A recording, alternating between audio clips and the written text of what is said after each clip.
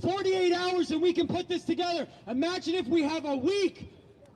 The one thing they're scared of, the one thing power is scared of is people. People in masses. So we will not go silently. We will not stay silent. We will fight until our last breath for this country. You know what's crazy? I'm getting banned from Twitter left and right. I got a nice big base on there. I'm very happy with it. I put a lot of work in to do it. And Twitter is shit. Everybody knows this. Right before a big event, every time with Stop the Steal, I get banned on a 7-day ban. They always don't want the voices to be heard. They don't want people to organize. And you know what I say to Jack Dorsey and Twitter? Go to hell! You are outnumbered! This movement is not about me. It's not about Stop the Steal. It's not even about Rudy. It's not even about anything. It's about our country and making sure that our freedoms are protected. The day we give them an inch, the day we give them a foot, is the day they take a mile and the day they take this country. Are we gonna let that happen? Hold the line! Hold the line! Hold the line! Hold the line! Hold the line! Hold the line! Hold the line! Hold the line! Hold the line! We've got one chance in this country, and I said it before and I'll say it again. This is the most important election of our lifetime. If we let them take this from us, do you think there's going to be a fair election in 2024? Never. Do you think there's going to be a fair election in 28? No. They steal it once, they will always steal it. And at that point, we will live under tyranny. Are we going to let that happen? Our Constitution is being attacked. Our free speech is being attacked. Our right to assembly is being attacked. And to those who attack us, I have one thing to say. You are outnumbered! Ladies and gentlemen, I thank you so much for coming out. We got a good program and a good agenda, so stick around, keep the fight, and stay high energy. Thank you, ladies and gentlemen.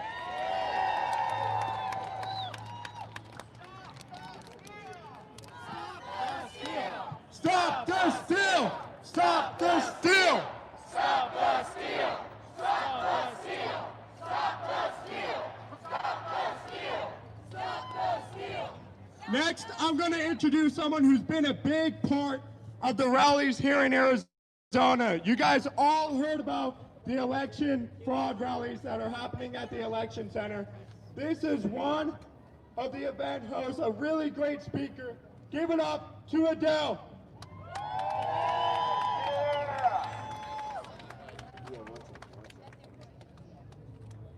God bless the Patriots. Good morning, you beautiful patriots. Good morning. Louder, let them hear us in Washington.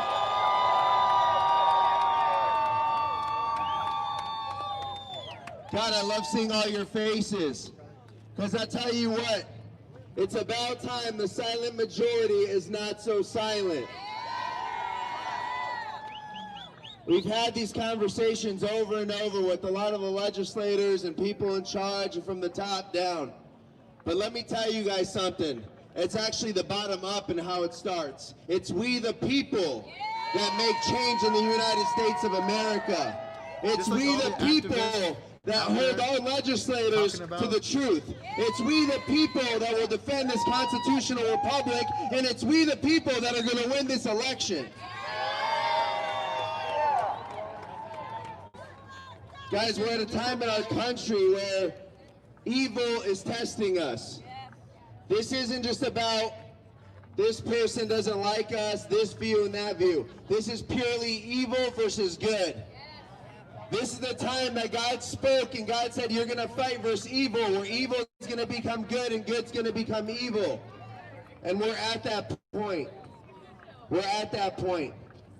When we have people from around the country, from around the world that are messaging us. I've had messages from Venezuela, Brazil, Romania, Russia, North Korea, South Korea, Israel. Everywhere around the world is messaging me saying, please hold the line. Because, hey, hold the line, hold the line, hold the line, hold the line, hold the line, hold the line, hold the line, hold the line, hold the line, hold the line.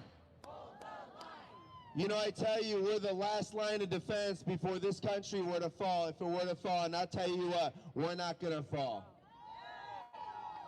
When our president, one of my proudest moments was when our president not too long ago said, I am not leaving the White House until they prove to us it wasn't a fraudulent election. Now, I want them to hear us in Washington, but President Trump, we got your back.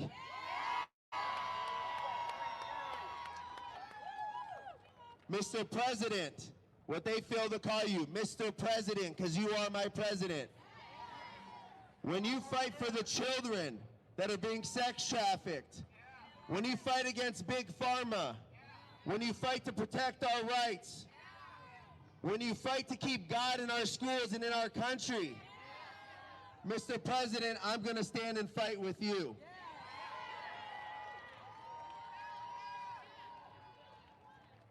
Guys, we're at a time where history is going to look back at this. Our children, our children's children are going to ask, were you a part of holding the line? They're going to ask that. And I hope, and I know all of us will be able to, but I hope you share this with people, that we need to make sure we share this with everybody, because we cannot let this go. We need to make sure in history we have done the right thing. Because we're at a time, guys, where if we let this go, everybody says 2022, 2024. Let me tell you something. If they were able to corrupt this election, and God forbid they find their way in, when they run the NSA, the FBI, Department of Homeland Security, CIA, FBI, DOJ, good luck in 2022 and 2024. And that's where we're at, guys. We're at that historic moment where I tell you, go to your friends, go to your family. I call people out. They're always like, Adele, good job being out there. There's people out here, and I want to acknowledge them. We've been out here for 3 weeks straight. Every day. Those people, raise your hand. Everybody give them a round of applause. Because God bless you guys. I have friends that say, Adele, great job. And I'm like, listen, man. Oh, you're on the news. You're on the news. I don't give a shit. I don't give a shit if I was on the news. First off, it's fake news, most of the things you're seeing. So I really don't give a shit. But what I care about is how my kid's going to grow up in this country. What I care about is the American dream. What I care about is the fact that if I want to work hard, I'm going to get that reward. I'm going to reap that reward. That's what America is. And when I work hard, that allows me to donate. That allows me to help people. And that's what America is, because America is not America just for America. America is the big brother to every country in the world. Because when they call us, we come running. Guys, join me in a quick prayer before I keep going on, because I feel at this time we need to pray. So please take off your hats and bow your heads with me. We have people from all different religions and faiths here. To whatever God you believe in God, pray, because we need to come united. We are the party of the people. I'm tired of people saying we're divided and we're this and we're that. We don't accept. No, we accept everybody in this party. Because we are the party of the people. We are party of the party of America. So you can follow me. My name is Liz Willis. That's God, it's to you who has given us strength to be here today. I work for Right Side Broadcast. Please continue to give us the strength to fight. Please, Lord, rid the evil of this country. Get rid of the corruption that's happening in this country. Lord, you're the Almighty and the All-Knowing, and I know you see what's going on. And you're trying to teach us a lesson right now. There's a lesson you're trying to teach us, and we understand that. Lord, we have walked away from you.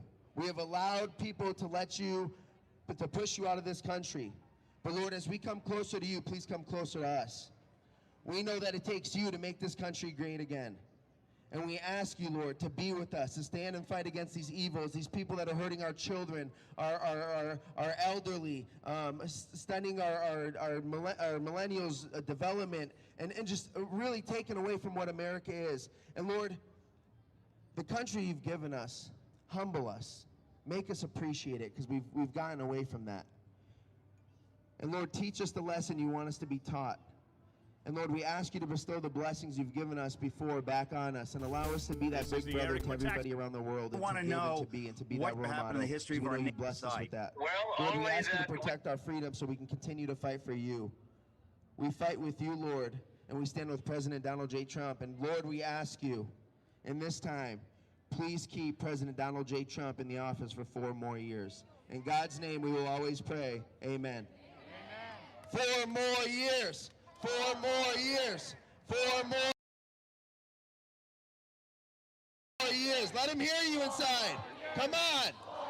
They need to hear. 4 years. 4 more years. 4 more years. 4 more years. 4 more years. Taxes show.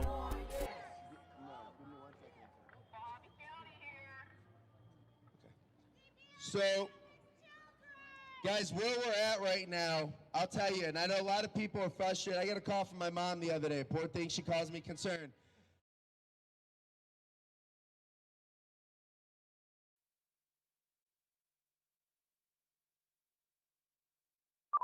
All right, everybody. We're just waiting for them to pile back in.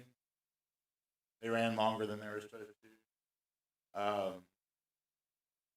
Meanwhile, watch this real quick. I don't want people.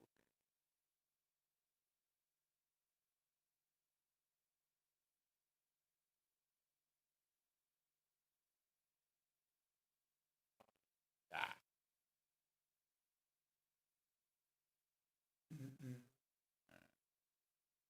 Hey, sir, I'm here with Eric Metaxas. He wants to know if you want any message to go out on his show today. Eric is fantastic, by the way. Eric, I love Eric. We love him. Is he with you now? Yes, sir. He's eager. Can you hear him, Eric? Yes, I can hear the president. Mr. President, I want to know, what can I do? Fantastic. Your whole show and your whole deal is great. So just keep it up. We're making a lot of progress, actually. We will not abandon this fight. This is the most horrible thing that's ever happened in the history of our nation. And I just want to know, what can I tell my audience? I'm willing to name every one of these state senators in Pennsylvania on the air. It is disgusting to me that they do not have the courage to stand up for the nation. And I guess I want to know what you think message we could put out to help our side. Well, only that we won the election. We won it by a lot. You saw the big dumps they had in the middle of the night and all. We're talking about this every day. We know about this. I'm talking about that every day. If you go back to 10 o'clock in the evening on November 3rd, that was the win. And then all of a sudden, miraculously, these numbers started pouring in. This is the greatest scam in the history of our country, probably even beyond spying on my campaign. Not probably, even beyond. It's much worse. I mean, we are going to win. Jesus is with us in this fight for liberty. There was a prayer call last night. You cannot believe the prayers that are going up. This is God's battle even more than it is our battle. God is going to do things. We're all going to be shocked. Let me tell you, so I'll give you just a little example. The Supreme Court ruling you had the other day on churches, you're allowed to go to church, actually. Yep. That was all because of me. That was 3 people voted. No kidding. Voted. If we don't win this thing, we're never going to be able to bring our country back. We'll never be able to bring it back. And just to finish, there's more spirit now, Eric, than I think they had at any time that I've ever seen it. People are angry. They're angry in Georgia, and they're really angry in Pennsylvania. But they happen to love Doug. Doug is the hero. And your group that came up to the office, but Doug is the absolute hero. So Eric, we'll get together. I think you do a fantastic job, and keep it going. Just keep it going. I'd be happy to die in this fight. This is a fight for everything. God is with us. Thank you, Mr. President. God bless you. Yep. They stole an election, but we're just not gonna let it happen. No, we're not. Eric, we're fighting hard. I just want you to know that we're fighting very hard. I'll keep it going, and I'll talk to you later. Quick question. Do you share the values of the people who sell you things? Hello, I'm Mike Lindell. Yes, I do. All right, perfect timing. No, if he's going to be here in just a moment. Can we ask what kind of pants is this woman wearing? Are they leather? Are they pleather? Mr. Brainerd. Spandex? Trash bag? Okay. Spray on electrical tape? Not really sure. Not something I'd wear with a blazer.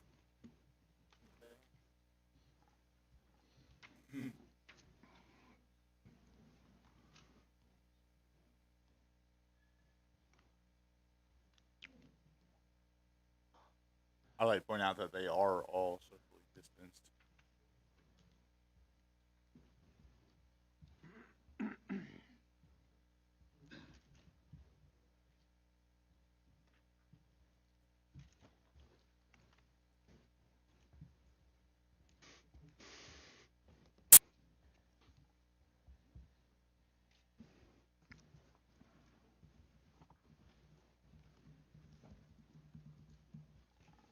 Hope everybody's enjoying their Cyber Monday, getting the last of the good deals.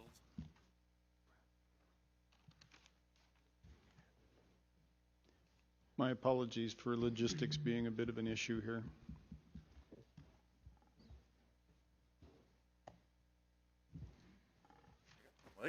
Definitely got some leg room there.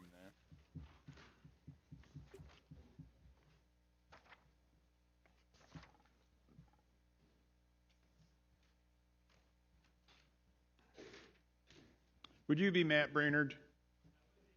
Hot diggity. We can get on their way. Mr. Brainerd is the next one on the list. Brainerd. If you're not, you are now. Yeah. You're going to be at that table, sir, right there. Yep. Looks like you're going to have a minute to get set up. Is that maybe not so? So? I think so. All right. And I presume you want to have what you have to show us on the screen as well? Yeah, all right. Our AV guys will take care of that. Our AV guys. They don't look like Poindexter.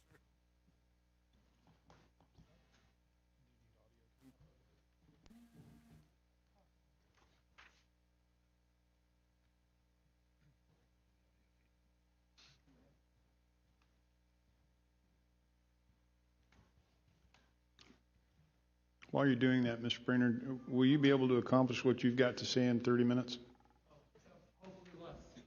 That would be a blessing. Thank you very much. And as soon as we got you on the screen, while we're waiting on that, would you please give your name and your credentials and just 10 seconds on what you expect to show? Sure. My name is Matt Brainerd. I'm the leader of the Voter Integrity Project, looking into anomalies and potential illegal ballots cast in this election in the 6 pivotal states, including Arizona. I have a background working in voter data going back over 20 years with the Republican National Committee, with President Trump's campaign, with election administration and redistricting firm Election Data Services. So this is an area where I have a lot of experience and expertise.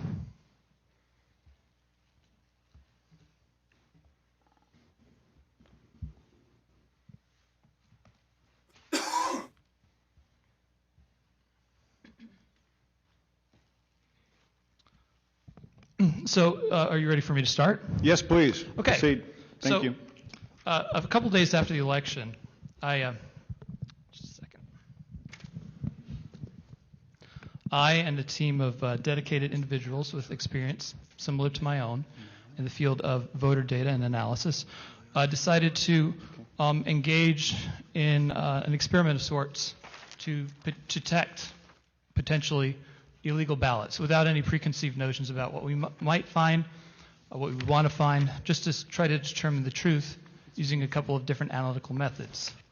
Fortunately, despite the great expense of this experiment, we were able to fundraise through crowdsourcing in a very short order. We've raised over $600,000 from almost 9,000 different donors all over the country who are interested in finding the truth. And we entered this with although many of us have political biases, personally, we brought none of those biases to our analysis. We just decided we wanted to try to find the truth using methods we believe to be reliable. Our findings were across the country. We found a tremendous number of anomalies. And Arizona is at the forefront of many of the anomalies we found. Now, unlike many other states that we evaluated, there were some unique limitations to our analysis in Arizona. In general, we were only able to get data for early and absentee voters in all of the 6 states we targeted. In Arizona, we were only able to get early and absentee voters for the county of Maricopa. So all the numbers I'm sharing with you, all the analysis is based solely on Maricopa. Now, as the other counties make their data available, we'll certainly try to update these reports and these numbers. But just looking at Maricopa, we found some interesting results. So I'm going to open up a PowerPoint that kind of covers the country, but I'm really just going to speak about Arizona, which is, I know what you're interested in. So.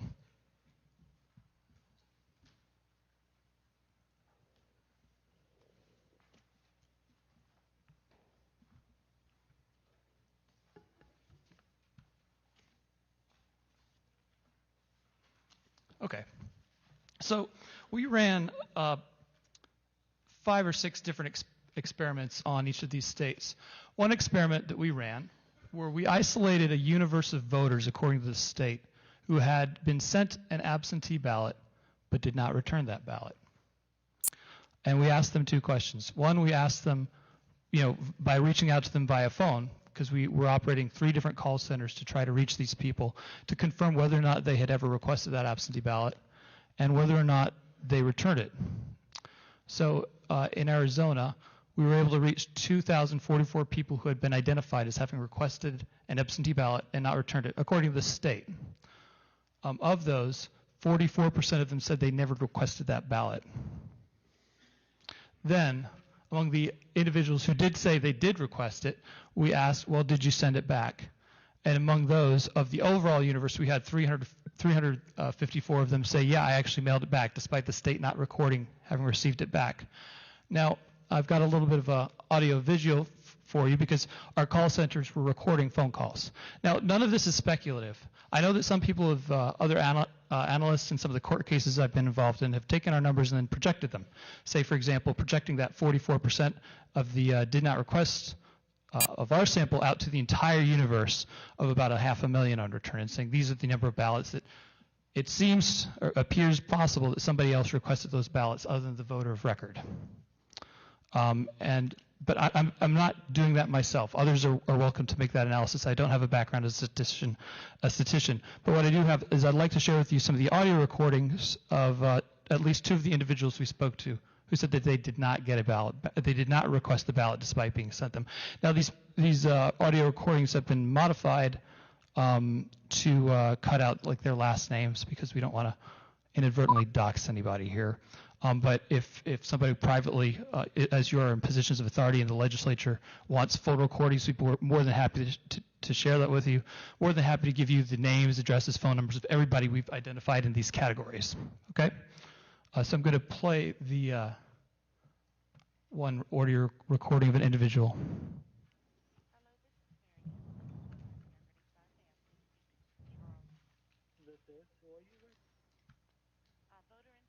Bear with me as I make some adjustments.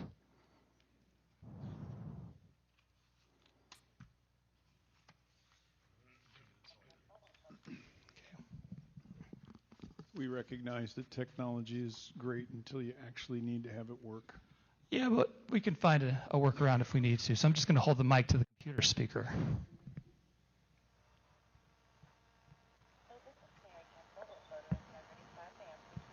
Can't hear it. Can we get it out of this speaker?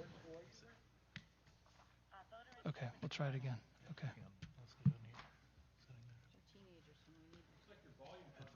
And then turn it up a good bit. Let's try it again. Hello, this is Mary Kemper with Voter Integrity Fund. May I please speak to Charles? This is, who are you with? Voter Integrity Fund.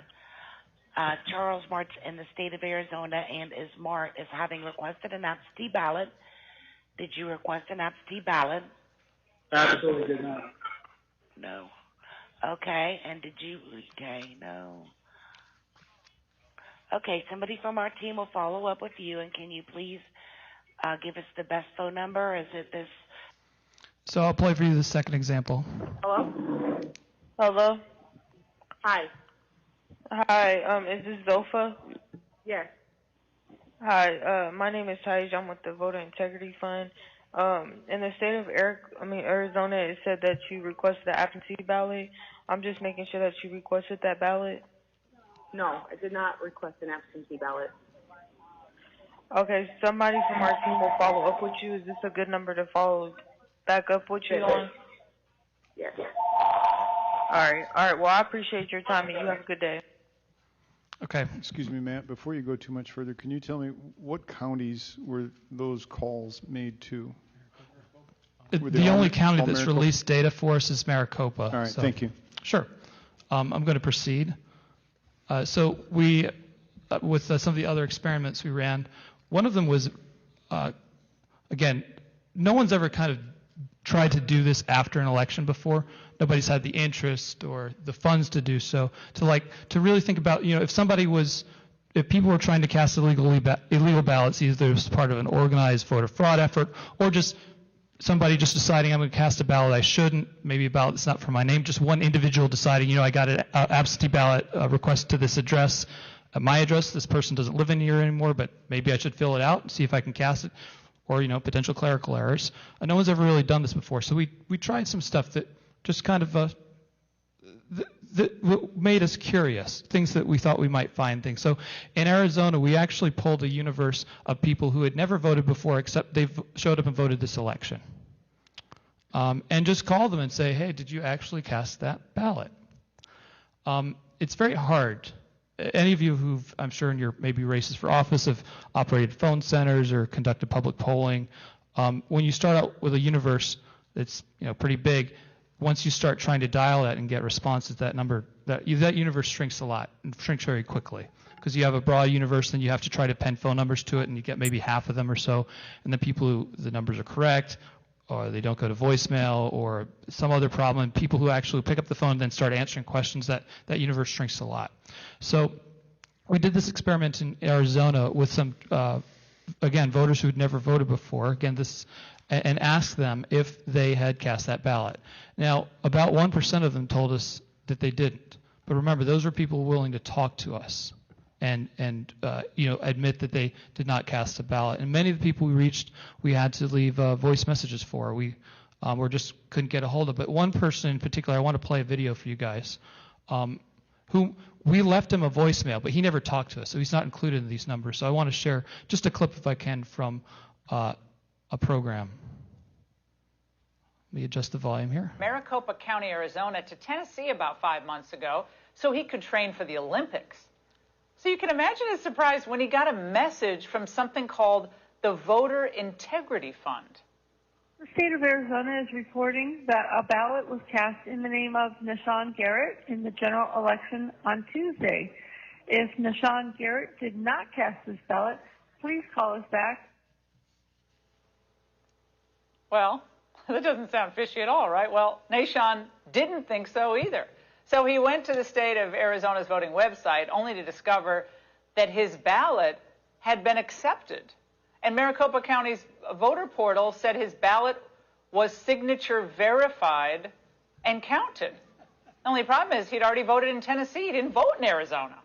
Nashon Garrett joins me now. Nashon, great to see you. Now, you never received an Arizona absentee ballot or an application for mail-in ballot, so who the heck cast your ballot in Arizona? That is an excellent question. That is an excellent question. I have no idea, and that's the reason why I'm on here with you tonight. So I'm going to stop the video there. What does it make you think about this? But I think you get the drift of that. I'm actually going to play for you another recording here, which actually this one was particularly interesting to me. Hi, my name is Thomas with the Voter Integrity Fund. May I please speak with Riley? Yep, speaking to him. All right, hi. Can you confirm whether or not you cast a ballot in the state of Arizona? I'm a felon, so I can't vote. All right. Let's see here. According to the state of Arizona, somebody cast a ballot in your name, and you may be a victim of voter fraud. Can you please give us the best number to reach you? I mean, probably the one you're calling me at. So I cut the video because, whenever we reach somebody like this, we want to ask them a couple questions. Is the best number to reach you at? Would you be willing to sign a declaration or something like that so we could pass that off to attorneys? I think those are two, and we've got hundreds of them of different categories. So we'll, as you've heard, we have recordings of everyone we spoke to, of the 900 or so that didn't request, of the 354 that said they did request but mailed it back and somehow the state never got their vote. I want to talk about one of the other experiments we ran. We, at great expense, obtained a national voter file, and we used it to determine people who may have been registered here, moved to another state, registered to vote there, I believe invalidating their residency or inability to vote here, and then cast a ballot back here because, we all have anecdotes, right? We've all heard crazy stories. I've had people, since this project has started, emailing me stories about the sister-in-law or brother-in-law they don't like, they suspect they may have cast two ballots. They want me to look into it and giving me their full addresses and dates of birth. Or I've also received, though, screenshots of social media profiles saying this person, they live in New York City. They've lived here a long time, but they figured their vote wouldn't really matter in New York City, but it would matter back in Arizona. So there's anecdotes, right? I don't think it's ever possible to maybe get enough of those anecdotes to have a meaningful number. But what we did is we took our national voter file and looked at registration dates there. And then we looked at the registration dates of people we matched it to in Arizona, where they moved from Arizona to California, for example, registered to vote there, and then decided they shopped their ballot, potentially, or they had the ballot cast in their name, and decided, you know what, my vote might count more in Arizona than it does in California, swing state. So we were able to identify these individuals who had a subsequent registration out of state but cast their early absentee here. Again, just Maricopa County and just early absentee, no election day. We also did an NCOA analysis. And when people move from one state to another, the Postal Service sort of tracks that. Often people fill out an NCOA card saying, I've moved here, please forward my mail. It's a pretty good indicator they've established residency somewhere else. And we found among this population a substantial number who NCOA to another state but cast their ballot here. Now, I've kind of earned the reputation lately as kind of a data guy, but I work as a general consultant. I do all kinds of work around the country for candidates. Everything from speeches to fundraising to designing literature. I've knocked on over 1,000 doors myself this cycle in states all over the country, and I can tell you that a lot of times people are they move and they're very careful about where they can vote, where they can make potentially cast their vote, where they think if they have options they make a choice, and sometimes they don't always make the right choice. So just in my experience of that, it's not that uncommon. So people move, but they can still vote here. They get an absentee request forwarded to them, and they cast the ballot. They shouldn't. When we combine those numbers together for your state, and we merge, and we take out some that we estimate to have been military moves, which they don't actually lose their ability to vote in the state, we came up with a total of about 5,700 or so, and just Maricopa, just early absentees. We also identified a population of double voters. Now, what's unique about this is that, again, we're not looking at people who maybe voted in person in California and voted by mail here. We're only able, because of limited data in many states, to compare early absentee voters to early absentee voters in other states. So if they voted early absentee in Arizona and voted early absentee, for example, in California, they'd show up here. But if and when we get access to election day voter lists, we'll be able to, these numbers will inevitably go up. And also, we've got a lot of limitations on our ability to match. One of those limitations is the availability of full and accurate dates of birth from states on their voter lists. In a lot of cases, states will suppress that. And that prevents us from being able to get a successful match on somebody who moved out of state with a subsequent registration. Because for us, for our project, we can't be the voter integrity project without integrity, and that requires a very tight match. So we're sure it's not just somebody with the same name, or even somebody with the same name born in the same year, but it's got to be day, month, year exact as best we can. And we actually try to match on cell phones too when we're able to do that. So that kind of concludes the initial findings that I wanted to share with you about your state in particular.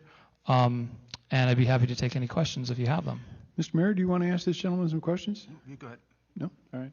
Matt, I really appreciate you coming in. I know that you flew in, I think, late last night to make a short and succinct presentation. Can you tell me, relative to the work that you've done, with certainty, how many votes were cast that should not have been? Just a high-level number, because obviously, for example, the Trump campaign would like to see 10,457 votes overturned. But, not to be exact, but are we there based on the work that you've done? Because as we look at your work and the work of other people, we're starting to chip away at that number in a pretty serious way. I would say there's two levels of confidence I have, okay? The first level of confidence is very. And I'm very confident that we get very close to that number when we take the residency issues and then apply it to the other counties for which we weren't able to obtain data. The second level of confidence is where you take a number of projection. We go back out to low activity analysis and NCO analysis, which I'm not going to get in the weeds, but these are basically people telling us that they had votes, that they didn't cast votes that were cast in their name. If you're comfortable projecting these numbers to the population that we were trying to reach via phone that we just couldn't, I think then you reach another level of certainty that you're able to bridge that gap. So I think that I have a high degree of confidence that the number of ballots that were cast that should not have been cast, illegal ballots, surpasses the margin of victory as it stands right now. Thank you very much. Representative Biasucci, you're the first to ask questions. Thank you, Mr. Chairman. Well, second, I guess. Yeah. Thank you, Matt, very much for your presentation. I just had a couple questions. For the 44% that you said did not request an early ballot but got one, how many people did you poll to get that 44%? Well, we started off, as you can see in the chart, or maybe you can't see, with a large number of unreturned ballots in your state in Maricopa. And then we reached out, we were able to get a phone match to maybe 250,000 of those.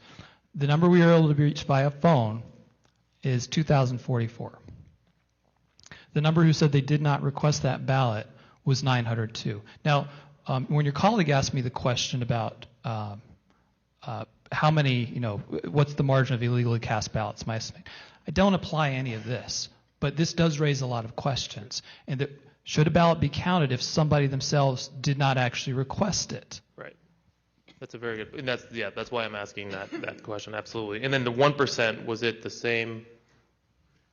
That was this is among our shot in the dark, calling people on the phone to ask them, did you actually cast the ballot? Because their voting history suggested that they hadn't voted very often, if at all. So that's this universe that we decide to reach out to, and we pulled a data load in the state of your, in case of your state, of about 35,000.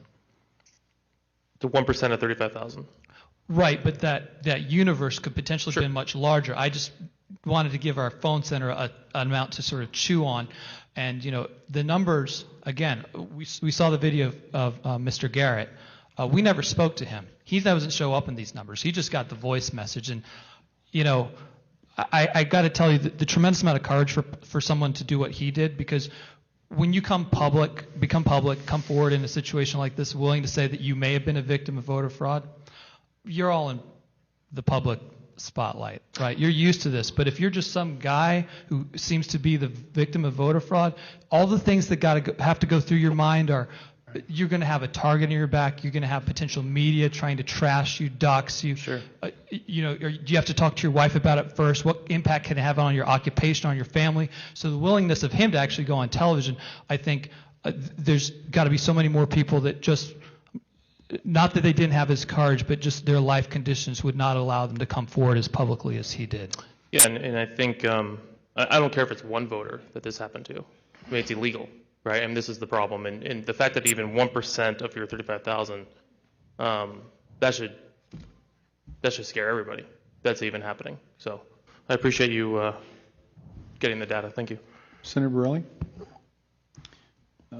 Representative Bartow, any questions? Just real quickly, I was wondering, you mentioned Arizona has more anomalies than other states. Were we the only ones that had this kind of anomaly compared to other states with the unrequested absentees? That actually was a universal problem to all 6 states, to some degree, but I don't think any had it quite to the same degree as you did. I'll just consult my chart, but that was my recollection. Yeah, it was far more substantial in Arizona. And looking at all these different states, they actually all have their own unique things that kind of make them stand out a little bit. And this was something that was unique to Arizona that made it sick. Because, in other states, they had serious problems in areas where you didn't have problems. But this was a problem that seemed to be more prominent here than we found it elsewhere. Would you think that's a feature of, absentee balloting is very popular here in our state? I mean, we've had it for years and it's growing, and voter confidence in the system had been growing until really there was more information about the vulnerabilities that have been coming to light, and the questions about that. Do we compare? How do we compare with those other states? Well, I think you have a stronger history of absentee ballot voting here than the other states do.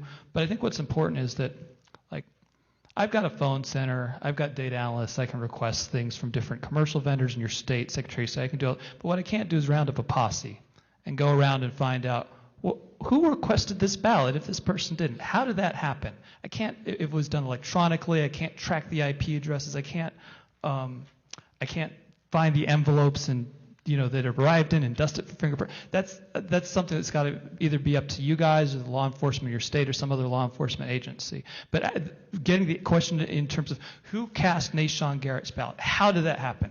Was it clerical error, maybe, or signature verified? It wasn't just a cast; it was signature verified.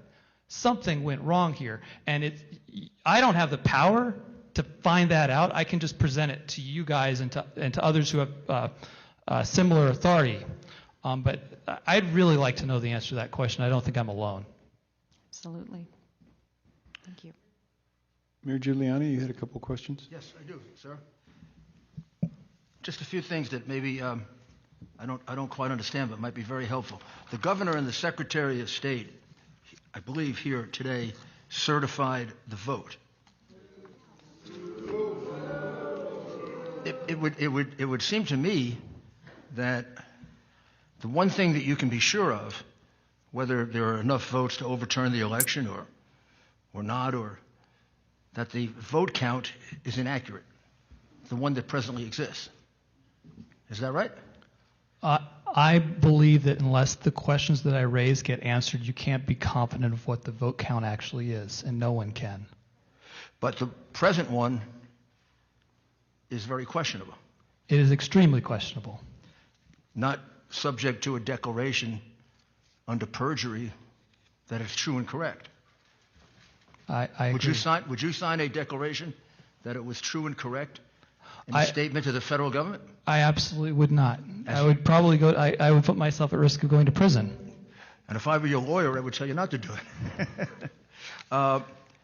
Could you, based on your expertise, if in fact they hadn't been so hasty, or the legislature were to take the responsibility, could you conduct an audit in which you could come to a reasonable degree of certainty on how many illegal aliens voted? It's good you asked that question. The federal government actually makes available a database of people, not necessarily who are citizens, but the opposite, people who are illegal aliens or green card holders, etc. And I actually have the document that a state would use to request that, to have that check done. And it's my intent, subsequent to this, because we've got other things flying around, but to pressure every state in the country to make this request of the federal government. And that request has to come from the Secretary of State's office. Now, what I don't know is, has the Secretary of State of this state ever made that request to bounce their voter list up against that to see who maybe is not qualified to cast a ballot? But that's an excellent question. That's what I think they should do.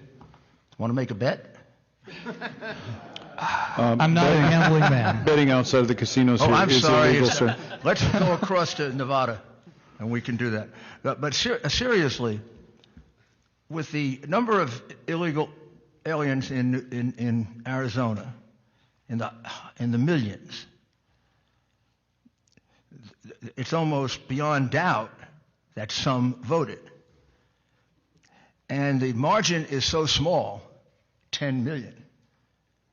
Wouldn't you be duty-bound to conduct that study before you certified a winner in this election? I would agree, and it's so many things we can talk about that we shouldn't be happening at this hour. This is the kind of thing that the state should have done before Election Day, before a single ballot was cast. So remove the risk of contamination, and what's just as dangerous, I think, is the suspicion of contamination. Right.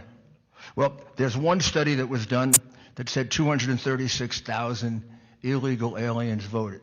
I have no idea what their methodology was or how they produced it, but if you had time to do it, could that be done with a degree of certainty with regard to the number, even if it were an estimate? Well, to figure out the precise number is difficult, but to hold your voter list against what this federal government will provide and match, you'd be able to subtract a substantial number of the illegal immigrants, or not just illegal immigrants casting ballots, but I think probably as prominent, which may increase your numbers, are people who are green card holders. Yeah, non-citizens. Other visas where they are here legally, but it's a bigger universe, non-citizens. It's non-citizens who are permitted to vote. Yeah, it's a much bigger universe, and I could certainly do that analysis, but I could not do it without the signature of the Secretary of State on that letter to the federal government requesting access to that database, because as you know, as many of these people know, it's very hard to figure out who actually is a citizen and who is not, or who's entitled to vote and who is not. And how about the number of felons who voted that were not entitled to vote? That's been estimated at over 200,000 also. Would an audit of the voting list be able to assist in determining an approximate number? The mechanics, the technical mechanics of an audit are easy. Getting the data of all the felons who would be ineligible, and not just complete data, not just that data, but you need to have full names, dates of birth at least, and then have the reciprocal data from the state, which they should have, and if they don't, that's a huge problem, because we've encountered many cases where the state on their voter list, they've got like a blank, or they'll mark somebody as the default, like born on January 1st, the year 1900 or something. So to be able to conduct that analysis is easy, but to get the resources of the data behind it to conduct it may be challenging, but the state has a better capability of doing it than anyone else, and if you want to retain me to do that, I'd be happy to send you an invoice. And how about people from out of the state voting? That's an analysis we did run, but again, our numbers on extremely low side, because we needed to have a high degree of confidence. The state itself could probably do a much better job of doing that analysis, and other states would be able to find more people who we couldn't discover having moved to other states based on real estate records, claiming the homestead tax exemption, which I think also established residency in another state, and just being able to do a much more vigorous match on voter lists, because again, we only got what the state gave us. We don't have what the state itself has. There was a poll that was published that said that non-citizens broke 80-20 for Biden. How would someone do a poll like that? You know, I would have to see what the sample size is. At least they made an attempt to find out who are the non-citizens. It seems like the governor and the Secretary of State just don't want the facts. I've actually worked for many pollsters. I actually used to work for Frank Luntz, and I think figuring out how to do a poll of non-citizens in an election they shouldn't be able to vote in that's got a very high degree of difficulty. But Biden's doing really well with that group. I don't know why. But that sounds like a pretty sensible breakdown. Yeah. So, just to sum up, in addition to all the hundreds of thousands of ballots where Republicans were not allowed to observe while the Democrats dealt with them secretly, there are also the clear fact that non-citizens voted. The question is how many.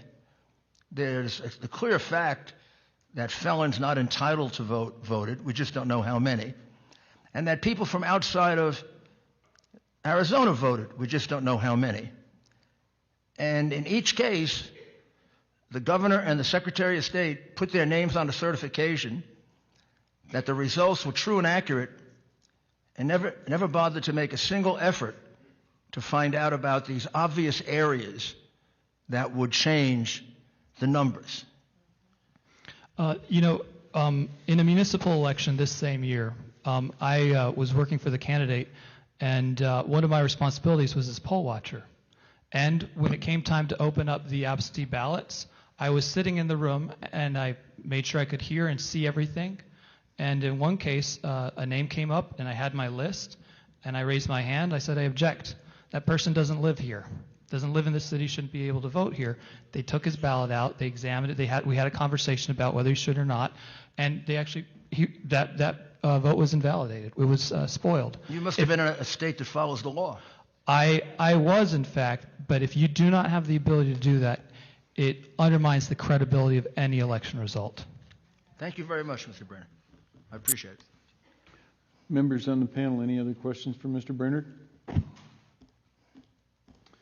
Representative Crook? Yeah.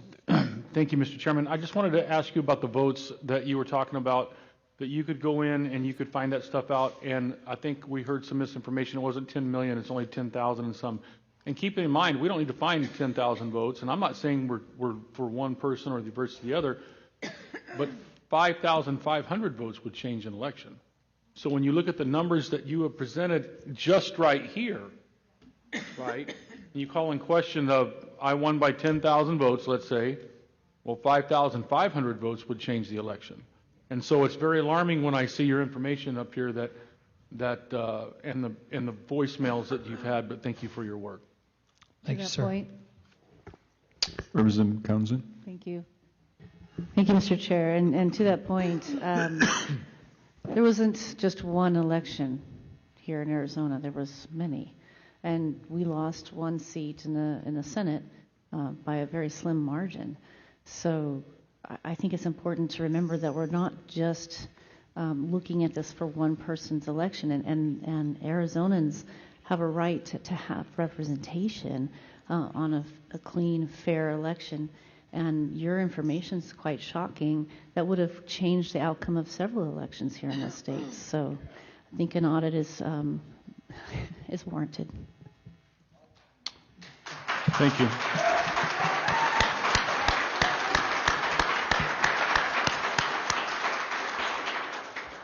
Mr. Brainerd, I've been trying to refrain from commenting, but I'm going to tell you that you have just shown a light on something that confirms, I think, for all of us that this is not an illusory issue.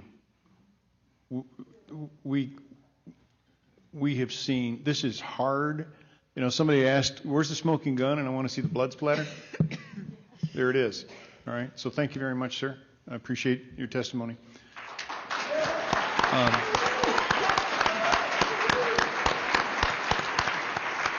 So our next witness is Dr. Shiva, and we're going to see what we can do to bring this in by way of Zoom. And I'm going to turn over the screen to Dr. Shiva. Oops, no. Don't want to share that. And I think you need to unmute yourself, Dr. Shiva. Yes, I'm unmuted. What I do need is I need the ability to share. The ability to share, you are getting way above my ability to run Zoom. Let's see, wait a minute. Is there anybody here? Multiple under 30? participants can share simultaneously. That's probably it. How about now? Great. Please proceed, sir. Okay, good afternoon. My name is Dr. Shiva Ayadure. One of my expertise is in the field called pattern recognition and mathematical analysis, so I'll try to keep it brief. But the objectives of this study were pretty focused to essentially perform an initial analysis on Maricopa County and to identify any anomalies and to provide an explanation for those anomalies. So that's what this today's discussion is focused on. At a very high level, many people probably know these numbers. If you look at the about 2.6 million people are registered to vote in Maricopa County. In this election, 80.5% of them cast ballots, as you can see there. And this is not showing the data for, let's say, the independent or Green parties, but 49.8% went to Biden and 47.6% to President Trump. So that was the reported results from the Secretary of State. The other important thing to note is that just to get it, one of the important features that you can look at in a election is a distribution of votes by party affiliation. So in this case, there was 35.3% of Republicans who voted, 31.3% of Democrats, 32.3% of independents, a small percentage of libertarians. That gives a total distribution. We'll come back to this, why this is important in this analysis. So what I want to first begin by having people put their attention on this chart. What this is we're literally taking all the data provided by the Secretary of State across the 743 precincts in Maricopa County, and we're literally recreating the election. And there are two curves here.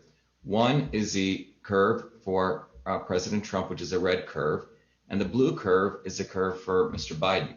And as we move from left to right, what we're doing is we're starting with precincts which have low number of votes to precincts which have high number of votes, and we're literally counting the vote totals and summing them up together. When you get to the end here, you get the actual election results. So 49% for Mr. Biden and 47.6% for Mr. Trump.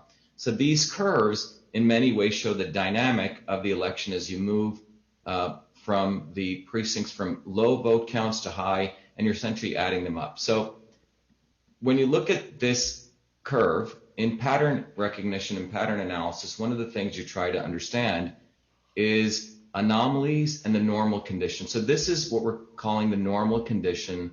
In science, we'd call it the control. And we're literally looking at two important features. There's a shape of this curve, and there's the sequence and how this curve is developed. So in the analysis here, what we wanted to do was we wanted to see if we can reproduce the curve for President Trump and the curve for Mr. Biden by looking at the demographic of voters based on party affiliation, because that's one of the most easily accessible or one of the most prominent features in an election. So towards this, we initially did a initial analysis of looking at voter turnout in a precinct, percent voter turnout. So every dot here represents a particular precinct, and you're looking at the percent voter turnout in a precinct along the y-axis, and along the x-axis simply the percent registered Republicans in a precinct. And what's interesting is you see a positive correlation. The more percentage of Republicans in a precinct, in fact, voter turnout is going up. Alternatively, when we looked at the percentage voter turnout in a precinct by percent registered Democrats in a precinct, you see a negative relationship. As a percentage of Democrats in a precinct increases, each blue dot is a precinct, you see a negative correlation with voter turnout. And similarly, we see the same behavior in the registered independents in a precinct. Voter turnout, and you see the negative correlation. So in summary, for Republicans, where the percent turnout positively correlates with percentage registered Republicans in a precinct, for Democrats and independents, the percent turnout negatively correlates with percent registered Democrats and percent registered independents in precincts. So that's just giving you the feature of what was taking place in Maricopa County. Now, getting back to this, we have the capability, the computer affords us the opportunity to do what we call scenario testing. What are the potential scenarios of distribution of Republicans, Democrats, Independents, Libertarians, and Greens, that if you were to look at the potential infinite possibility of spaces, we haven't done all of them, but in the time that we have, what are the percentages of distributions of voters that would give rise to produce President Trump's curve here, and what are the percentages that would give rise of those allocations of Republicans, Democrats, Independents, Greens, and Libertarians to give rise to Mr. Biden's percentage. And the reason we want to do this is to look at the plausibility of these results. Is it plausible that you could have some reasonable distribution of Democrats, Republicans, Independents, Green to generate this very particular slope and these curves to get this net result? And remember, again, we're going from precincts from left to right. We're accumulating votes. So this is really 743 different data points. So what we first did, just to give you an idea, this is one of the potential scenarios where we're looking at, in the case of Democrats, we're looking at a split of votes between Mr. Biden and Trump of 20% to 80%, of Republicans between 80% to 20%, and of the Independents 70-30, Libertarians 0-100, and Green 100 zeros. This is one of the computer simulations. Like this, a computer can do far better than I could do sitting here. And what you see is the green line is trying to match Mr. Biden's blue line, and you can see it's way off. And the purple line is trying to match the red line. So obviously these aren't matching because, again, we wanted to see if we can overlay on those. So here's another potential scenario. In this case, we're looking at Biden-Trump voter distribution of Democrats by 80-20, Republican 20-80, the Independents 30-60, Libertarians 10-90, 100-0. And in this case, the blue line here, the purple line here, is at least nearer the red line, and the green line is getting closer to Mr. Biden. So again, the green and the purple are the simulated versions. Then we do another example. Well, this is getting a little bit closer. We see 100% Democrat, 0% Trump for Democrat distribution relative to Republicans, 20-80 split, 36%, 58% on the Independents, and so on. But it's still not matching, even though it's getting close here. You notice the slopes aren't matching. Well, we try a different case, 100% Democrat, 0% Biden-Trump, Republican 0-100, and so on. Still doesn't match. This iteration process, again, with the computer was done, and the only one that we were able to come close to matching was this. And I want everyone to look at this carefully. So out of all the potential universe, which we've done, and we're going to continue doing this, by no means is this done, we find that the interesting possibility we find here is when the Democrat percentage is 130% Mr. Biden and negative 30% Mr. Trump, and the Republican percentage is 0-100, the Independent is 30%, 58%, Libertarian 0-60, 60-0. But what's extraordinary about this graph, again, we went through many, many, many iterations. It matches perfectly, near perfectly. The slopes match, the curves match, the shape match. So what this tells us is that this demographic distribution of allocation of party affiliations is what can generate this. And I find it highly implausible because this means that Mr. Biden got 130% of Democrat voters and negative 30%, and President Trump got negative 30%. So how is this possible? So how is this quote-unquote result possible? Well, one possibility could be there's a demographic within the independent voters, which is this group here, okay, this 38, 58%, not visible in our model who voted for Biden. Again, we would need to get more access to data, which is, by the way, very difficult to get access to. Another possibility is that Mr. Biden's actual votes were multiplied by 1.3, which is 130%, meaning each single vote Mr. Biden received each single vote he actually received became 1.3 reported votes. Sort of, there was an increase in a weighting of a vote that was given to Mr. Biden, and President Trump's votes are reduced by that 0.3 or 30% gained by Mr. Biden. Simply put, you could call this vote swapping, or there could be a combination of both. So that's what we have discovered today. But this combination, out of all the possibilities to match this curve perfectly, is the only one we found so far.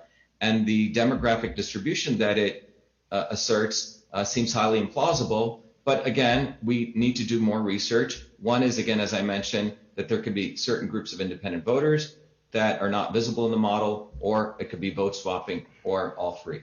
And I'll end on that note. All right, Dr. Shiva. I'm looking at Mr. Giuliani, and I see he's been scratching some things out here. I'm pretty sure you have a question or two. I do, sir. Please, sir. Doctor, it's Rudy Giuliani. How are you? How are you, Mayor Giuliani? Can I just ask you, how did you get to that calculation where Trump received minus 30% of the Democrat vote? Can you explain to us in a way that we can understand how you got to that calculation? Sure. So let me go back to it, if I can go back to it. So think of this, Mayor Giuliani, as if you think about this, this is a curve that represents the actual vote, what's called the cumulative vote count for Mr. Biden and President Trump. Okay, so this is the control. This is what actually occurred on election night. Does that make sense? And what we're attempting to do in mathematics, using mathematics, you can do what's called curve fitting, where you can change certain variables to attempt to fit this curve. The variables we are changing here, which cannot be done, manually, but the computer is essentially changing the possibilities of different levers, a percentage of Democrats who voted for President Trump, the percent of Democrats who voted for Mr. Biden, the percent of Republicans who voted for Biden, the percent of Republicans who voted for Trump, the percent of independents who voted for Biden, the percent of independents who voted for Trump, and so on.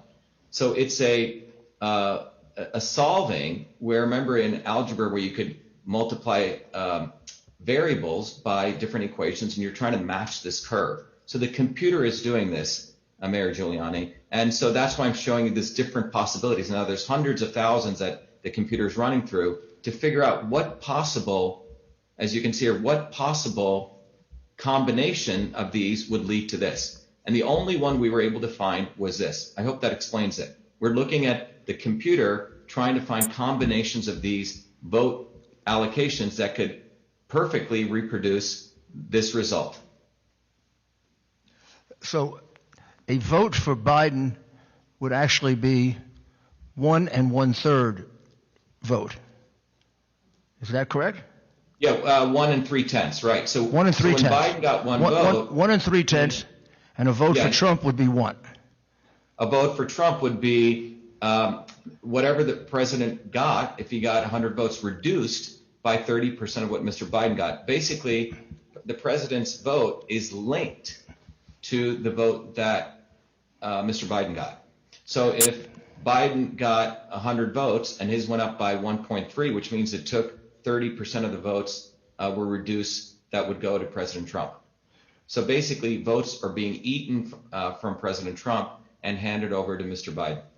That's the only way to one possibility of explaining.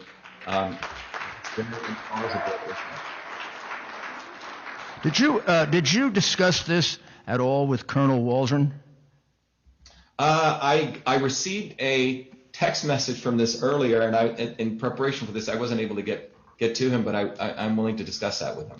Well, he reached a very similar conclusion in a different way, that the votes for Biden were valued within the computer algorithm as higher than the votes for Trump. Could you accomplish that within a computer that you had gotten control of? Well, one of the important things to recognize is is that what we do know is starting in 2002, Mayor Giuliani, that these voting vendors, it was brought out in one of the Diebold manuals, have a feature called the weighted race feature.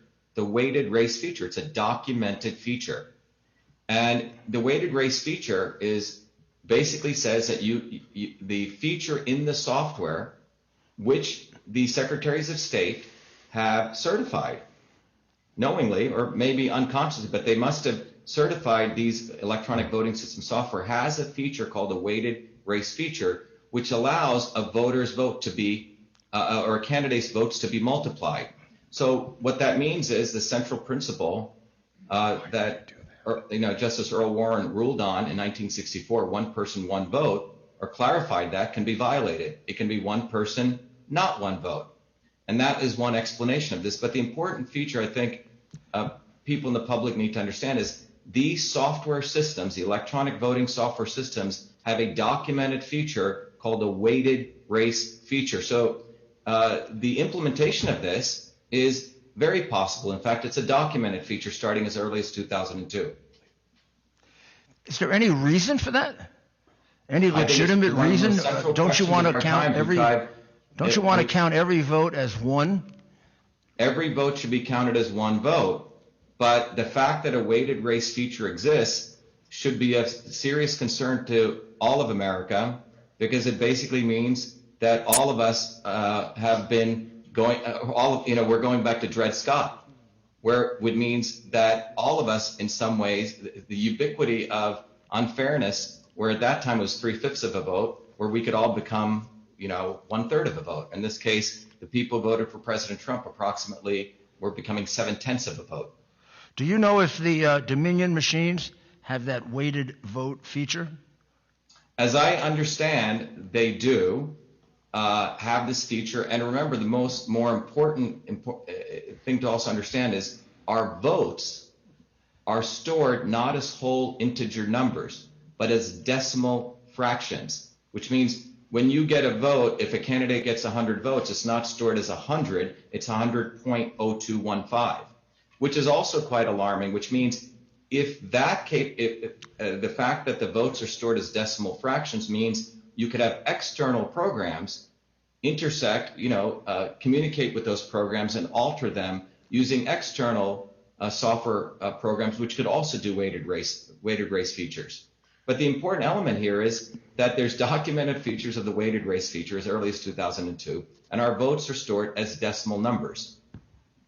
Would I be overly simplistic if I concluded the only reason you would want a machine with a weighted vote feature is in order to cheat?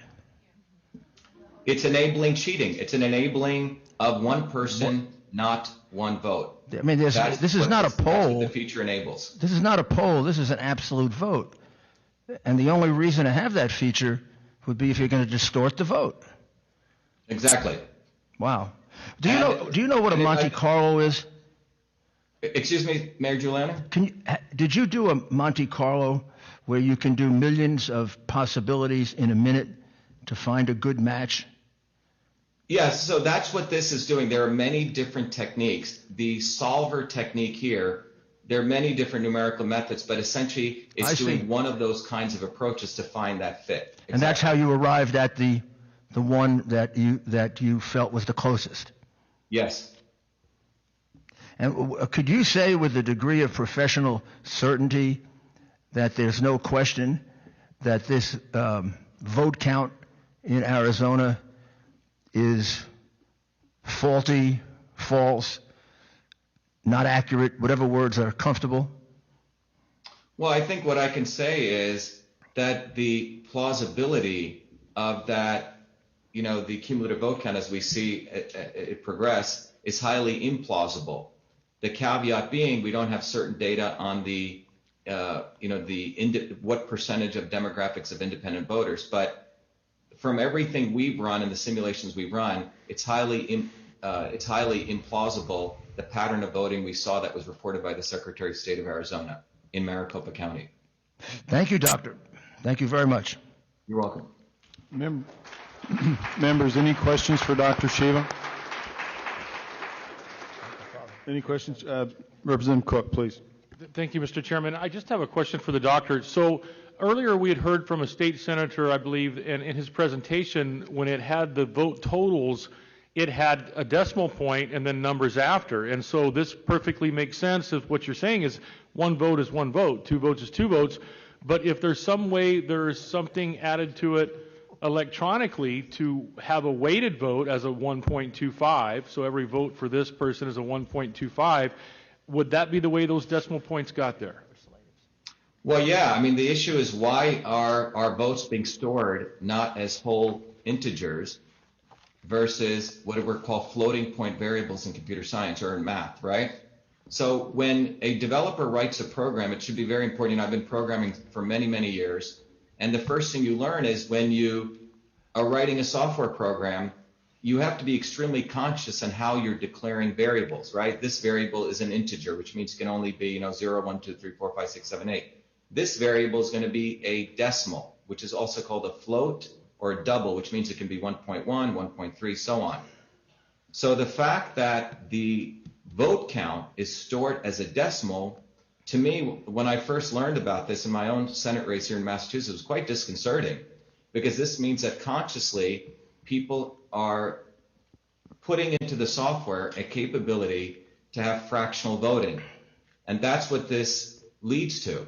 And why is there such a feature or capability, and why are our votes even being stored as fractions or decimals? And I think this is probably the central question of our time, probably going back to, the 3/5 compromise of 1787. Do we have one person, one vote, or do we have one person, not one vote? And in the era of electronic software systems, I think the courts need to step in and re-clarify one person, one vote, going back to 1964, the Equal Protection Clause of the United States Constitution. Mr. Chairman. Okay, ladies and gentlemen, we got a lot of ground to cover here, so I appreciate your passion, but can we just keep the applause to let's wait until we're done. Senator Borelli, you have a question? Yes, thank you, Mr. Chairman. Well, I'm not surprised. It's pretty much the modus operandi of the Democrat history anyway, to have a poll tax and actually tax the Republican to that vote goes to a Democrat. So that's what they did. They took that 30% or 0.3, whatever, tax the Republican vote and send it over to the Democrats. So I'm not surprised that the Democrats would want to tax the vote. Mr. Chairman. Okay. Members, any other questions? I wasn't finished. I'm sorry? I wasn't finished, Mr. Chairman. Oh, I'm sorry. Please proceed, Mr. Cook. I thought you were done. Thank you. I just wanted to finish up with what we're going to talk about. So now that we understand with the two witnesses that we've heard here today, how those decimal points gets in there, and Doctor's done a wonderful job.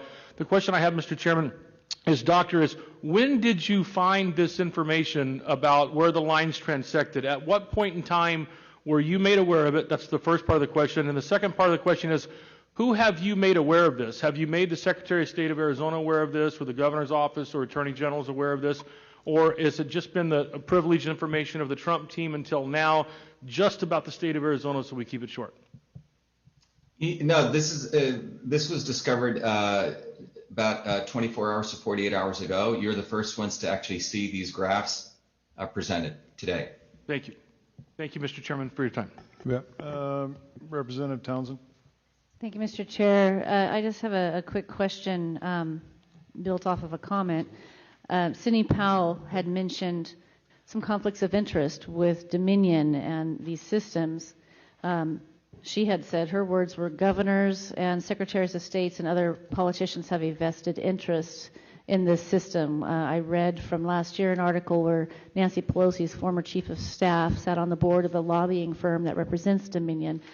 If what you're telling us is true, and there is some kind of interest by certain politicians to invest in this kind of a system, and I find it ironic that today is Cyber Monday and we're talking about this type of issue.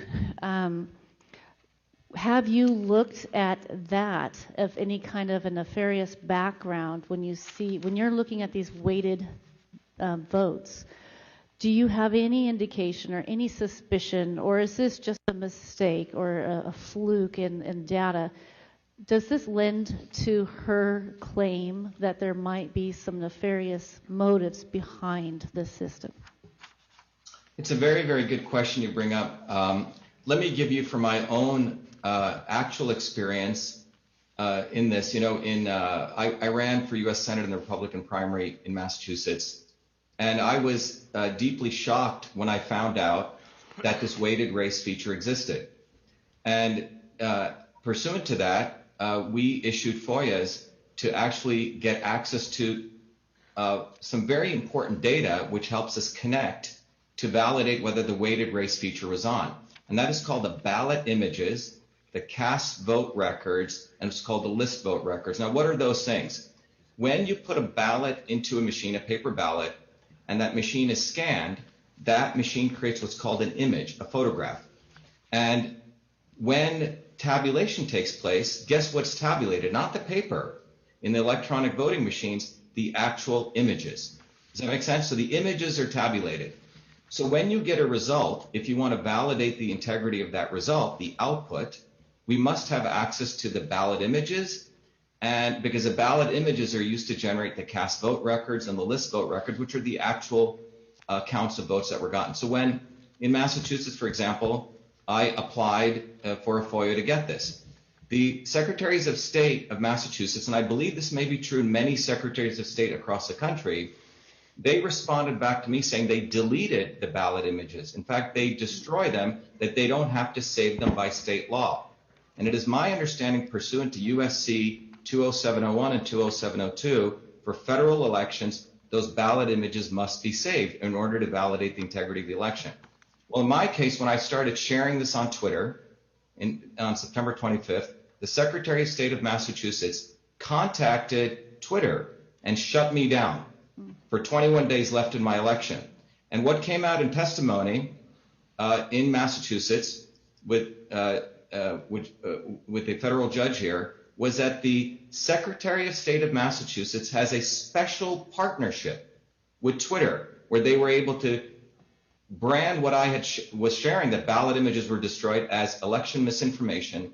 And in addition, they called the National Association of State Election Directors, NASED, which is the association of all the state election directors, and they too got involved in contacting Twitter to shut down my tweets where I was exposing that ballot images which were destroyed, which would be the evidence showing that the weighted race feature was on. It was quite extraordinary.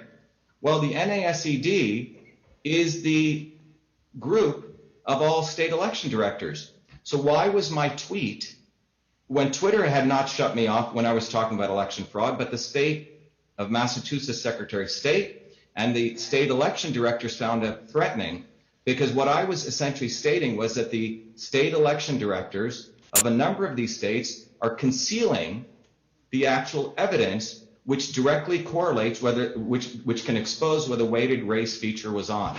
So yes, I do believe it's nefarious. And if you go look at the National Association of State Election Directors, which is a nonprofit, they are funded, and they're an entity of Democracy Works. Democracy Works is funded by Rockefeller Brothers. It is also funded by the Murdochs, Catherine Murdoch. And you can look at who is actually controlling the state election directors, or what community are they part of. Now, why is this important? Because the state election directors and the secretaries of state are the ones who certify electronic voting systems, which means, are they certifying electronic voting systems knowingly with the weighted race feature? And in my view, I know in Massachusetts that's what was done.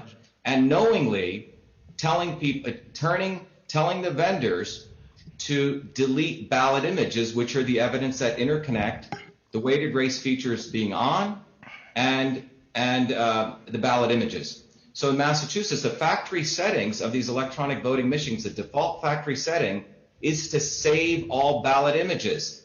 What we discovered in Massachusetts is they tell the vendors to set that to off, which means delete, destroy all ballot images. And I believe that many of these secretaries of state are involved in this. So yes, I believe it is nefarious. Thank you. And just as a follow-up, I believe, and I was told recently that in Maricopa County with the machines in the Dominion, that in the RFP request for the procurement, that it says you are able to, this allows you to publish the images. and that we were requesting that those be published, and we have been denied that. So I'm in communication with the Board of Supervisors to see, is it possible to go ahead and put that up? So I would recommend the public also get involved in demanding to be able to see those, because, apparently we have leaders in the state elbow bumping today in celebration of the certification of this election. And clearly what you're saying, we should be doing anything but. It's abhorrent. It's a shameful thing. That's a sad day in Arizona that we're celebrating the certification of this election. Mr. Giuliani, do you have any follow-up questions you'd like to ask? I would just like the doctor to state his credentials. Dr. Shiva, would you please state your credentials? Sure. My name is Dr. Shiva Ayyadurai. I hold 4 degrees from MIT. My undergraduate is in electrical engineering and computer science. I have 2 other masters. One is in scientific visualization from the MIT Media Lab, my master's. I also hold another master's from MIT in mechanical engineering, and my PhD is in a field called computational systems biology. And when I was 14 years old, I created the first email system while working as a full-time research fellow at Rutgers Medical School. And at that time, I began trying to understand sleep patterns in babies, why babies were dying in their sleep, and looking at patterns of signals to detect the anomalous signal and a normal signal. So the common thread throughout my entire life from the age of 14 till today has been pattern analysis, applying it to detect sleep patterns, handwriting recognition, speech recognition, face analysis, understanding the analysis of signals to detect flaws in aircraft wings of airplanes or bridges. But pattern recognition is my field of expertise. And so what I just shared with people today is using that expertise to understand an anomalous situation, a implausible situations relative to normal situations. But in addition to my academic training, my industry background across the 7 companies I've done is starting companies and running companies which focus on pattern analysis and pattern recognition, a whole host of industries. But that's my background, Mayor Giuliani. Quite impressive. Thank you, Dr. Shiva. And frankly, this is just an observation so far. We have heard a couple of terms thrown around, and I think rather carelessly, and I think you've put a very fine point on it. One is, these machines are supposed to tabulate. They're not supposed to calculate.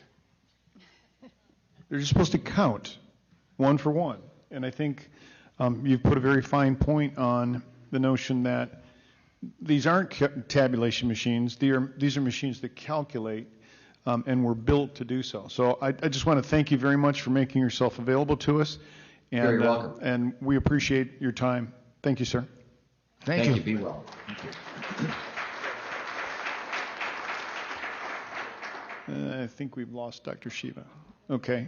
Next up, we have Mr. Bob Pitton. If you would, please, Mr. Pitton, come up to the table here, announce your name, who you're with, give like just a 10 seconds of what you're going to show us, and if you can, we are running short on time, so brevity is our friend. Thank you very much.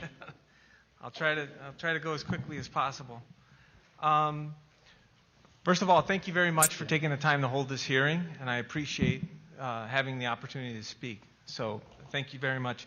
I'd like to start by saying, just quoting something from the Federalist Papers, which was written over 200 years ago. It was item number 68. Nothing was more to be desired than that every practical obstacle should be opposed to cabal, intrigue, and corruption. These most deadly adversaries of Republican government might naturally have been expected to make their approaches from more than one quarter, but chiefly from the desire in foreign powers to gain an improper ascendant in our councils. In my humble opinion, upon reviewing all the data that I'm going to go over and reading countless articles, clips, and videos over the past week, I think this is the biggest fraud in the history of our constitutional republic is taking place right before our eyes. The corrupt mainstream media and tech oligarchs are colluding in an attempt to assassinate the American public's true legal vote for our President Donald J. Trump through corrupt government officials across countless precincts and corrupt state officials and courts. The evidence will show that President Trump surpassed both FDR and Reagan in the percentage of legal votes, topping 60% when this crime is unveiled. So much of this process has been tainted that it will likely end up before the Supreme Court and allow one electoral vote per state cast. And hopefully Arizona does its part. And eventually the 35 of the 50 states will probably vote Republican, which will probably match his popular vote totals. So with that said, so basically what I've identified is that there's between 120,000 and 306,000 fake people. And I did this by looking at the data, and I'm not going to go over this sheet just yet. I want to kind of just highlight the bigger picture so that, because, you know, numbers can be, I love numbers, but they could be a little boring. So I want to kind of tell the story to the numbers. But basically, what I did is I took a completely different approach than what's been presented up to this point, based on the little that I've heard here. Is there's approximately 1,500 precincts in Arizona, and there's 3 classifications for male, female, and then you. I guess maybe that's the undecided classification. And then there's 5 different types of voters. There's 1, 2, 3, 4, 5. Hard Republican, moderate, swing, moderate Democrat, hard Democrat. So there's 5 categories. And what I did is I looked through the age rolls, so 18 to 100, and I basically created a unique bucket, so to speak, for each of those classifications. So it turns out there's about 980,000 plus unique Arizona voters. And the way what I did is I didn't look at the total, I looked at the number of registered voters in the state. Because if the core data set is flawed, everything else that happens afterwards is irrelevant, in my opinion. Because, you know, so I kind of took an approach of how is the thing constructed. It was a very tedious process to organize all this. But then, once I got that organized, I broke out all of the male 1, 2, 3, 4, 5 votes. So I want you to think about, like, okay, there's 5 classifications of male voters in the state of Arizona. I summed up and looked at how many of those votes by age, 18-year-olds, 19-year-olds, 20-year-olds, across all those different categories. And then I did the same thing for females. And then I did the same thing for the U's. And this is, it was absolutely mind-boggling what popped out as a result of this incredibly tedious process. The correlation of men that voted in Arizona, so the first category, 1, you know, the number 1 voter versus 2, 1 versus 3, 1 versus 4, 1 versus 5, and then, you know, making sure that all possible combinations of male voters was accounted for. The average of those correlations for male voters is approximately 63.83%. That makes sense because, you know, people as they age, they're kind of random. They may fall into, you know, maybe they're liberal one time, maybe they're conservative the other time. They kind of bounce around. And the variation, the standard deviation is very high, as it should. People's life cycle changes. It's about 30%. So then I did the same thing for females. Now, I mean, I can ask a silly question, but I said no. My wife told me no jokes. But, you know, I'll get to the punchline. Are women more predictable than men when it comes to voting? Are they more independent? Now, people's first answer seems to be, oh, they'll do more of what, you know, their correlation should be higher. And actually, the opposite is true. They're at about 58%. So about 6 points higher, 6 points lower in terms of the correlation doing the same analysis. And that makes sense because most women don't want to tell you what they're doing when they go in the voting booth. So that's the joke. But anyways, so then what I did is I did the same thing for the U's. Now keep in mind, there's a total... Bobby, excuse me, when you say U's, you're talking about undisclosed, not Utes, as in Youths. younger. Yeah, Okay. I like that from my cousin Vinny. Hey, there you go. I'm glad you got the joke, Mr. The two Mayor. Utes. So what is a Ute? But so basically, once I did that, there's 463,660 classified that I found under this category. I did that same analysis. Now keep in mind, the standard deviation for men was about 32.8%. For women, it was 35.77%. That there would be a lot of randomness through time across the aging process of human beings. With regards to the U, when I did that same analysis, 94% plus correlation. Let me say that again. 94% correlation. And I was like, this is insane. Like, this is like fictitious. It's like this. And now keep in mind, I came up with this by going through all 1,500 precincts and unbundling all the data age by age across their sexual, the MF and U, and then also what type of voter were they. So this is, and I happen to love data, so this was fun for me because I'm like, I have an idea of how they're cheating. I think they're cheating. So I'm going to test this theory out, and I'm more than happy to provide this to Mayor Giuliani. And so it was 94%. So then the next thing I did, I was like, oh, well, I want to see if something's wrong with the data. What should I do to make sure that I'm not wrong with this? Because I don't want to embarrass myself.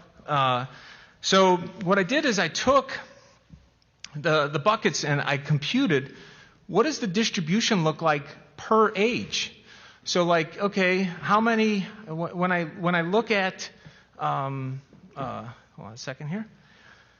When I look at the buckets, how many U's are there in the first type of voter, second, third, fourth, fifth?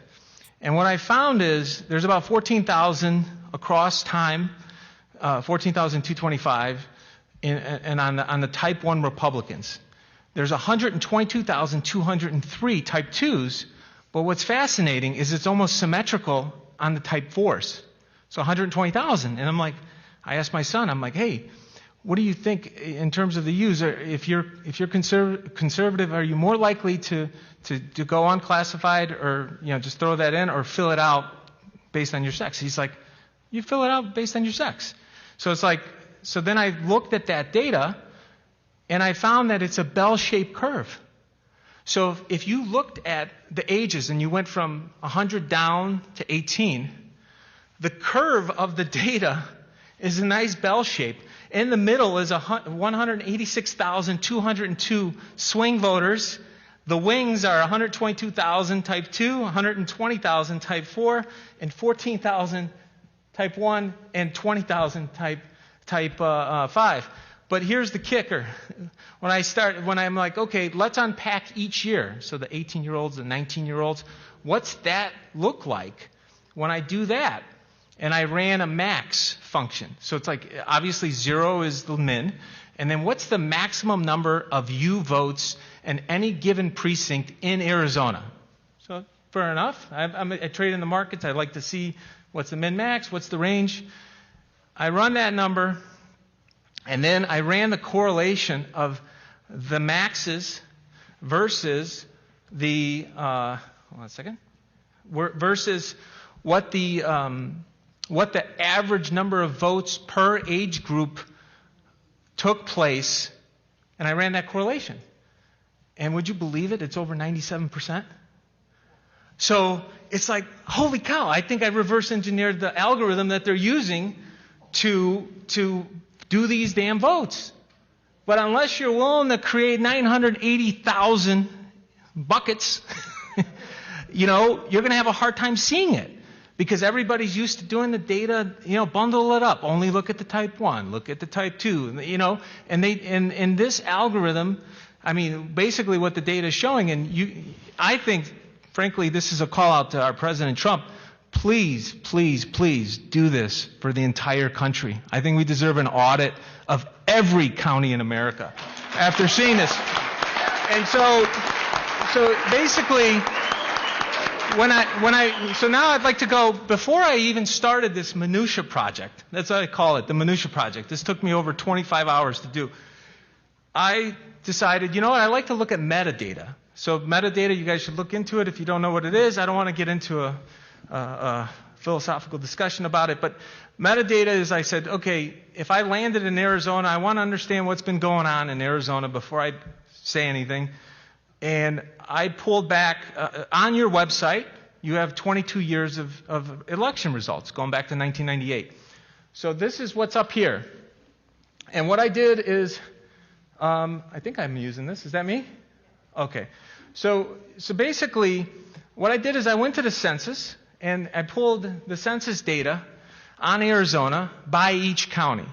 So I looked at 2000, I looked at 2010, I looked at the estimate for 2019, and then you can see I calculated what the annualized growth rate of each county was, and then what the growth rate was from 2000 to 2010, which is column B. And then I looked at column C, which is, what was it from 2010 to 2019, and I extrapolated the data for one more year because we don't have the 2020 results.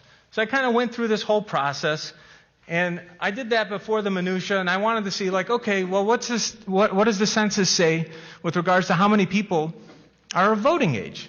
So if I scroll down, you could see over here, right now, for example, 27% of Apache is under the age of 18. This is, once again, I didn't use any of my own data. I used government data. So if there's a problem, take it up with the government. So basically, I computed what is the number of voters per year. Now, keep in mind, since the census doesn't come out every year, I had to fill in based on the annualized growth rate between each census and kind of adjust it accordingly, because I don't want to just spitball it. I wanted it to be tied to the math and make sure that each year filled out. So then from there, I went in and physically typed in all of the reported eligible voters each year. Because I got to tell you, Arizona does not make it easy to standardize, to pull down the data in each county. Anyways, I had to go physically do this, which is time consuming, but I thought it was extremely important for what I was asked to do. So I did that, and then I did the reported ballots cast, and then I did that each year for each of the 2-year cycles. And then I typed in the number of precincts that were reported. And then as I kind of do that, I came up with reported eligible voters as a percentage of total population. Once I did that, registered eligible voters as a percentage of voting age population. So here's where it gets interesting. So I kind of did that, and I'm like, okay, I concur with Dr. Shiva that I think voting fraud has been happening in this state and possibly nationwide much longer than the past 4 years. I'm looking at the data, and it looks as though it's going back to at least 2008. What are you guys going to do about it? I don't know. Okay. It's above my pay grade. So if we have any more of that, we'll ask to have you removed from the room. I've asked several times. Please hold your comments. We've been okay with some applause, but the purpose of this hearing is to gather information. Let me be really clear about that. Mr. Penn, if you can, I need to have you wrap this up within the next couple of minutes, okay? I will. I'll wrap it up right now. Can I grab one of these waters now? Is that all right? Big pardon? Is that? Yeah, help Thank yourself. You. So basically, what I did is I looked at the 2000 presidential election, 2004, 2008, and I looked at all the eligible voters, and that's in column S here. And I said, okay, how many eligible voters showed up to vote in those 3 presidential cycles? Then I tied it to 2008, 12, 16 as a pivot. And I said, wow, it went from 79% in Apache to 86.93%. But then the change from the average of 2008, 12, 16 presidential cycle went from 87% to 99% of all eligible voters in Apache voted in 2020 is what the data is. That's how many registered voters there are. It's like, what? 99%? So since I'm in a little bit of a rush, I went through and did that for each of the counties and showed what the results look like in each respective presidential year, the 3 years, and then the off years to compare those two numbers. And the correlation, once again, the difference between those 2 years, the difference between those 2 years, if it's a presidential cycle versus a regular cycle, there's about an 88% correlation. That should give you some idea of how meaningful that 94% was. And so I went through and did that. Same thing with the ballots cast as a percentage of the total population, and ballots cast as a percentage of Arizona population, and a couple of things I want to highlight since I'm running out of time. The population of Arizona has gone up by about 1% per year the past decade. The number of people voting per year has gone up by about 7% per year. Now, that may not seem like a big deal. It may not seem like a big deal. But if you had $100,000 and you invested it at 1% after a decade, you'd have $111,000. But if you had $100,000 and you invested it at 7% per decade, you'd have $195,000. Wait a second. So it's like, wait a second. How is it that you have 95,000 versus 11,000? So when you look at the differential growth rates, that's how meaningful it is. That this has been occurring going back a decade. It's almost somebody was maybe cheating a little bit somewhere, and then they needed to cheat a little bit more, and then they needed to cheat a little bit more. And the reason why I say this is, being in the financial markets my whole career, Sarbanes-Oxley, remember that? Everybody remember WorldCom and Enron? They had to sign. The CFO and the CEO have to sign the financials, the 10K and 10Q, which is enforced since the 33 and 1934 Securities Act. Guess who was exempted from that act? Counties and states. Maybe they should be not exempted anymore. If you're going to sign something when billions of dollars are on the line, we should believe in the data. We have the CEOs get clawed back. We get the CFOs jail time. So if you cheat, there should be repercussions. And the laws are on the books for this. All we have to do is, here, I'll give you an example. If you're a CEO of a company and it's worth $20 billion and there's a fraud internally and somebody steals $1 billion, if you don't prosecute them and you don't uncover it and investigate it, you're violating your fiduciary responsibility, you're going to get fired, you're going to get sued, and the investors are going to take you through the ringer. But for some reason in politics, that doesn't happen, which is mind-boggling, because this country's worth $100 trillion. This election about controlling $100 trillion of wealth in the United States is very serious business. And so this is one of the reasons, so I'm kind of wrapping it up here because I know you asked me to cut it short. Mr. Vitten, can we do 60 seconds? 60 seconds. I think 60 Mr. Giuliani may have a question for you. So the population of Arizona has gone up by 40% since 2000. The number of voters in 1998 in Arizona was 1.1 million. It's 3.2 million today. So it's like tripled, but the population's up 40%. Something's off. Thank you, sir. Mayor Giuliani. If you could just tell us in your, in the simplest way possible, as an expert, what is your opinion as to the validity of the numbers that were certified today by the Secretary of State and the governor about this election? If I was an executive at a publicly traded company, I would never sign that because I risk jail time and having all my money taken from me in lawsuits. So to answer your question, I would never, ever have certified. I'd rather resign than have certified those results. So your professional opinion is that the numbers are fraudulent? I believe they're fraudulent based on the data. And my sister asked me a simple question this morning. She goes, how sure are you? And my sister's a pretty stubborn person like me. And I said, I'd be willing to put my life on it. I'm that sure about the analysis, assuming that the data that I got from the state and everything else was accurate. So, if you're giving me all inaccurate data from everywhere, then, that's my only caveat. And could you tell us your professional background, please? I'm a portfolio manager. I have I had my CFA since I was 23. I got my MBA from Kellogg in organizational design and strategy. I'm working on a financial engineering degree at the moment. I like math for fun. I No, believe we can math see is the that. language of the universe. And Well, so- thank you very much. Okay. Very helpful.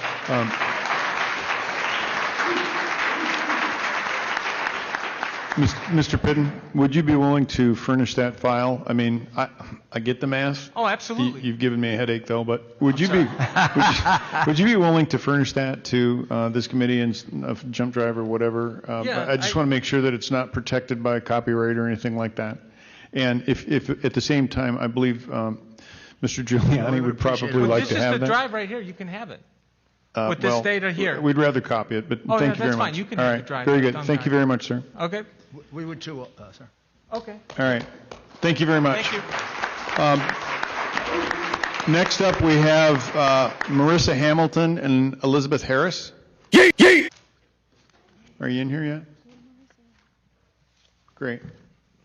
If you would please come to the table, have a seat, give your name, and just a very brief 10 seconds what you intend to show. And if you would, the hour grows late. We're at 3 o'clock already. So if you can keep it to no more than 10 minutes, we'd appreciate it. Absolutely, 7 minutes. Thank you. Hello, my name is Liz Harris, and what I intend to show is I actually am the one who brought Bobby Piton into this, and I only brought him into this on Friday. So if you can imagine what he can do with a week's worth of time, it would be amazing. And I really hope that someone looks at hiring him, or he might volunteer his services, I don't know, at looking at all the challenged states and all the states in the United States of America to see what states were affected. Okay, thank you very much. Again, my name is Liz Harris. I reside in Chandler, Arizona, which is in Maricopa County. I am the owner of a small business, a real estate brokerage. In December 2019, I was asked to consider a run for AZ State House of Representatives. At that time, I knew politics was divisive, and I gladly took on the challenge and ran an extremely clean campaign.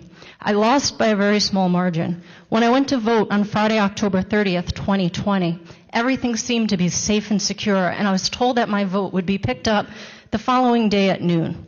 I even did a Facebook Live to ensure the residents of Arizona that we have a safe and secure voting system. However, with what I personally witnessed, the testimony we're hearing today, and the research I have buried myself in since the election day, I heavily doubt that Arizona has a secure system. When I question the events, I am frequently told there is nothing we can do about it except fix the legislation over the next 2 years to remedy these issues. I believe that is what we were told in 2018. On Election Day, I visited 8 voting centers. Each voting center had approximately 2 people in blue shirts marked poll observers. They were all uniformed and all Democrat. Interestingly, when I and others spoke to them, the majority was from California. Some were even admitted attorneys. Gee, California, wasn't that the same state that injected much of the $1.8 million in attack ads against my running mates and me, which is unprecedented for a state election? The observers remained in close proximity to the 75-foot line and were sure to tell volunteer Republicans when they felt they were violating the 75-foot rule. At one location, a poll observer quickly left his station to bring out the election inspector, who accused me of yelling at voters. When I told him I believed he was mistaken, he went to harass 2 young Republican college students who were handing out voter guides outside the 75-foot markings. The election inspector then continued to tell these young gentlemen that they were harassing voters. I came to their defense as a witness that they were doing no such thing. This confrontation lasted well over 5 minutes. It honestly felt like the entire event was orchestrated just to intimidate. At another polling station, undisclosed location, someone deliberately removed over a dozen of my signs and my 2 running mate signs and left them down so they were not in the voters' line of sight. No big deal. Nearly 60 other signs were perfectly positioned. My running mate and I reinstalled the signs. I then learned that this polling center was also the receiving station on election night. This meant that many voting centers within my legislative district sent a day and a half worth of ballots to a polling station that was clearly biased against us. It was an odd location to centralize ballots. Access was not easy, and the lighting was extremely poor. Knowing the bias against us, the faith that I had in the Arizona system began to diminish. While I was visiting the polls, I can testify to 3 polling locations that basically broke down in the middle of people voting. And what happened was those lines of people were sent home, not sent home, but sent to other locations to go vote elsewhere. That was all questionable. All sorts of stories, they ran out of ink, they ran out of it. I mean, nothing made sense. Learning that we did indeed use Dominion software in Arizona, and that Eric Coomer sold it in October of 2019 and was involved in the training process, I further lost confidence in the integrity of our election. Eric Coomer clearly identifies as an anti-Trump Antifa apologist as seen on his social media pages dating back to 2015. All of these pages have since been removed. Considering that on my campaign trail, I was heavily attacked by Antifa, including a really bad death threat, which I had a nightmare about last night. Once again, I have little confidence in the state's discernment of who they select to do business with. Several days after the election, I asked the AZ GOP for a sample of voters over the age of 90. Using a nationally known background checker, I found a third deceased, a third where I could not find a record of the person existing or a social security number tied to the person, and then a third who were alive and well. This led me to ask for a larger sample size. I got a really large sample size of 30,600. Fellow concerned citizens performed these checks with me and found not only deceased voters at a rate of 0.1%. Now realize that number is going to go down, and I don't think deceased voters is our issue in Arizona, but we did 3 audits, and actually on some we did a quadruple audit. And what we did is we made sure before we classified a person as dead, we looked for the obituary. I mean, we did everything except visit the tombstone. This was thorough. But more importantly than the dead voters was the voter whose identity we could not verify or find a record of. And that consistently ran at 10%. Now, if you take that 10% and you look at 3.3 million voters, that is right in line with what Bobby Piton just presented to you. Multiple cases of voters who voted twice. Again, that number is not that large.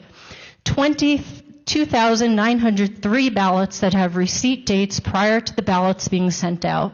Now, I just want to say, very often we hear, oh, those are the military ballots. But then we have an additional 4,854 ballots that were received 10/7 and 10/8. Now, we all know the ballots mailed on 10/7. My household received 1 on 10/8 and 2 on 10/9. And we have 2,000 votes, which uses an address that is a vacant lot. When we examined that address, it turned out to be an area of Phoenix where homeless tents are erected. However, it was not 2,000 tents. Of course, the homeless have every right to vote, but the numbers are overwhelming. This leads me to question, was the state of Arizona in any way negligent when they assured the Arizona residents that we have a next to perfect mail-in ballot system because we have been at it for over 2 decades? I requested that a friend, Bobby, look at the data to help me decipher exactly where, if any, of the abnormalities were occurring, and he had much to report. That 30,000 was a lot to go through. You can imagine what it would be to go through 3.3 million. With Bobby's report, he has now identified for me 450,000, and our auditing team is more than happy to start going through those 450,000 voter registrations and people who voted to decipher which of these ballots is fraudulent. For us to certify this election at 11 a.m. this morning and allow our electors to pass the Arizona vote to Biden based on all the information presented here today is an absolute travesty without a solid investigation. Thank you very much. Ms. Harris, I've got one question for you, and we're going to move on to the next witness. You have got a workforce that is committed to doing this. What is your estimation on how long it would take to work through a sample of, shall we say, 30% of your highest number? It's got to get done before December 14th.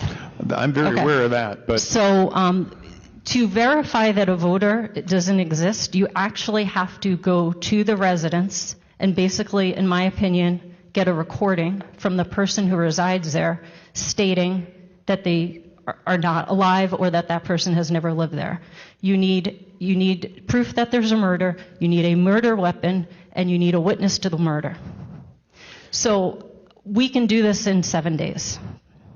that's the answer I was looking for. Thank you very much, ma'am. Thank you. And God bless America. Would you please see to it that Mayor Giuliani has your information? Thank you. Ladies and gentlemen, next up we have Jan Bryant. All right. Jan, would you please come to the table and have a seat, give your name, and we'll move forward. And just so we can keep this going, we also have Greg, I'm going to kill your name, man, Wadniski on deck.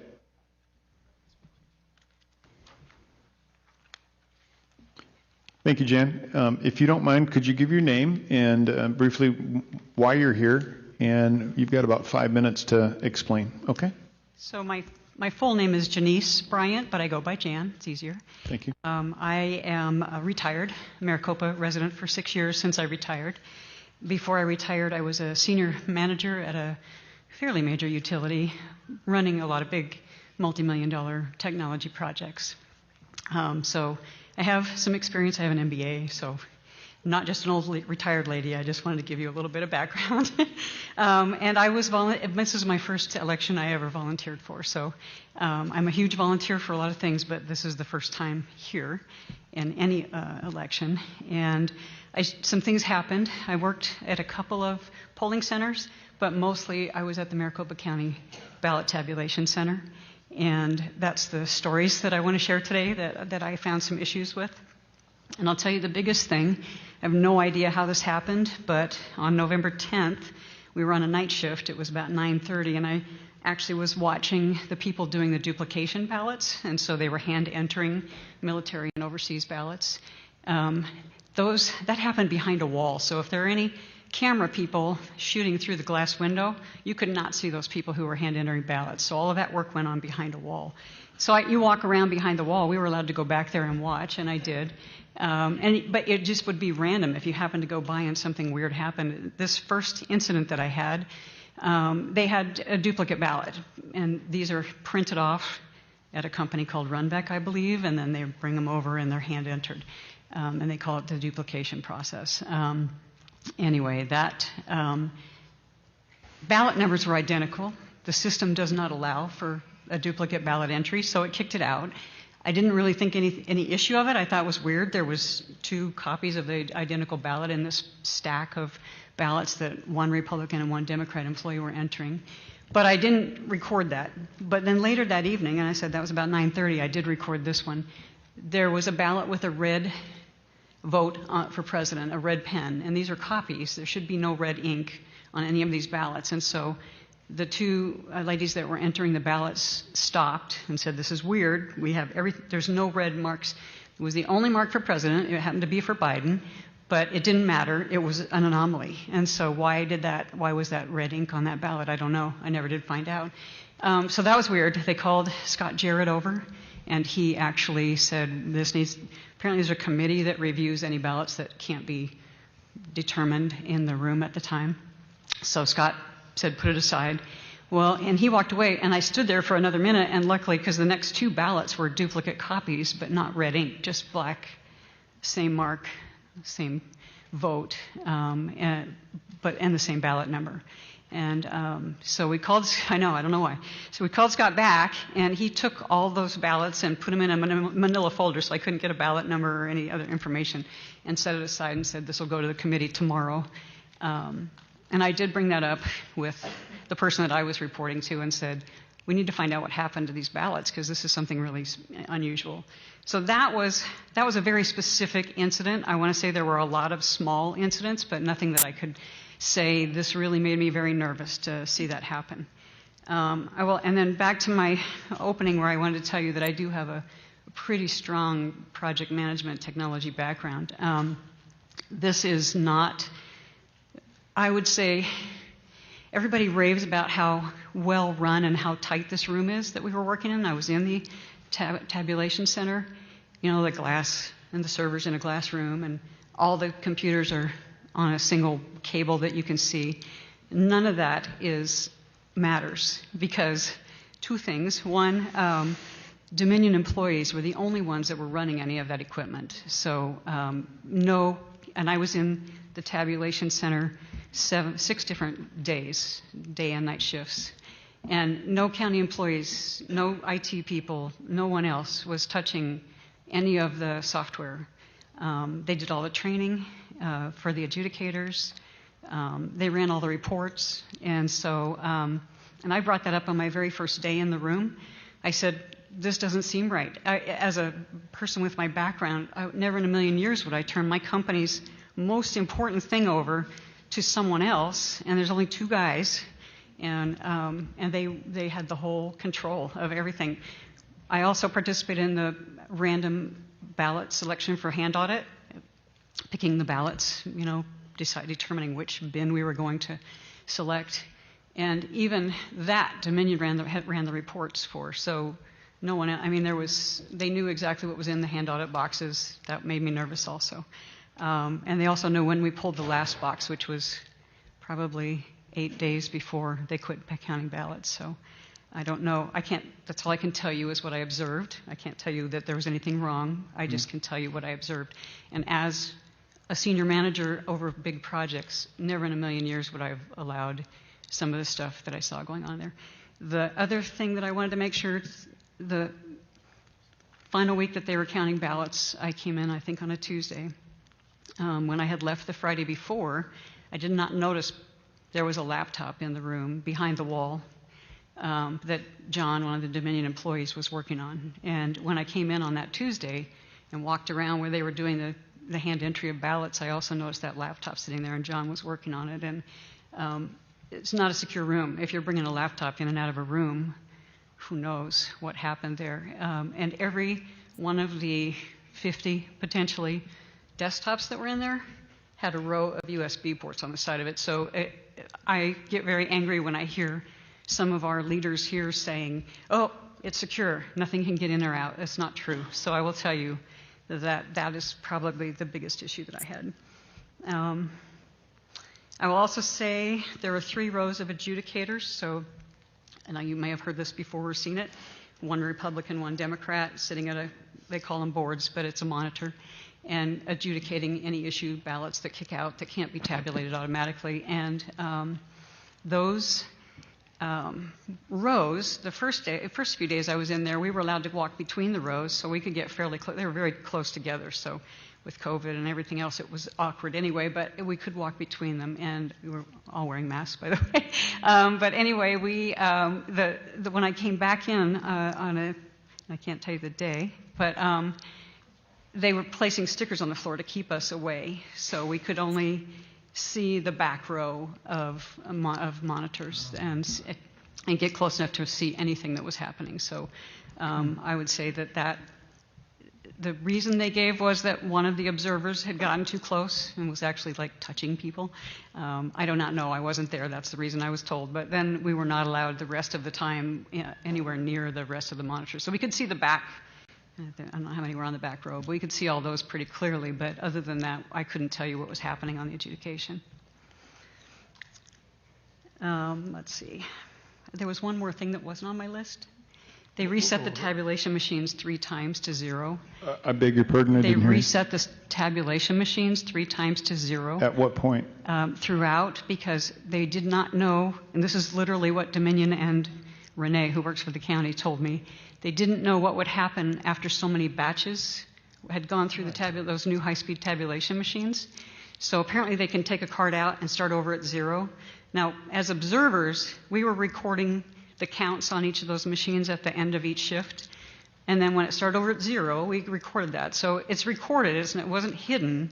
But I just want to say, again, how poor of a project is this that you didn't test for how much data was going to come through, that they had no idea. So they were afraid that the machines would crash, or I don't know what they thought. They didn't know what would happen, so they zeroed them out again to start counting over. So And I just want to say I am retired. I'm here because, I don't want to cry, but I love my country, and I never thought in a million years I would have to be here talking about stuff like this. So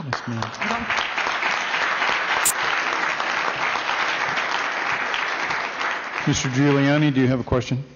Or two? Mr. Chairman, this is part of the damage that's been done by this horrendous fraud on the American people, not just here in Arizona, but throughout the country. People like this, who are patriotic, decent Americans, trying to do an honest job, and they're in the middle of a gigantic swindle by a political party that lost its soul probably 20 years ago. So may I just ask you a few questions so that we get your testimony was excellent, by the way. I just want to get it organized a little bit better. How many days did you, how many days were you an observer? How many days? How many days altogether? I was in the tabulation center 6 days altogether, 2 night shifts and 4. So you were solely the tabulation center, not the polling place? I was at a polling place for half shifts a couple times before that, but I didn't bring up any information. But your testimony is about the calculation center. Yes, the tabulation center. And you say here on November 3rd, 2020, you observed at the Maricopa County BTC for the first time that it seemed strange that the tabulation and adjudication hardware and software were only run by Dominion employees. That meant that none of the county employees had access to them? To the software. The people who were actually doing the adjudication and running the tabulation machines, those were temp employees or employees of the county. But the software and the hardware was handled solely by Dominion. There were 3 total employees, 2 mostly. Were you led to understand that there should be no internet communication with that room to the outside world? Yes, they even pointed out that the servers are only plugged into the electrical outlet. There's no internet. But if you bring a laptop in, all bets are off. So, of course, during the course of this hearing, we've seen, I would imagine, millions of communications out of that center and back into that center. So whoever told you that was just lying completely. And they said a lot. I mean, that's like they're... But to support that, you did see a computer. How many did you see? How many computers did you see? Total computers in the room? Probably 50 to 60. And they wanted you to believe that they weren't communicating with anything? They were supposedly playing games? Hardwired to the server and no other access was what we were told. So, but the laptop, I don't know because I didn't get close enough to see what was going on there. Did when they were doing adjudications would be the ballots that were put aside because there was something questionable about them, correct? Adjudication, the tabulation machine kicks it out because a lot of times it's just a write-in candidate, which is totally legitimate, or stray marks on the ballot that made it, or overvotes, so they voted for 2 candidates where there was only 1. So all of those things kick out, and they told me that 1 in 8 ballots kicks out for adjudication. 1 in 8? 1 in 8, yes. 1 in 8 ballots.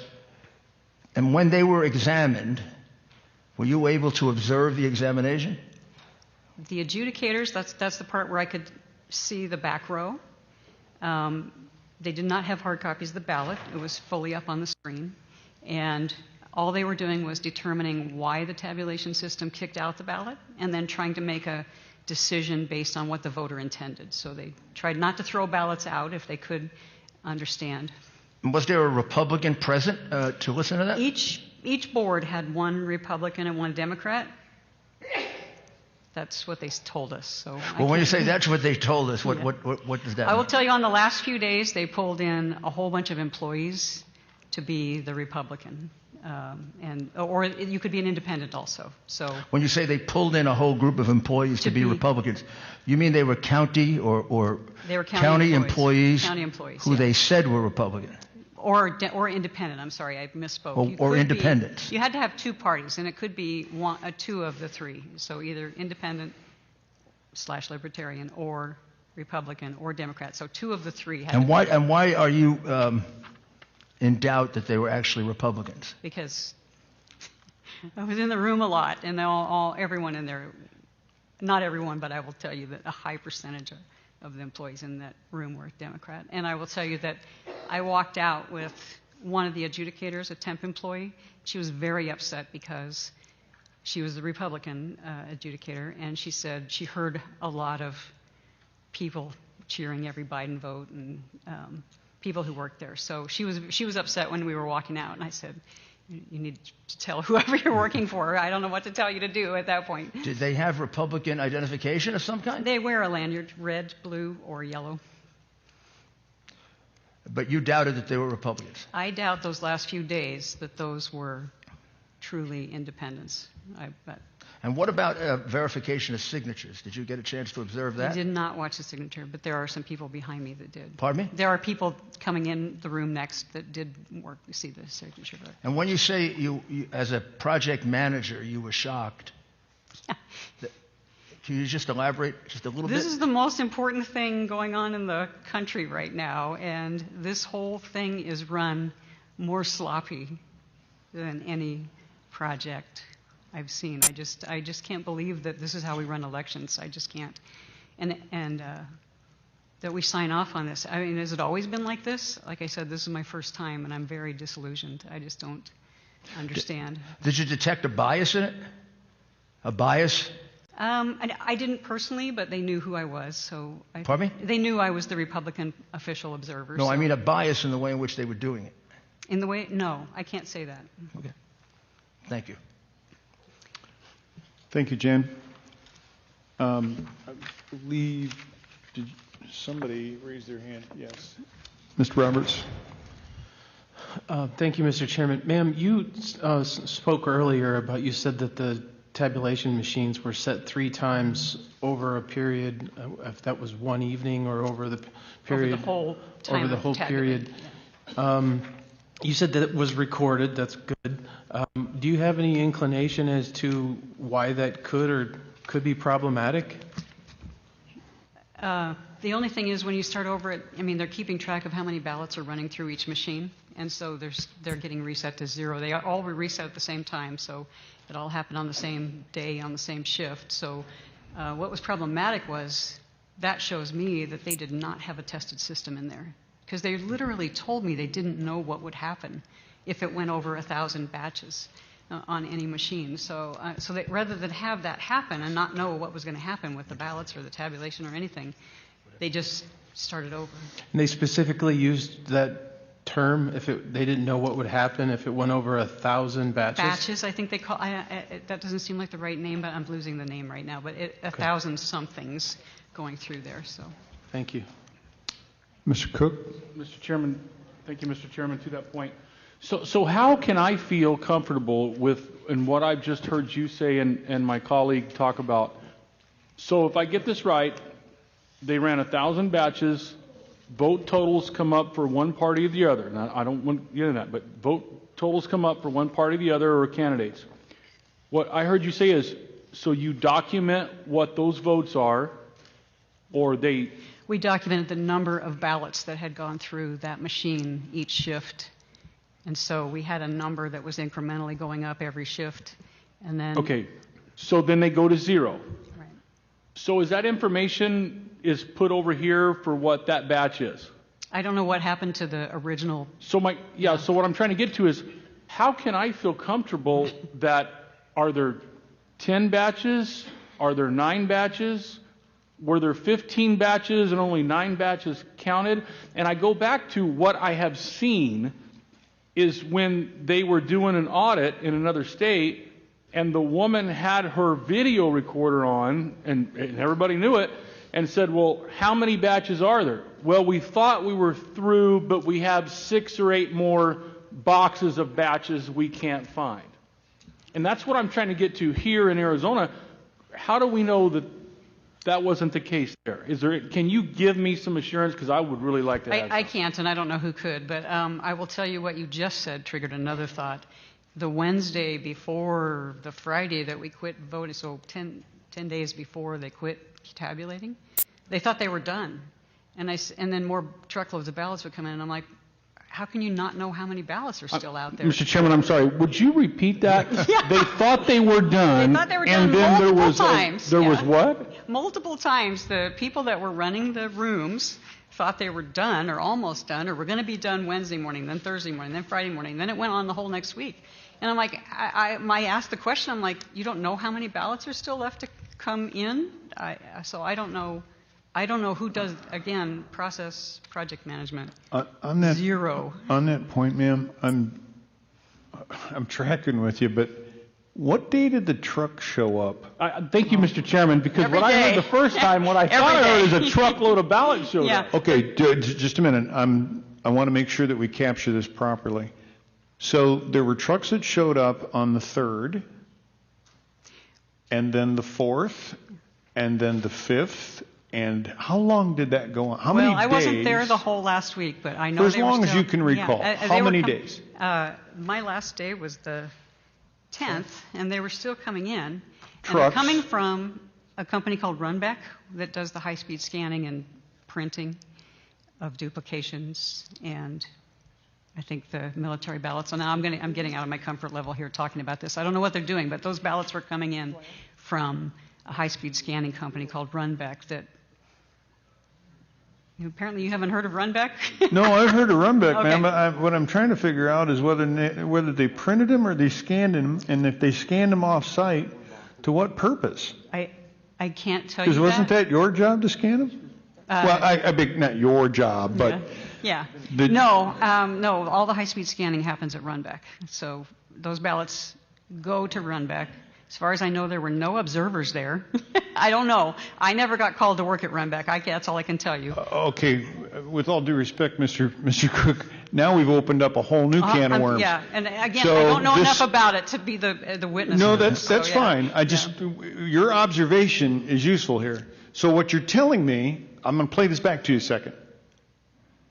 The scanning wasn't actually done on site at a Maricopa County structure. It was done someplace else. Where they have very high-speed scanners, yeah. And- Well, yeah. right now, I really don't care what the speed is. Yeah. I want to know, were they Dominion scanners? Or No, were I don't think it has anything to do with Dominion. So I'm trying to understand what was the purpose of scanning them in advance of them being tabulated on the Dominion equipment. They were duplications, the ballots that wouldn't read through the tabulation machines. They were ballots that came in from military and overseas. But there were more ballots than that. So I don't know where the rest of them were coming from because they kept bringing trays of them in. So I don't know where they were coming from. That's a question for the county employees to explain to you where those ballots came from that whole next week. I don't know where they came from. Mr. Cook, are you done? He left. Oh, I'm sorry, Mr. Cook. Just like that. Mr. Giuliani. So you were there from the 3rd until the 10th. Yes. Okay, so 7 days later, ballots were still coming in. And were those ballots counted?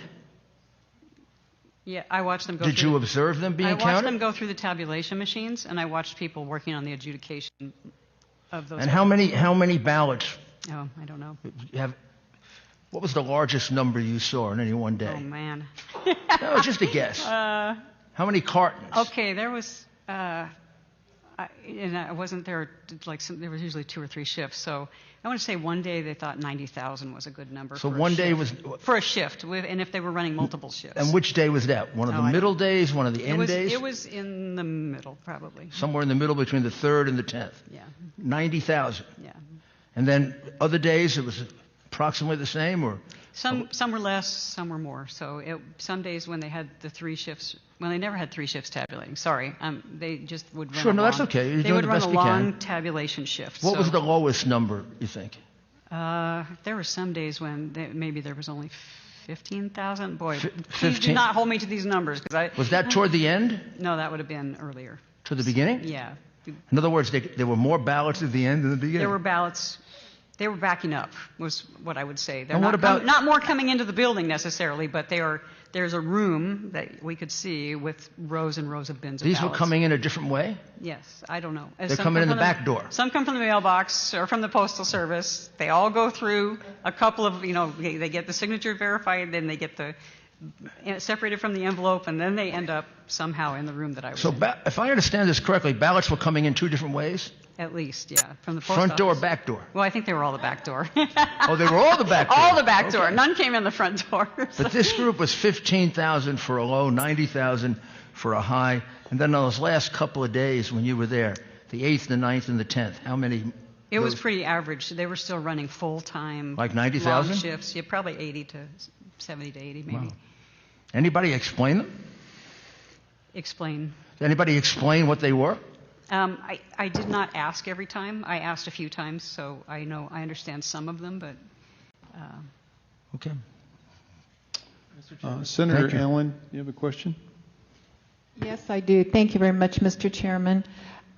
Ms. Bryant, I'm curious, why did the county, on the last day was the last day, brought in county employees to take part of being part of the observers? Why did they weren't observing, they were actually adjudicating. So they were adjudicating, yes, okay. and I think they just needed all hands on deck. So I mean that was the intent, was to get the work done, finish counting, because they kept thinking they were done and they weren't. Well, because I heard that then, because I was thinking that you were saying they were to make up for the lack of not having Republican there. So were we short of having volunteers to go in and observe in Maricopa? I don't believe so. There was always at least two of us in the tabulation center, and at least one in one of the other rooms, the signature verification.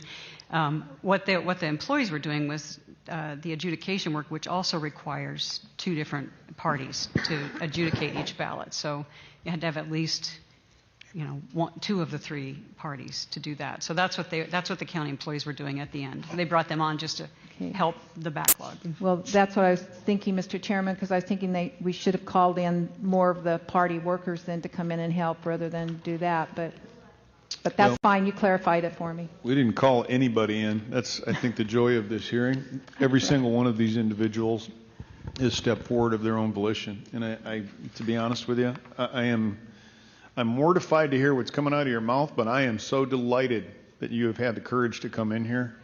Very few people. Representative Roberts, just keep in mind, we still have got a dozen witnesses to hear, and it's 3:30. So. Sorry, and they're all really important. I just wanted to revisit what you were saying as far as you got to a point where they continued to say that they didn't know where these trucks of ballots were coming from. They didn't. It's not that they didn't know. It's that they didn't know how many were still coming. Okay. I assume at this point in time these were not early ballots in any way, shape, or form. I'm just kind of curious, while we've been discussing this, did anything stand out to you as far as these new ballots that they didn't know where they were coming from, as far as a physical appearance in any way? No. No. Okay. Everything, it just looked like ballots just kept coming. So they all looked the same. They all came in the same bins. So.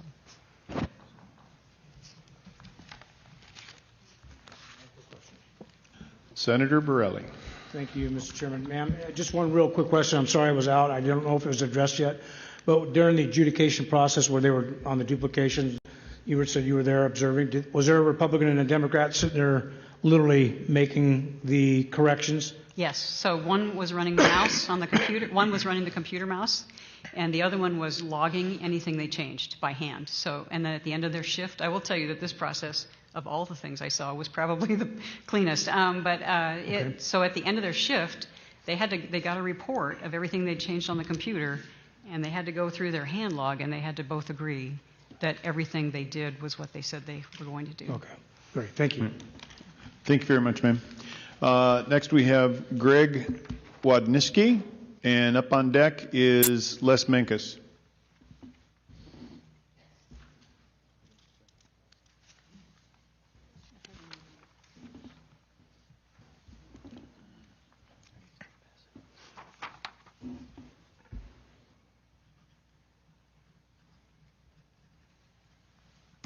Greg, I'm very sorry for butchering your name, man. But if you would, could you properly pronounce it? Yeah. Give us just 10 seconds of what you plan to tell us, and if you could, keep it within 10 minutes. Yeah. Thank you for having me here today. My name is Greg Wadinski. I'm obviously an American citizen and a resident of Maricopa County. I want to talk to you a little bit about what I observed as a certified poll observer, election observer down at the Maricopa County MTech facility, the tabulation center as it's referred to. I'm going to refer to some of my notes, but in short, what I'd like to talk about is comments that were made to me by a Dominion employee around chain of custody and what I would discuss or describe as the ability of fluidity or porous administration on the system. As I mentioned, I was an observer at MTech on 10/24, and then again a week later on Sunday 11/1 before Election Day. I spent approximately 8 or 9 hours on site at the MTech facility. I obviously had the paperwork to be there, was badged, and I had the ability to move about the MTech tabulation room. I was in the area where they were doing adjudication work, and then later on the Sunday the 11th, Sunday the 1st, they were also doing ballot feeding and tabulation. What I observed in there was the Dominion computer system in what's described as a caged glassed area. There were several Canon scanners in there, as well as what I'd call 2 rather large bulk ballot processing machines, which are essentially OCR, optical code recognition scanners. I interacted with several supervisors. I will not mention their names here today, most of which are just by first name basis, and that was either inside or outside that room.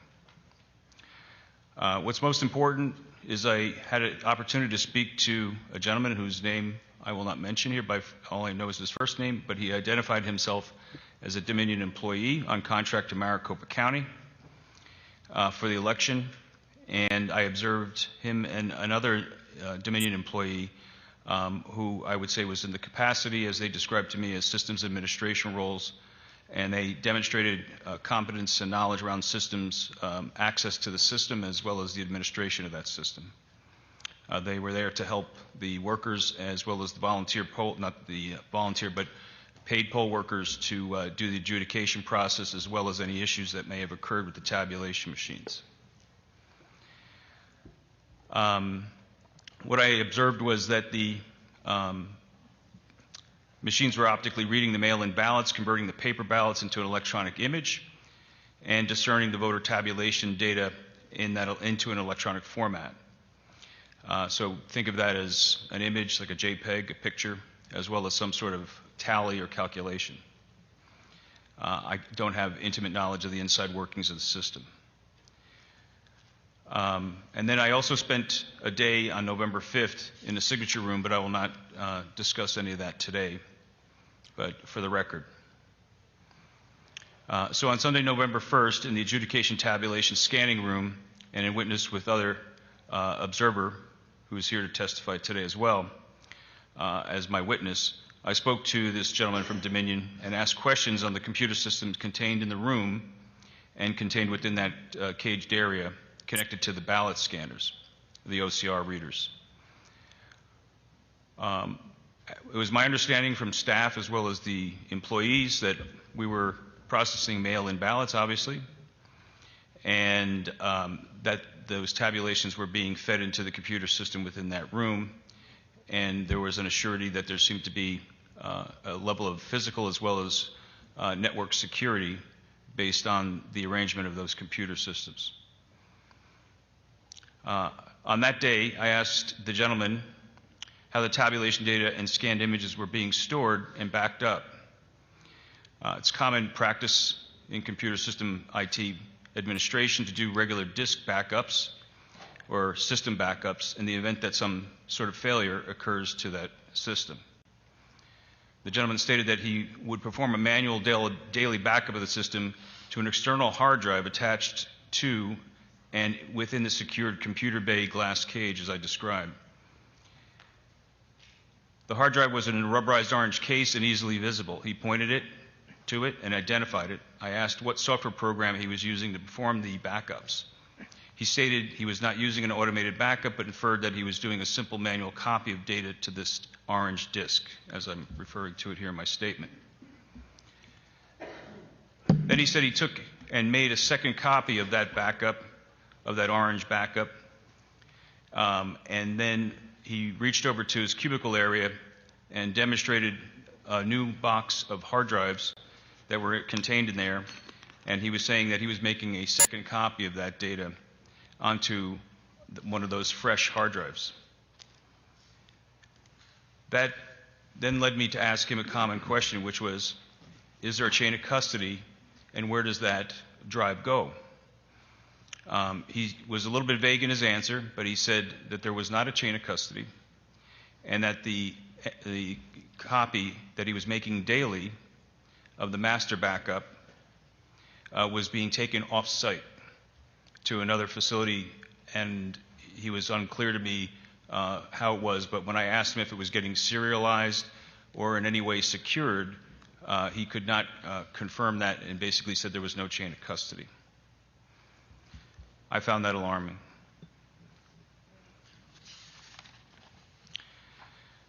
So later that day, on that Sunday, I then again, the same gentleman, observed him having a discussion with some of the staff and others, and I was able to walk about the room somewhat, and I came upon their conversation.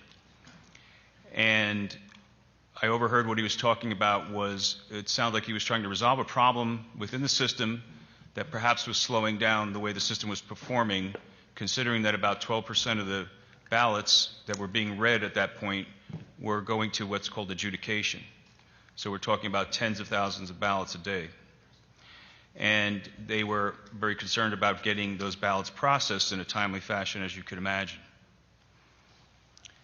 So what he described to me was that he was having to take some of the scanned data and from what was an ever-growing large data file, so to speak, on the Dominion system with its storage, and break that larger file into small files so that he could then point those smaller files to the adjudication stations for more efficient processing.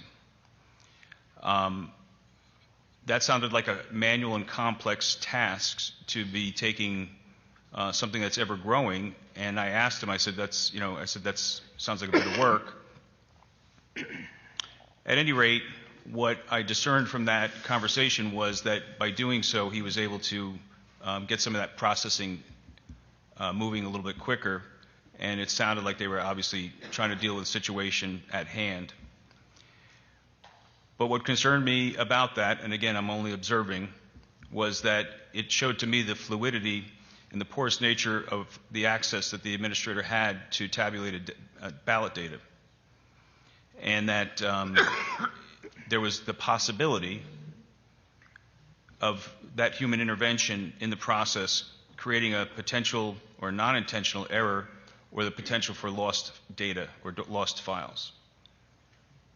And that's what I observed on that day. When I left the facility later that day, I obviously reported some of my concerns, and then, of course, I'm here today to let you know what I saw. Thank you very much, sir. Mr. Giuliani, do you have a question or two? Sir, so can you help us a bit in what does that all lead you to, at least hypothetically, conclude? Well, I think my biggest concern would be that we've been hearing from election officials and others that... Could you get just a little closer? Yeah. Thank you. We've been hearing from election officials and others about the sanctity and the security of this system.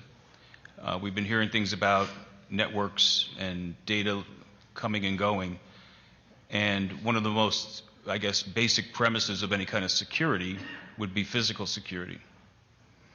And by having that disk drive copied and then shuffled off the premises, presumably, by this gentleman's statement, without a chain of custody, that's no different than ballots in a box, read or unread, coming and going without any supervision. So this Dominion employee took these with him, could have taken them anywhere, and could have done anything with them that he wanted.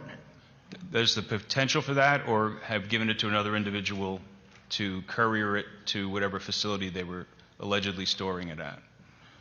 So he was vague on those details. Perhaps he didn't know, but his job was to make that copy. So why is there a chain of custody? I would imagine there's a chain of custody so that we can prove that the data has not changed and it arrived at its intended destination unhandled and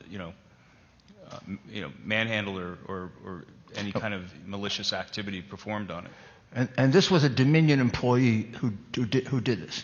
That's correct. And did any of the county officials try to stop him, try to interfere with him? Not to my knowledge. I mean, he openly talked about what he had to do when I asked him the question on the backups. So I would presume that he was performing a function that he deemed necessary to make sure that there was some data backup copies made, but I can't attest to why the county or the other employees there or how they would have managed that process, other than the fact that he did indicate that it left the facility. Did he indicate he was taking them with him, either home or somewhere else, to do something with them? Was there a purpose to it? I did not hear him make any mention of that. My concern was, where did it go? And he inferred that he thought it might be going to another facility uptown. He thought it might be? Yes. He didn't know where it was going to go? Well, that's his words. I don't know if he actually knew. I can't read his thoughts, but my point is that his answers seemed a little bit vague and perhaps honest, but nonetheless. His name was Bruce? Yes. You don't know his second name? I don't. How old was he? I would say he was probably in his mid-40s at the oldest, about 200 pounds, 5'8", 5'9". And when you asked him what he was doing, he said he was bringing them uptown? He said that the copy of the backup drive was being taken off-site, which is not an uncommon practice to have an on-site and an off-site backup copy. But when I asked him how it was getting there, how it was being transported, if it was being secured, and where it was landing, with some assurity that it got there, he said there was no chain of custody. But he said nothing else about where he was taking it, what was going to be done with it, or anything like that? No, again, implying the normal nature of what an administrator would do for backup, he probably was intending for it to be secured safely in the event that it was needed for some sort of restoration process. How often did this occur? One time? He told me that he was doing this daily. So every night he would take out the drive with him? He would make a copy to the main, what he called the orange drive in the cage in the secured area, and then make a second copy for this off-site copy, which would then allegedly move out of the MTech facility to some unknown destination. And when you objected to it, what happened? I guess I really didn't overreact. I was there as an observer, and I guess it wasn't my question. I did feel it was my position to get confrontational about it, and I just quietly made my observations and duly noted them to the proper authorities. Is there anything else you noted about the facility? I would say that, I've seen some publications around the county's installation of the facility and the idea that it provides a level of transparency to the community. It's visible if you have access to the building, the server's visible. My concerns, though, would be that I can't say with, because I just don't know, whether or not by just looking at that facility and looking at the way the servers were secured, whether or not anyone else had particular access. I mean, there were many workers in that area, including the Dominion administrators. There was, at any given time, 15, maybe even more than 20 people working on adjudication in there, as well as the staff from the county. So when they were taking the copy, making the copy, did they do any data checks before removing the drives so they could compare compare it when it came back? My question to the employee and his answer didn't include any speculation around that. Did you see that happen? No, I did not. Thank you. Members, any questions?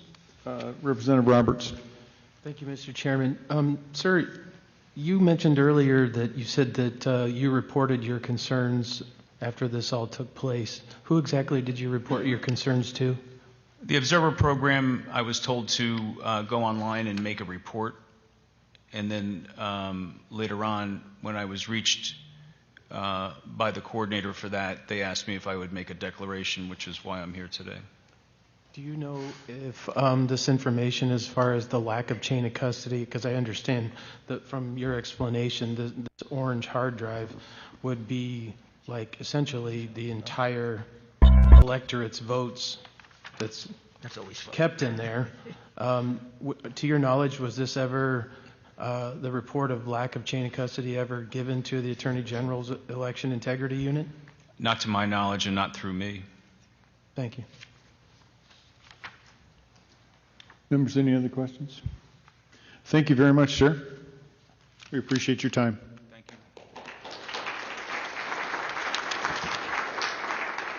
Next up, we have Les Minkus, a poll observer, and Diane Sarah is on deck.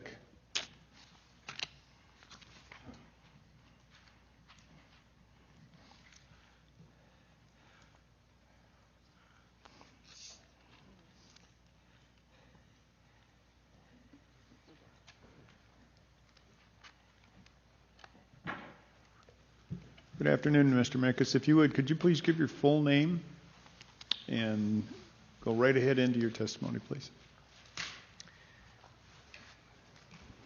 My name is Leslie Minkus, and as a veteran poll watcher and observer of the 2016, 2018, and 2020 elections, I'm here to testify to what I encountered in the 2020 election as voting irregularities, inequities, lack of transparency, and contested voter results. I'm also here as a veteran, a military veteran, and wish to extend my sincere appreciation to all of our military men and women that serve to keep the United States of America a free constitutional republic, a nation of constitutional laws, checks and balances. And I salute our flag.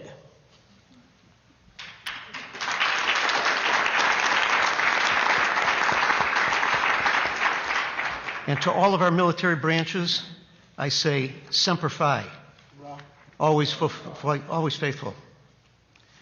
My professional bio includes 50-plus years in corporate life as Vice President of Finance, CFO, Legal Liaison Officer for worldwide companies and joint venture operations, where I traveled to 28 countries over 13 years, responsible for financial operations, mergers and acquisitions, audits that were both general audits and forensic audits, banking, tax, and legal relationships with barristers, solicitors, and attorneys internationally. Following is my declaration, as well as a copy of my poll observer authorization form, which I brought with me to show you that I was legally responsible as a poll worker, that I was required to present to poll inspectors at each of the poll locations where I was assigned to observe.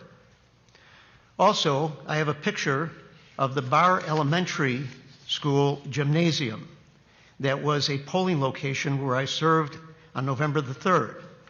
The picture is to demonstrate the enormous size of the facility for only one Republican poll observer to watch the voting activity from an assigned seat at the entrance of the gym and not be able to see any of the ballots or the actual processing that was located at the opposite end of the gym.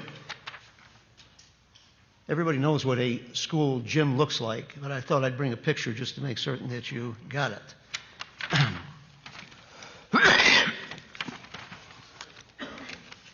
I served as an official legal observer for the 2020 general election at two different locations, On October 27th, October 29th, I was at the United Methodist Church in Sun Lakes, Arizona. On November 3rd, from 5:30 a.m. to 3:30 p.m. at the Barr Elementary School in Phoenix, and then from 4 o'clock to 7:15 at the Sun Lakes Methodist Church in Sun Lakes, Arizona. While serving as an observer, I personally witnessed the following. Observers were not allowed to talk with poll workers or voters, which was part of the manual that the Secretary of State had put out, which was clear, nor was I able to freely walk around the poll location to observe any of the voting activities, which was contrary to what was in the Secretary of State's manual, indicating that we should be allowed to have access to all areas of the voting to be able to observe them. At the Sun Lakes location, I was seated about 25 feet away from the tabulating machine and the ballot box, the ballot drop box, and I had to ask the poll inspector and had to be accompanied by a poll worker if I wanted to walk around to observe anything anywhere in the polling locations. In the Barr Elementary School, I was seated about 80 feet from the two tabulator machines and the ballot drop box, and I had to ask the poll inspector, who was at the opposite end of the gymnasium, and I only saw her maybe twice during the time I was there from 5:30 in the morning until 4 o'clock in the afternoon, if I wanted to walk around and I had to be accompanied by a poll worker to observe anything anywhere in the poll location. It appeared to me that almost every ballot, from what I was able to see, that was processed through the tabulator computer resulted in a green light switch being activated, and either the poll worker or the voter had to depress that green light switch for their ballot to process through the tabulator. Okay, so I also was on October 16th, I was also an observer that I went to the Maricopa County Election Center. That was the week after the early voting had started. And I asked to observe the ballot opening. I was asked to observe the ballot opening, sorting, and processing in the center. A point regarding lack of transparency at this facility includes observers were told how the ballot receiving process was supposed to function, but was not shown or allowed to see the mail receiving room operations. The methods used to support the supporting of the various types of ballots, how the various types of ballots were opened and distributed to processors, what the processors did with the various types of ballots, and the security of knowing that all valid ballots reached the tabulating room so that each legal vote was actually counted. While I was an observer there at the facility, where the ballots were received, validated, processed, in the large room that was there that I was seated in, I was about 25 feet away from the closest table where there was supposed to be a Republican and a Democrat sitting at the table, but who knew? I mean, nobody knew who was actually at the table because you couldn't see any credentials for anybody there. The room was large enough to hold 110 ballot processors, and the closest one that I was near was 25 feet away, so I wasn't able to really see much of anything. I was not allowed to talk to or ask any questions of anyone other than the assistant director of the facility, which I saw maybe 2 or 3 times throughout the entire day that I was there from 9 in the morning till 5 in the afternoon. There was a young Asian man in the facility talking with the assistant manager at the same time that I was out in the corridor that I briefly met and asked him what his role was, and he replied that he was a computer programmer at the facility. Well, I didn't think much about it until afterwards when I heard the news and I heard about the allegations that China was heavily involved with the the ballot tabulating company and the software, I started to think about, gee, that's really unusual that we had an Asian gentleman that was there that was in the programming process. So I just thought it was kind of unusual, and I mentioned it in my affidavit that I had put in.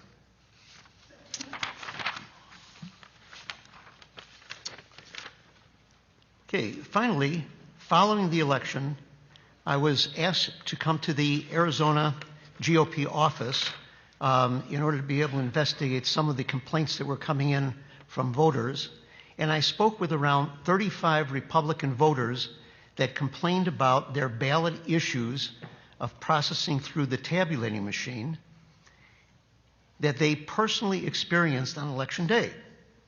Then they signed declarations under penalty of perjury that I actually went out, saw them, and talked to them, and asked them if they would be willing to sign those affidavits, that they had to push the green button on the tabulation machine since the poll worker told them to do so, but didn't tell them that the machine rejected their ballot and what options they had to correct their ballots by having the ballot spoiled and redoing it again. So they just thought that pushing the green button was required to process their ballot through the tabulation machine, a sign of voting irregularity and voter inequity. Thank you. That concludes my testimony today. Mr. Mayor? Mr. Minkus, when you were at the center, you noticed this green button. Can you explain to us what the green button is, and was it on every machine? It wasn't at the center that I observed the green button. It was while I was a poll observer. When you were a poll watcher at the voting location. At the poll okay, location. well, explain to me the green button. The green button is a button that's labeled CAST. CAST, C-A-S-T? C-A-S-T. It is a triangular shaped button, and there is another button that's on the machine right next to it, which I believe is a rectangular shaped button, that was a button that was used for other issues, but it wasn't for casting the ballot. If they wanted to reject the ballot, they push the rectangular button and that would reject the ballot. So, as I understand it, the reason that the green light would show up is because the machine wasn't accepting the ballot. There was some issue with the ballot. Now, whether there was a smudge, whether there was an improper mark someplace, whether there was an overvote, an undervote, or whatever it may have been, it had rejected the ballot. But I had observed from the distance that I was at that so many times that green button, that green triangular button had to be pushed, that it seemed to me like it was almost a requirement that they had to do that in order to be able to put a ballot through. And in fact, what happened when you pressed the green button? Well, the green button did accept the ballot. It pushed it through, but it put the ballot then into a drawer which they noted as drawer number 3, which separated that from the ballots that were accepted, which went into drawer number 1 and number 2. So all those ballots that went in number 3, I don't know what happened to them. Were they put aside for further inspection? I don't know. Because these ballots then were all taken. This was on Election Day, naturally, that this became an issue. And all these ballots then were, at the end of the day, taken out of the machines. They were put into box or boxes. Special boxes just for them? For number 3? I don't know if the drawer number 3 went into a special box. Because I wasn't able to observe that. I see. And get close enough to see that. But I know that the ballots then were all supposed to be taken to another location where it was a central location in the East Valley in Arizona, where they were going to be picked up by a white panel truck. And again, I did not follow that because the inspector, who was a Republican, indicated that she was going along with it and she was going to follow it. But I do understand that during the time that I served as a poll inspector in the early election period, that there were times during the day, it usually was like about 2 o'clock in the afternoon, where a truck would come, a van-type truck, a panel truck, would come to the poll location. There were 2 representatives that would come in that had name tags on them. They would then take the ballots, and I happened to follow that out. They would take the ballots, put it into a box, a plastic box, and they would take them out to their truck. Well, in one case, I followed them out just to see what was going on, and I noticed that the truck that they had a California plate on it, so I thought that was kind of unusual, and I questioned about that, but I understand that they were renting trucks locally, so there could have been that there were enough people moving from California that were using those trucks that were here, and they wound up... Are you referring now just to the ballots that were the subject of the green button that went into number 3? These were just all the ballots. These were all the ballots. They were ballots coming out of the ballot box and ballots that were coming from out of the machines. And the green ballots were taken along with them? Yes. Okay. And now you also said that, how many ballots approximately do you think were cast that way, that you observed? Well, in each day, when I was there prior to the actual election day, there were probably several hundreds to thousands of people that filed through that particular... How many? Several hundreds to 1,000 people that filed through that particular polling location. Right. Yeah. On election day, there was probably over 1,000 people that came through there. So total of about... A couple thousand. Yeah. 2,000 to 3,000 people? Yes. And when you were at the Maricopa County election facility, where the ballots were received, validated, and processed, you were seated 25 feet in front of a room with 110 ballot processes. Could you see anything? No. I mean, I could see the people. I could see the room. Could you observe signatures or not at all envelopes? They would not allow us to go beyond. I was sitting in a seat, and there was a pathway that was in front of me where they would actually bring the carts in that had the ballots in them in mail containers, and they would just go through that long aisleway and set them off on the side. Other than that, I was not able to talk to anybody. I was not able to see anything. I was not able to examine anything. So as a poll observer, I was really hindered by just being there and not being able to talk to anybody or see anything. And what were they physically doing with the ballots? Well, they were sitting at the tables. Again, there were 110 of them, so they were spread throughout. 110 tables? Yes. And how many observers? And I would say the room was probably as large as this room. How many observers, Republican observers? Well, I was the only...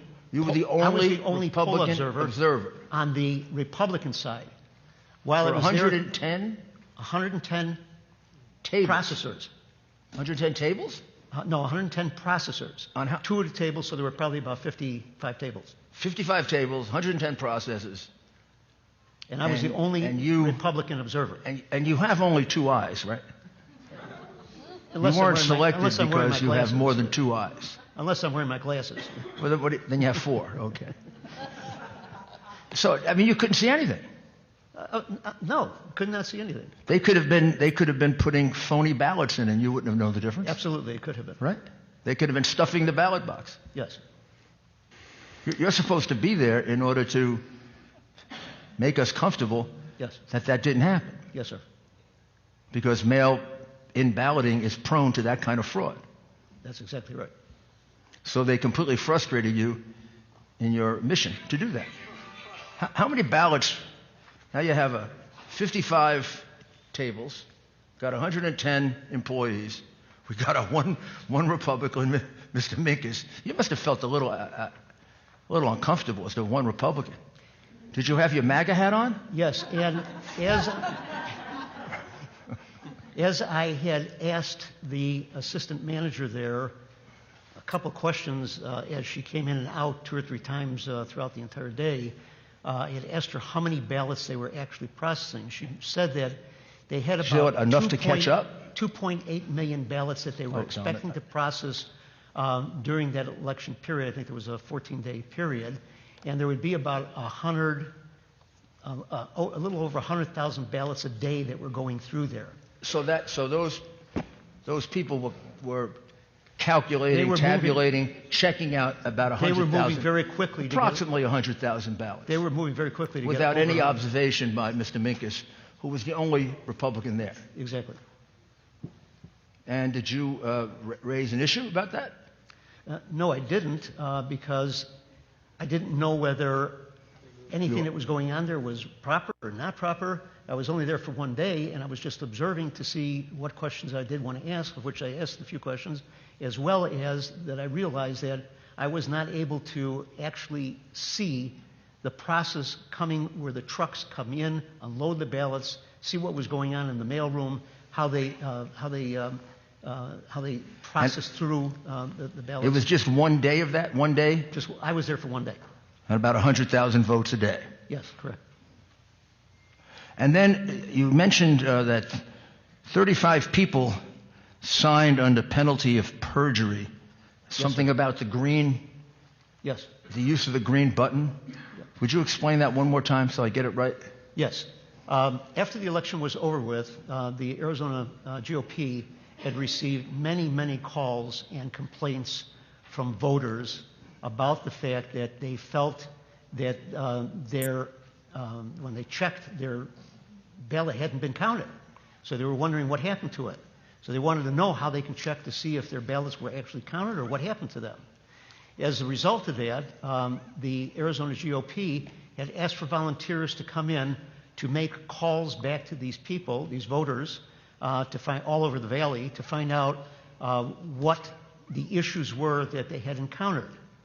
What I had uncovered that I just testified to was that many of these people that I talked to, there were at least 35 of them, for which I actually went out and picked up their affidavits. So I was able to talk to them not only the phone, but talk to them person to person, that they had told me that the experience they had was that they brought their ballot up to the machine, they put it into the machine, the poll worker that was there, when the green light went on, the poll worker that was there told them to push the green button.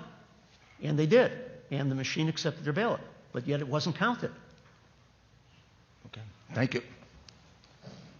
Thank you very much. Yes, sir.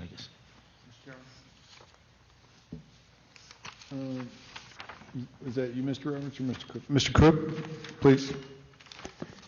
Thank you, Mr. Chairman. This is a clear something up for us here from your testimony, sir. Okay. I don't know if anybody else noticed, but there were 3 drawers, and I'm confused. What do we need 3 drawers for? So my question is, the 2 drawers that were there, how were those ballots separated and why? Were votes for the presidential candidates, were they separated by that? For 2 drawers, was they separated for the county supervisor races? Why was there a need for 2 drawers if the ballot went through the machine, everything was good? Why 2 drawers? Do you know the answer to that? No, I don't. But if you go on to the Secretary of State's website and take off the 2020 general election manual, it tells you in there how those machines were set up, and it explains to you what those 3 drawers were. Okay, thank you. Next question I have was that, did you witness in any of your, and thank you for your work, by the way, did you witness anything like the testimony we have heard today where the lowering of standards on the site for signature verifications for any mail-in ballots, were those standards lowered at that site by any individual? I did not observe that, so my answer to that would be I don't know. Thank you. Thank you, Mr. Chairman. Mr. Roberts. Thank you, Mr. Chairman. Mr. Minkus, well, just to tack on to what Representative Cook was just asking, you stated earlier that you were not allowed to see the receiving process of those ballots. Does that include the signature verification? Is that what you were referring to earlier? I wasn't allowed to see any part of the receiving process where the trucks would come to the building, they would be unloaded, they would go into the mail receiving room, The mail receiving room should have been able to separate the ballots by whatever method they would use to separate them. They were then supposed to go through a slicing machine. And these were things that I was told, but we were not actually able to see them. Now, when you, if I may continue, when you say that you were told, because you also said something earlier that you were not allowed, you participated in 2016, 2018, correct, and now 2020. Yes. And that some things changed from 16 and 18. I assume there's always going to be some minor changes here and there. But you said that you're not allowed to talk to them and you're not allowed to walk around the polling place, which was contrary to the policy set forth by the Secretary of State. Exactly. So were you given any reason as to why you were being told on the day of implementation of these policies why you were not allowed to do what was set forth in those policies as far as seeing the receiving process, as far as, you're there obviously to observe. Yes.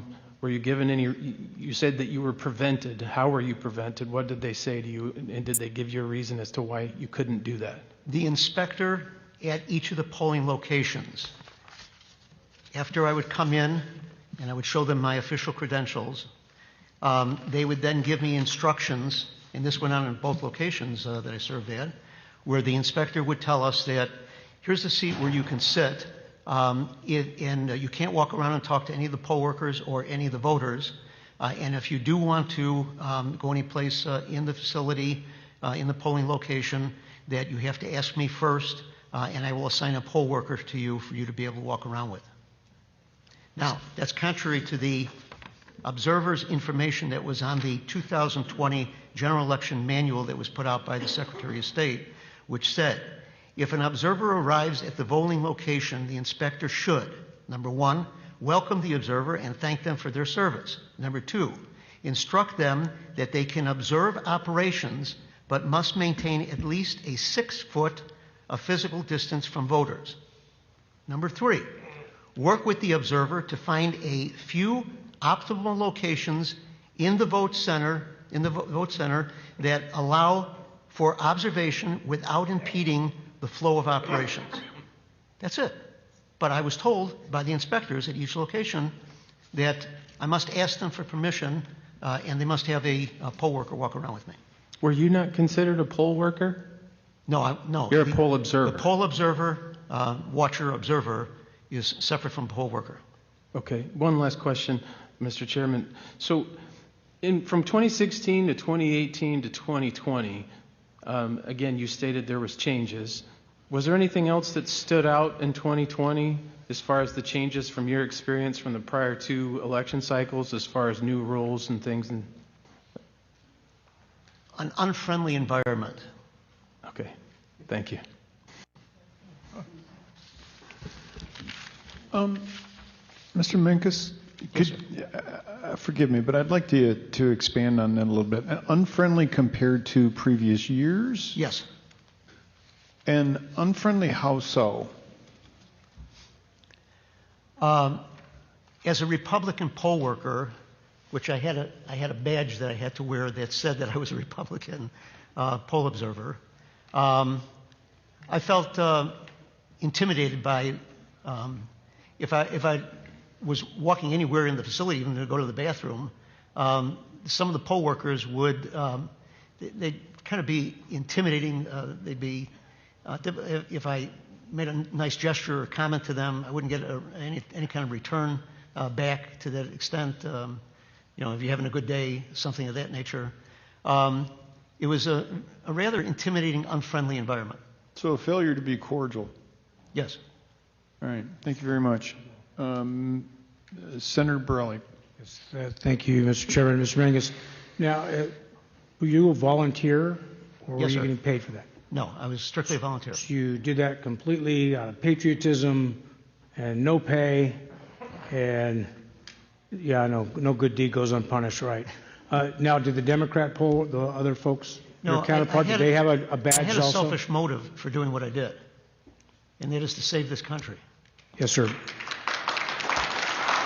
Now, Now, your counterpart, did they also have a badge that identified Democrat? Some of them did, some of them didn't. So it wasn't consistent. But they all had to come in with an identification. The Republicans were one color, the Democrats were another color. When I was at the election facility there for the short period of time that a Democrat was there, which they came in like about 2 in the afternoon and they stayed till from 2 to like 4 in the afternoon. There was a Democrat there. She was sitting right next to me.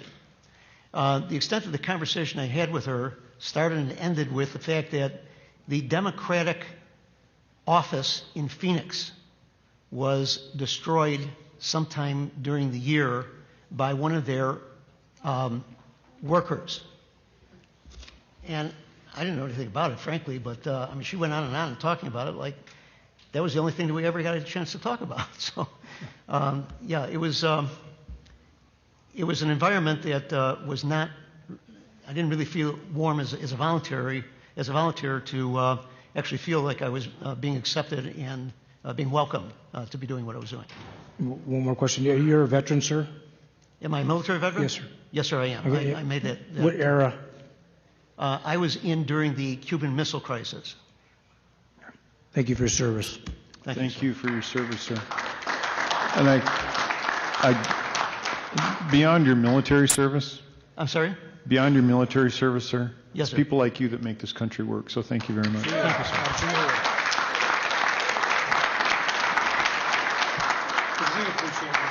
All right, our next witness, and I know I'm very sorry that we have, it's been such a long day and we've had a number of witnesses that have had to go to work and have had to leave.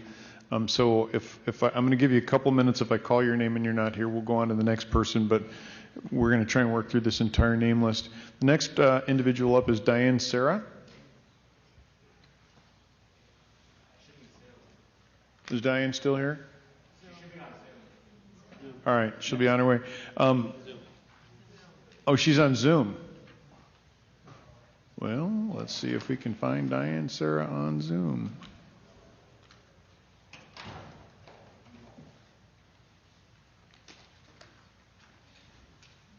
I am not seeing Diane Sarah on Zoom. So if somebody wants to reach out to her, or maybe they know her, if she would like to try and get back on, that'd be great. Next up, Judith Burns. Judith there? Are you Judith? All right, great. Yeah, if not, you are now. All right. Okay. If you would please give your name, and if I'm just going to ask you to please be succinct about your experience as a poll worker. So please give your name and let's go. I'm Dr. Judith Burns. I'm a resident of Maricopa County, and I've been a public educator for 40 years at both the university and secondary levels of education. I was an observer at the Tabulation and Election Center on 2 occasions and a poll watcher in my community on 1 day. Initially, I chose to do this as a civic duty to my state and to my country. And I believed in the process. Excuse me. I'm nervous because this is so very, very important. Ma'am, please don't be nervous. It's just us normal people that you're talking to. We're on your side. I know. I know. Teacher, we're nervous. I know. I won't check your grammar. Thank you. I observed at the election center on 2 occasions, both in the signature verification room and in the ballot processing room. The first day I was in the signature verification room, I was a little bit, having never done this before, I was a little bit startled at the circumstances. I walked in, was set at a table, 2 told to stay in that spot, and I was facing a room full of computers that all I could see was the back of them. There were some computers behind me, but no screeners there that day. There were maybe 8 or 9 people present that day. I couldn't see anything, and I was very disturbed by this, but wasn't really sure what to do. I did ask Celia, who I believe is one of the vice presidents of operations, why they were like that, and I was told because they needed to be set up that way due to the wiring systems. So I was there again 4 days later, and the room was full of screeners. I was able to turn my chair around and look through a plexiglass at one of the computer screens, which was maybe 6 feet from me. I could see it better when I was able to stand up, which I did. I kept looking at the screen because it seemed very odd. And in the bottom right-hand corner was a yellow banner. And I got into a position where I could see the yellow banner, which said low confidence. Then I started paying much closer attention to the signatures, thinking this didn't even make sense to me because the signature on the ballot that was being compared to other signatures didn't even resemble in any way what they were comparing it to. They were completely illegible. They were just scribbles on the ballot. And there were 5 screeners screening low confidence ballots for an entire afternoon that I was in there. And I asked Celia what the low confidence said, and she said just not to worry about that, that this was a new program that they were testing. And I said, okay. So I continued watching, and shortly after I talked with her, I had a few other questions, and at that time she suggested that I just sit down at the table where we were in our little area that we were supposed to remain. Shortly after that, there was a server outage, and I believe on my affidavit I said there was a power outage, but in actuality the lights were still on. It was just the servers in that room that went out for maybe 10 to 15 minutes. So I'm sitting there thinking, where did all those signatures go that were in the queue for them to check? That was one of my questions. Then, when the computers came back up, the gentleman that I could see quite well, all of a sudden had a green banner, and it said high confidence. And I just sat there very quietly watching, because then they had some conversations. There were 5 screeners all in one small area. They had some conversation, and the question from one of them to this gentleman was, are you still doing what we were doing, meaning low confidence? And he said, no, I'm doing high confidence now. And he was, out of those 5 screeners, he was then the only one that was doing high confidence signatures, because he was the one I could see. And at least that's what I surmised. I don't know if it was coincidental that there was an outage, and I don't really know what all that means, but what was evident to me was the signatures that were going through there were not what they were trying to compare to. And so that was my concern that particular day. Let's see.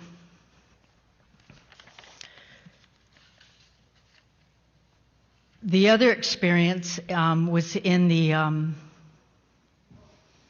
I did ask Celia what happened to those votes. Were they counted? And I may have already said this, I don't think I did, but she said, yes, they were counted.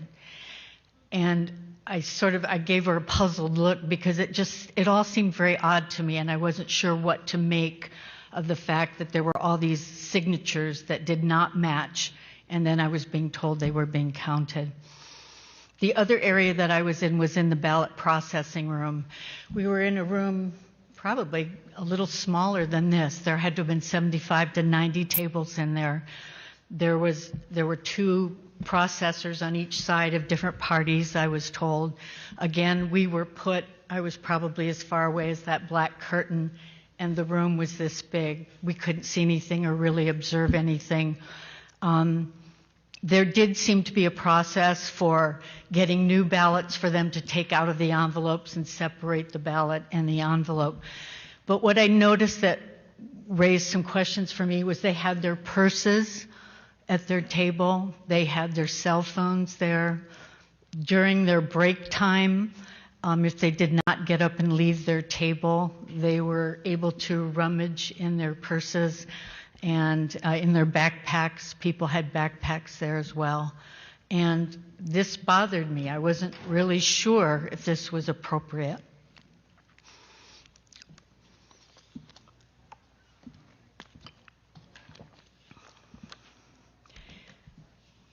The other thing I found interesting in the whole process was when the press came in the second day that I was there.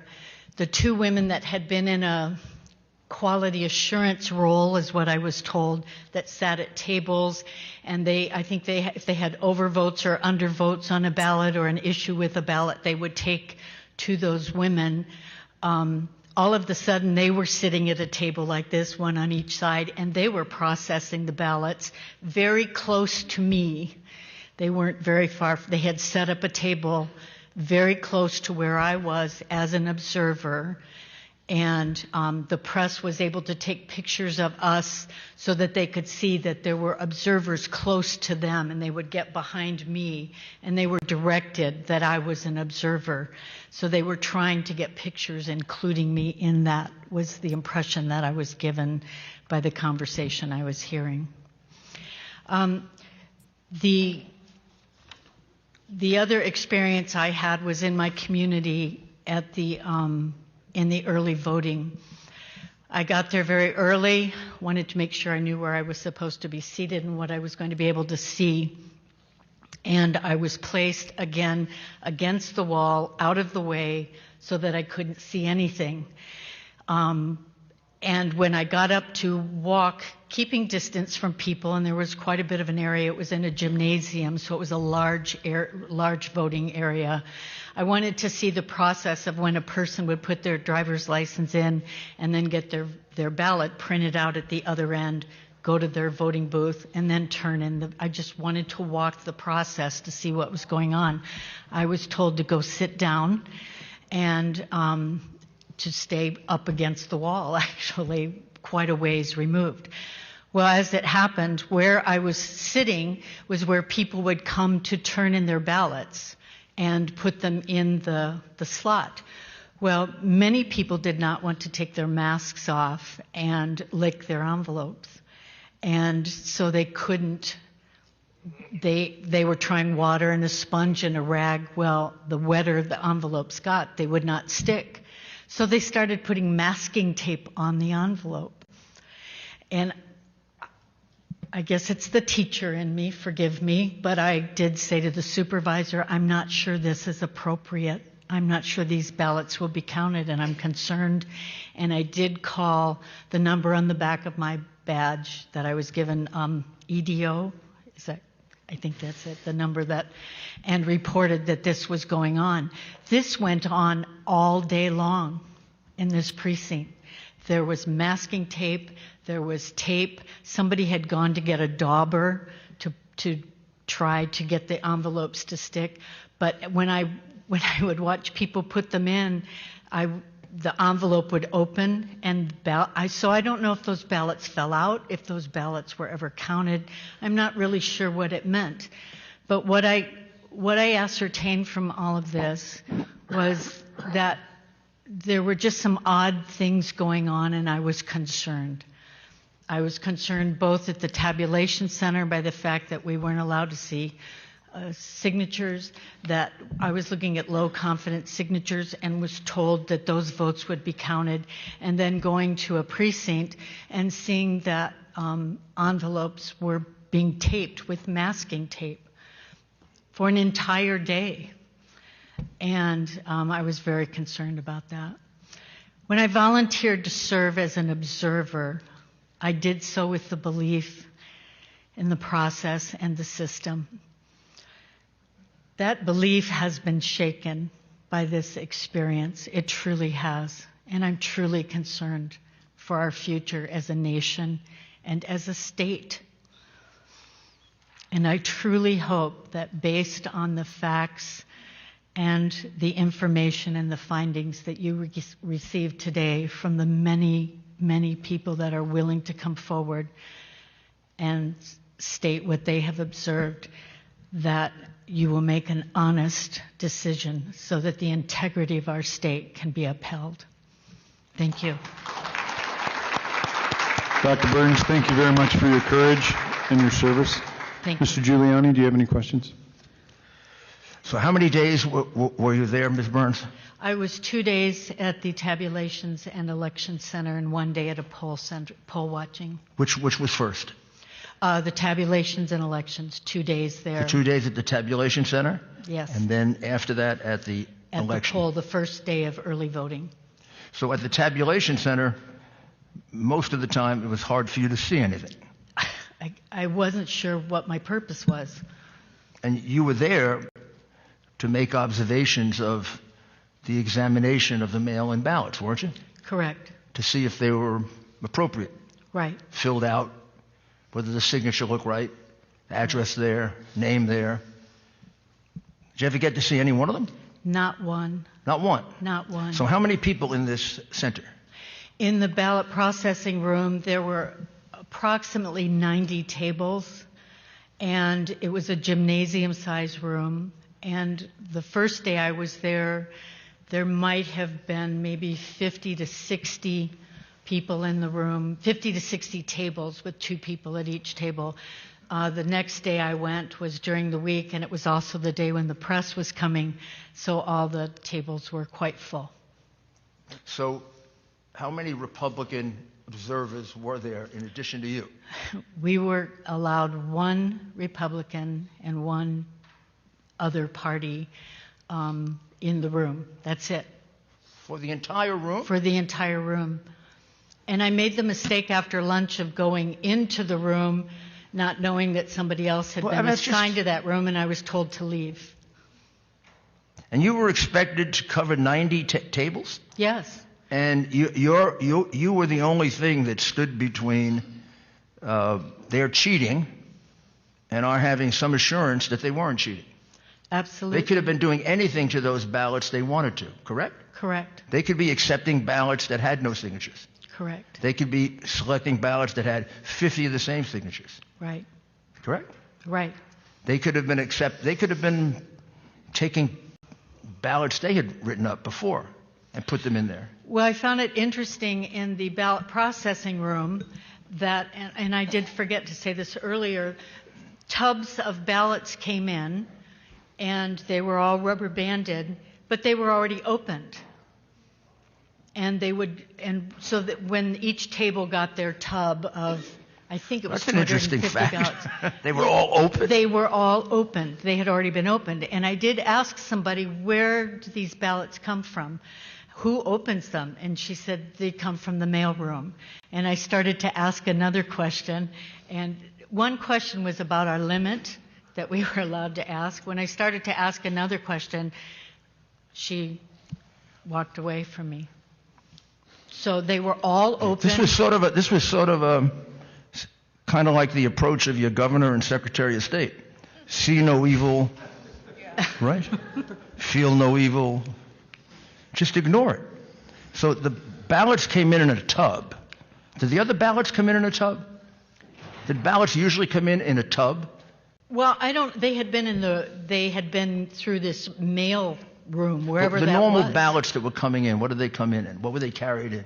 They were like those tubs with the handles, the shallow tubs that were handled, and they were rubber band. And But they were sealed, the normal ones. No, I say that the normal ones that came in were sealed. We have no way of knowing. Nobody ever observed them coming into the mail rooms, or when they were opened, or by whom they were opened, or if anybody accessed those. Well, when you saw the ballots being brought to the tables, Could you see whether they were open or closed? They were all opened. They were already, All? all of them were All the open. ballots were open that you saw? The people at the tables would open them up, pull the ballot, check the number on the ballot and the envelope so that they coincided.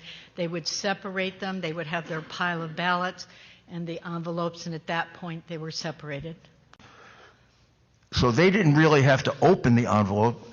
Theoretically, they had to just check it, take out the secure. I mean, let's describe it to people as an outer envelope, and that has the name, address, the district in which they're voting, and a signature. Right. That's how you identify it. Right. The inner envelope is called a secure envelope. There was one envelope. It was the green envelope. There are not two envelopes. There's just the one. Wait. There was just one envelope? One envelope. And a ballot inside? Yes. A naked ballot inside? Not in a secure envelope? No, there were not two envelopes. Maybe correct? The green envelope is the only envelope that we have. Well, no, there's supposed to be a secure envelope inside because your ballot is supposed to be anonymous. There were not two envelopes. There was one envelope. Well, that may explain why they were open. Right. They went through some sort of a system where they opened them. But we signed the back of our envelopes, and on the front of that envelope is the mailing address to the county. Did you do a mail-in vote? Did I personally?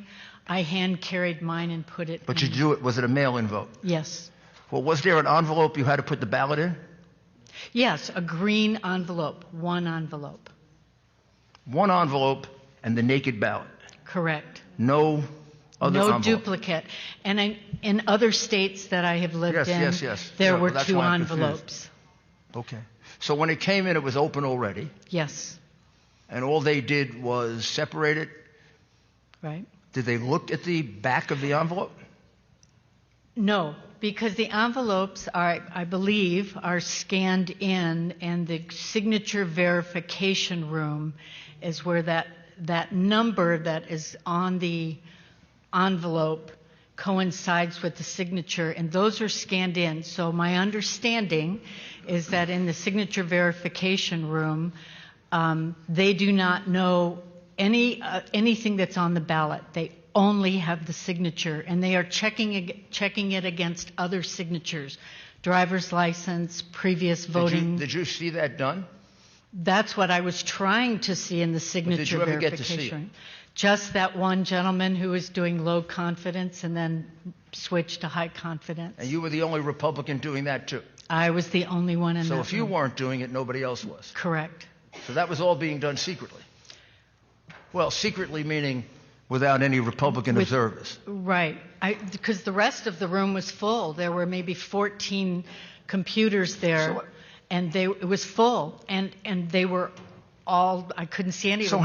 how many of these ballots would you estimate went into the vote without a Republican getting a chance to even glimpse at the envelope?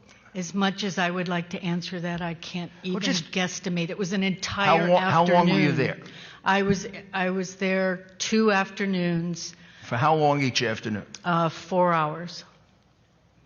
And how many ballots could they do in an hour? Well, this was interesting. Some of them would click, click, click, click without really looking at them. They would just sort of glance at it and go on to the next one and go on to the next one. There was one gentleman that seemed a little more intent on actually looking at the signatures that he was comparing to, and he would take maybe 10 or 15 seconds per signature. But some of them just kept clicking and clicking and clicking. And how many of these tables were doing it? Well, the first day I was there, I believe there were 8. 8? 8 computers, 8 different people. There might have even been 8 to 9 people. The second day, I believe the room holds almost 20 people, and it was pretty full. Pretty much 20 people? Yeah. So, were they doing one a minute? Oh, no, seconds. Oh, One every 2 or 3 seconds? Well, one gentleman was clicking and clicking and clicking. I'm not sure what he was looking at, but he wasn't looking too. What do you think would be a good estimate? One per? An estimate probably would be one every, maybe 8 to 10 seconds. Okay, let's say 10 seconds. One per 10 Okay, seconds. so 6 per. And how many hours were you there? I was there 4 hours. So 4 hours. He's doing the math. 4 hours the first day when you had the 8 to 9. Right. And then 4 hours the second day when you had the 20 people. Correct. And that was the day the press was there. Right. Gee, how did I know that? That was in the ballot processing room, though. They were they were all not dressed? in the, Were they all dressed up better? Pardon? Were they all dressed up better when the press was there and had more makeup on? A couple of them, yes. Just wondering. Yeah. So that, I mean, that's a lot of ballots that you didn't get to examine. Right. I mean, that's a lot of fraudulent ballots to stuff in a day, in 2 days. But that was just Do you 2 days. have you realized the enormity of the cheating that was going on in front of you? Do you have any sense of the? I mean, these are going to amount to thousands of votes that were Right. put into the system without any opportunity for the opposition to observe them, which the law demands and fairness requires. I went home that night and I could not stop thinking about what I bet had you seen. couldn't. I was so disturbed by it. I contacted Gina Swoboda, who was my contact person and arranged for me to observe. And I texted her. She asked me to write an email. And then I got very specific in my email. I was so disturbed by what I had seen. I went into this in good faith that people did the right thing. And that's not what I saw. I've never had the opportunity to provide a civic service like this before, and I was truly astounded at what I saw. And the way people were polite, but the way I was treated. Go sit over there. I was at that black curtain, and the closest table to me was further away than I am from that black curtain. And you did this for no compensation. And tell us the reason again you did it. I did it because I'm a retired university professor, and I wanted to be involved in this process. I believe in our country. I believe in this process. And I'm so disappointed in what I saw. You're shocked. I was shocked, absolutely shocked. And at first I thought, maybe it's me. I've not done this before. I don't really know specifically what I should be looking for, but it didn't feel right. I didn't know what it really meant, but it didn't feel right. And the way things appeared, especially in the signature verification room, really disturbed me. I'm very sorry for what happened to you. Well, Shouldn't happen in America. That should happen in China or Venezuela. Well, that's why I'm here today. Well, maybe you'll make it back into America. Help us become America again. I would like to. Thank you. Thank you. Just not so fast. Members, any questions? Sorry. Representative Bartow. Thank you, Dr. Burns. This was really troubling. I mean, when you think about signature verification, that's so basic. I just have a question about how this works out. From your observation, does each click mean that it was accepted? You're talking about the clicks. I don't know. So there could be a click that it's not accepted? And this was something that I can't answer. I don't really know that. Well, if it wasn't accepted, do you know what happens to those ballots that were not accepted? Did they go somewhere else that you observed where they would be adjudicated properly? Well, later on I found out that some of them would go to somebody else and they would follow up on them. But my thinking was there were so many that weren't even close to the signature. How could they possibly follow up on those? So I don't really know where they went. And the clicking was I didn't know. I tried to look. I tried to see what they were doing. But You and when couldn't I tell asked whether- questions, I was shut down. You couldn't tell whether they were clicking accepted or not accepted? No, there was nothing on the screen to indicate that. It was strictly on the keyboard. Why have poll observers? I don't understand. I know. That was my question after the first day. And then after the second day, I was really disturbed. Thank you. Senator Borelli. Yes, thank you, Mr. Chairman. Dr. Burns, thank you for your service. Thank you. My question goes back to the ballots coming out of the mailroom. They were already opened up. Yes. So would you suspect that possibility that they were opened up in the mailroom and a ballot was switched out and put in? I would have no idea on that. Could you speculate on that? It would be possible. Extremely possible? Yes, it would be possible. Let me ask you another question. In your teaching profession in all those years, if you caught a student cheating, what would your response be? Oh. I wouldn't be very happy about it, and they would be in great trouble. And after a phone call home, they probably would fail. Thank you very much, ma'am. I'm sure we all feel the same way. Thank you. Dr. Burns, I want to, forgive me, I want to kind of run back at the envelope thing because apparently Maricopa County runs differently than Pima County, which is where I'm from. Okay.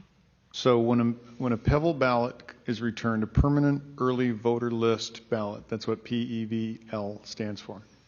When you return that, it's an envelope inside of an envelope with a ballot on the inside. And what I hear you saying, I just need to be crystal clear on this. Right.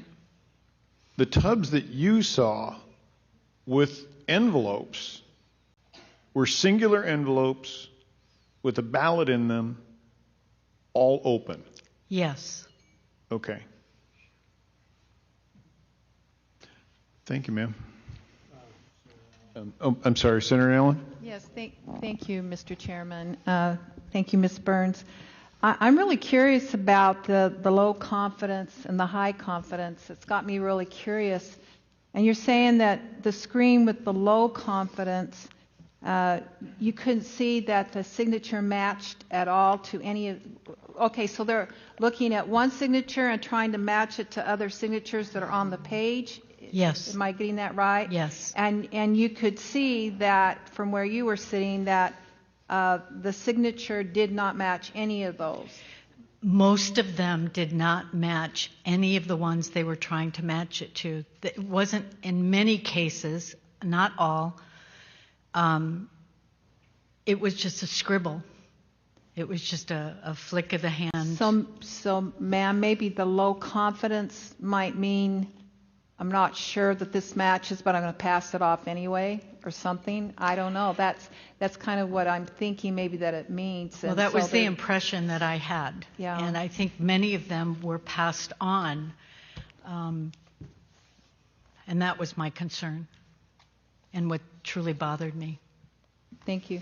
Dr. Burns, just really quick, I know that you probably would like to get out of this chair. No, that's fine. When you were watching that, and this is just a real simple response I'm looking for, did you notice any stark differences? For example, you said a scribble. Well, what we didn't hear is the signature they were comparing it to.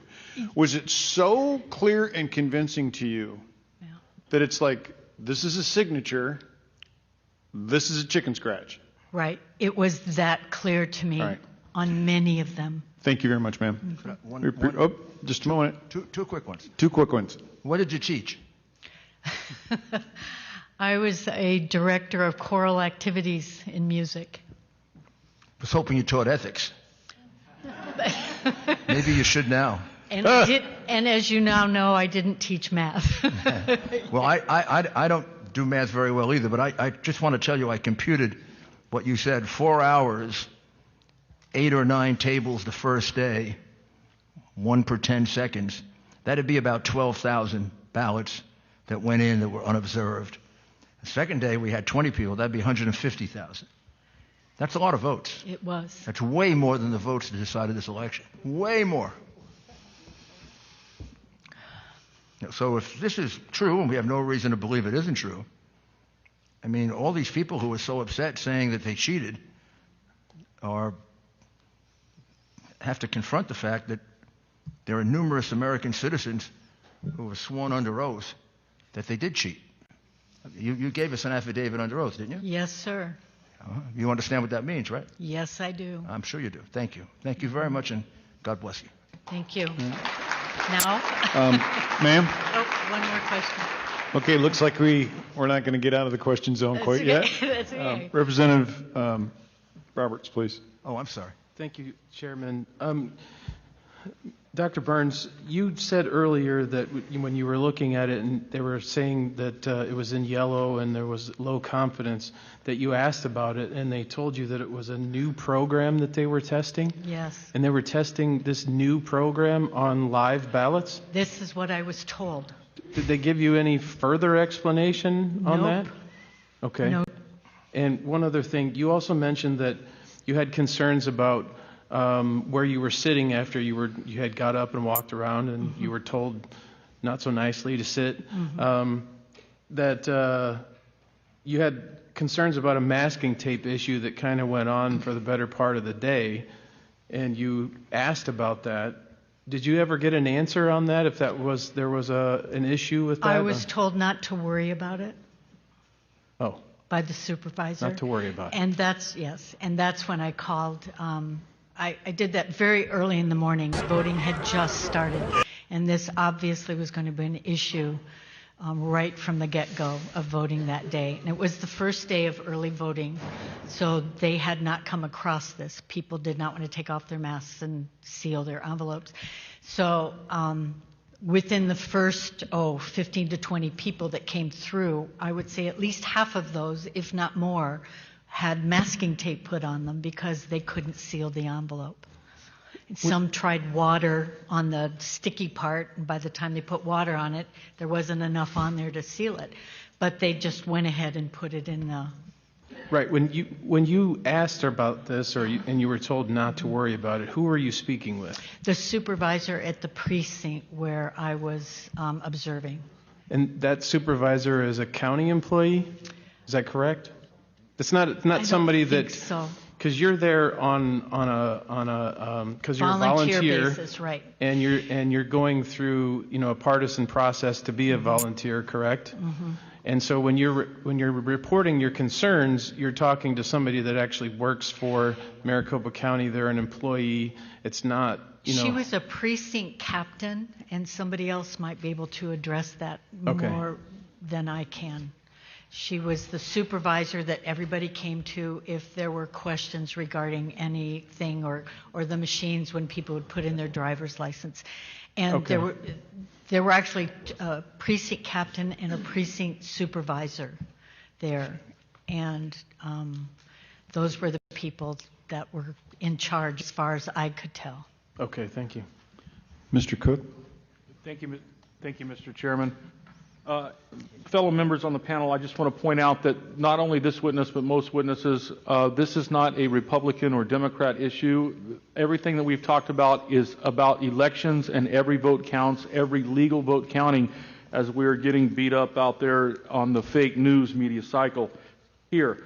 So all of my questions have been answered except one. First of all, the low confidence signatures that you witnessed, which were just scribbled, no matter what party, who they were voting for, ran through the machine, clicked on, moved on the system. They were not taken care of.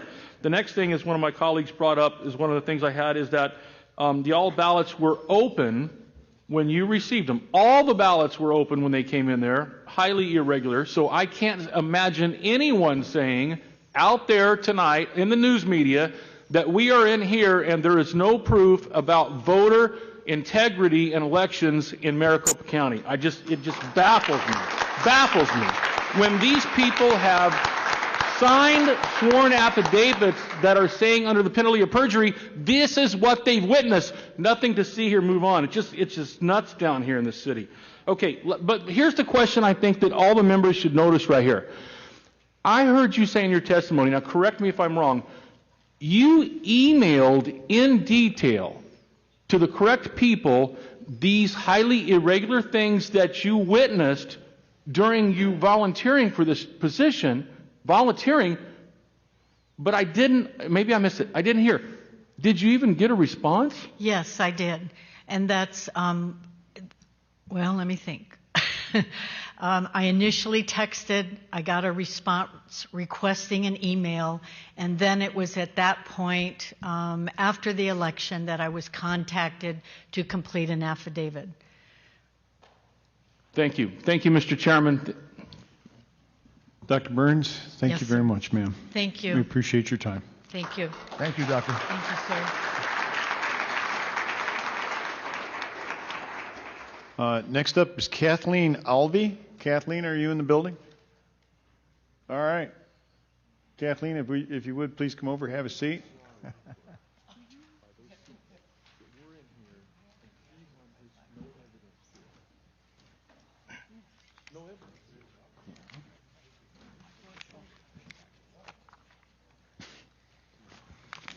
If you would please give your name. Kathleen Kathleen. Elvey. All right. Kathleen, and you're going to have to get a little bit closer to the microphone so folks can hear you. Please, if you would like to tell us your story. I volunteered to do polling, and I received an email that Pima County Recorder's Office was not allowing us to be in the polls for early voting. So I ended up at the Pima County Election Center. I went on October 15th from 9 to 1, and I was escorted in by a supervisor. She kind of gave me the layout of what the different departments were. We saw offices when we first walked in, but we also saw some little cubicles. She walked me around inside the cubicle. There was one, and then behind that there was a second one, and there was a little machine there. She said this is where the duplicates got entered in, and I asked her why there was only one chair in there. And she said, oh, we don't have to worry about that right now because it's not done until the 20th, and this was only the 15th. So she took me into a second room, and this had poll workers throughout the entire room.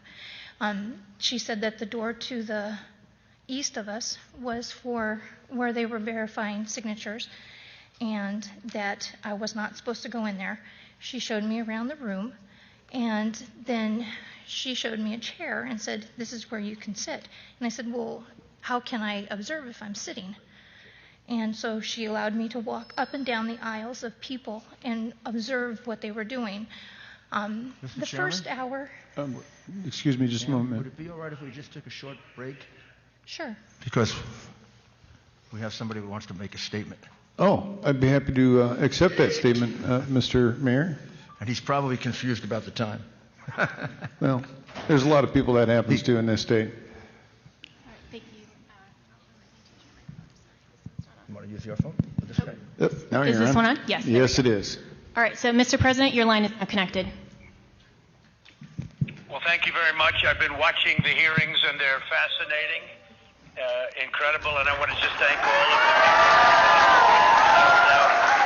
on doing this very brave thing. And I know some get heat, but I will tell you many more get praise from the American public. We got 74 million votes, 11 million more votes than we had in 2016. We were looking to get about 68 million votes, and we said that would easily win. Well, we got 74 million votes, and getting above that number even could hit 75. But we got 74 million, and we didn't win. But I know that we won Arizona, and we won Michigan, and we won Georgia, and we won Pennsylvania, and we won Wisconsin. But what they did is they played games, and games like nobody's ever seen before. This is the first time Republicans, or first time anyone has fought back. The 2020 election was rigged. It was a scam, and the whole world is watching, and they're laughing at our country. They're laughing at us. They know who won, and we won by a lot. The poll watchers were thrown out of buildings or put at very far away distances, but they were thrown out of buildings in numerous of the states. You have people that came in to vote, and they were told, I'm sorry, but you've already voted. we've received your ballot. No, I never voted. I'm very proud to vote. November 3rd, I'm very proud to vote. No, we have your ballot. And they would go in and they would sign a complaint. And in some cases, they went home and they cried. They've never seen anything like it. We have thousands and thousands of people that walked in. This shows you how arrogant the Democrats and others were in taking away and stealing an election, because that's what they've tried to do, is steal it. And the easy route for me, with everyone saying, oh, just focus on 2024, sir. Focus on 2024. I said, no. I have to focus on 2 weeks ago, because this is the greatest scam ever perpetrated upon our country. This is the big one. And we went through plenty. We went through the phony Russia, the phony impeachment, and all of the different things. And then on top of it, you have a governor named Ducey who just rushed, couldn't have gone faster. He just rushed to sign certificates so that Kelly gets into the Senate as soon as possible. What's that all about? He didn't have to sign. And I say, why would he sign when you have these incredible hearings going on that's showing such corruption and such horrible fraud on the American people and the people of Arizona? So you have to figure out what's that all about with Ducey. He couldn't go fast enough. And I just say that I want to thank you. We're going to win this thing. We're not giving up ever. We will never give up. There's never been anything like this. Thousands and thousands of votes were cast. And you have some people that were paid to vote. You know that. And, you know, we're only down to 9,000 votes. So it's a very small number of votes relative to millions cast. We lost Arizona by 9,000 votes. That's a tiny fraction. Now, that would be a half a day, a couple of hours of checking. Well, I will tell you, we are going to fight. We're taking it up all the way. We have additional cases being filed probably tomorrow in Wisconsin and in Georgia. And they're good cases. They're very strong cases by great lawyers and with great facts.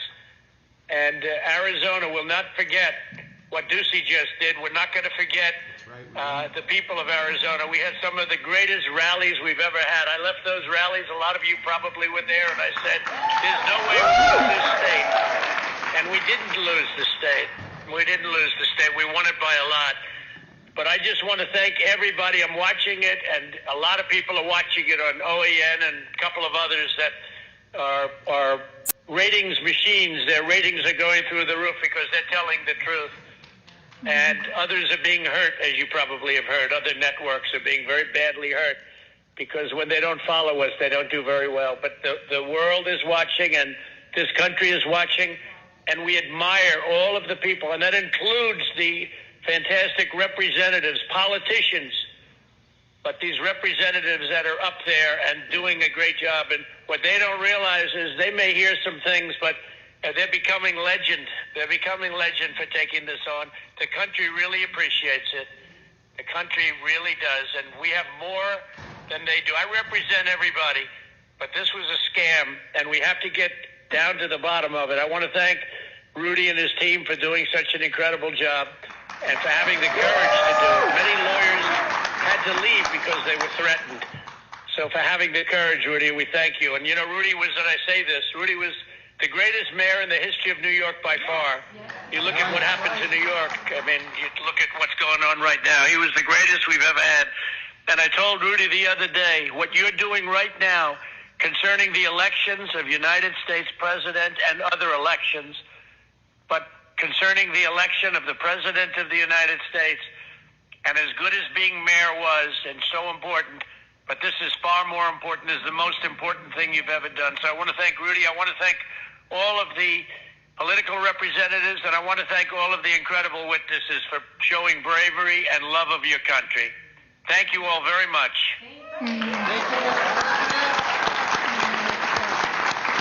you. Thank you, sir. 4 more years. You know you love it. We got 4 more I'm sorry years. for the interruption. Well, I know. You can literally say, I approve that message and be done. So, Mr. Mayor, now that we've been upstage seriously, Yeah. Oh, yes. Oh, yes. Yeah. we would like to thank the president. I think that was a That's what this team needed to hear. Thank you. Thank you. Thank you.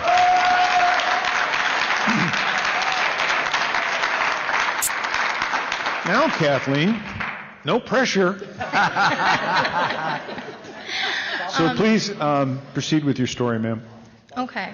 Well, I was observing the different tables, and the supervisors didn't stop me whatsoever. I walked up and down the aisles for all the 4 hours that I was there.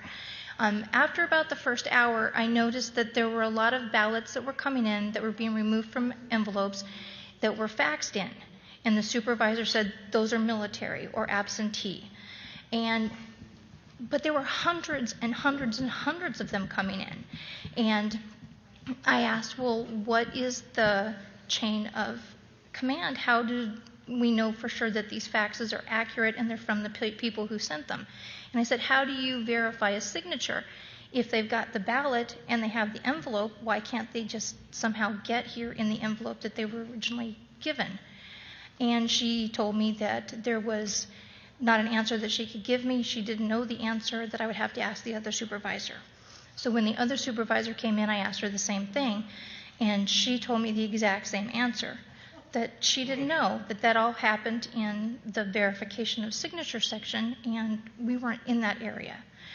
So I was walking through again for a while, and then a representative from the Republican side at one of the tables that was working as a poll worker, he asked the same question, and he got the same answer. There was no clear answer for him either. The ballots, when they were processed, were then put into these blue containers that were supposed to go to the front of the room. They were then sealed and locked by the supervisor. When I left at 1 o'clock, there were still 6 sitting there with the supervisor out to lunch, and none of them were locked. Also, the ballots that were coming in that were faxes were called duplicates because they had to be manually entered. They didn't get secured at all. They went into a little basket on the side of the room, and then women from another area came in and got them and left with them. So I never saw what happened with those. But those same women were also coming in, and they were taking the postage boxes full of ballots and leaving with them as well. And they were going to a different area of the facility that I was not given access to, because the room that I was in I was basically told that's where all the processing went. But then I saw the ballots leaving. So when I left at 1 o'clock, I immediately sent an email to the chair of the Republican Party and said, I have some concerns about this. First of all, the chain of custody for the ballots that are faxed in, but also because there were things that I wasn't seeing behind the scenes. So. Thank you, ma'am. Mr. Giuliani, do you have any questions for this lady? Sure. Please proceed. So, Ms. Alvey, tell us the room that you were in. What was it, a tabulation room? It was a there was what would no you call machines. It was just a processing. There were workers at tables, and there was 2 different people from 2 different parties. And what they were doing was they were working as a team. They would pull the ballots out of the envelopes that were signed.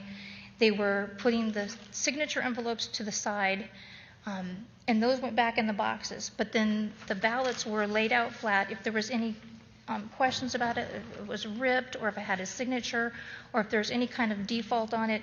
Like, there was one gentleman who asked because it was done in marker, and the supervisor told him, oh, it's okay. There's no problems with using markers on this. And she said, just send it through. And so he just processed it regularly. Other than that, at the other end of the room, though, there were people who were not taking ballots out of envelopes. They were just counting ballots. There was a machine and a gentleman counting it with a machine, but then the people who were sitting at the tables, they actually had lists, and the lists needed to correspond with the ballots. So they would have a bundle of ballots. They would check the names. If it was all correct, they'd bundle it back up and put it back in. There was one woman who didn't have a ballot that matched her list, and she was walking through the aisles looking for like boxes, because each of the ballot boxes that came through from the signature areas were labeled like B1, B2, B3.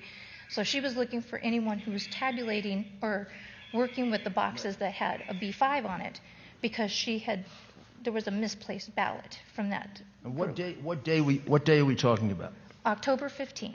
October 15th. So this is early voting. Correct. Was that the only day you were there? That was the only day I was there. And what were you there? What were you told you were there for? I was told I was just there to observe, just watch, make sure that everything was on the up and up. When I first went in there, I did oversee a class for new poll workers that came in. Oh, okay. So that I would kind of have an idea of what they were doing and how the process was done. I noticed, the nice thing that I noticed was there were no pens in the room.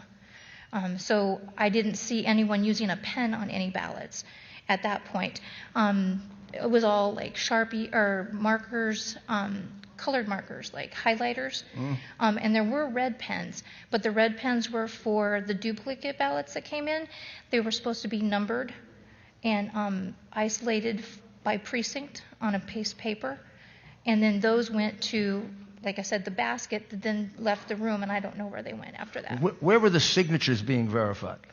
There was a room to the east of where we were at, behind closed doors, and that was a different section. Did you get to observe that? No, ma'am. No, sir. How many Republican observers were there? Well, the room was divided half and half of all different parties. So there were, at one table, there was a Republican and a Democrat. There was a Republican and an independent. I saw a Democrat and a Green Party. I mean, each table had two different people, two different political These were tables affiliations. after the envelope had already been examined. Then all the, in a different room, right? Right, that was done in a different So room. who was observing that? Do you know? I don't know. I did give a list to Thomas Lane of all the people who were supposed to be observing through the whole election time. So you don't know if there was observation of the signature verification? I do not. And then after the signature verification, the ballots were brought into your room? Correct. There was large trays of ballots that were brought in. And in your room, they were being counted? There were some being counted off to the right of the room, and then in the area, well, I was able to go into both because I was able to wander. And what else were they doing with them other than counting? Well, they were counting, and then they were removing it from the envelopes. They were being removed from, they hadn't been removed from the envelopes already? No. Okay. Most of them were cut open, though. So all they had to do was reach in and pull out the insides. And then you complained about this. Well, I complained not necessarily about this. I complained about the chain of command or the chain of custody that all of these faxes, because there were so many, and I questioned that because I wasn't sure. I mean, because I could be in Michigan and I could fax something to Pima County and it could be rerouted anywhere through any fax. And how do I know that it didn't come from Afghanistan? Right. So that was my concerns.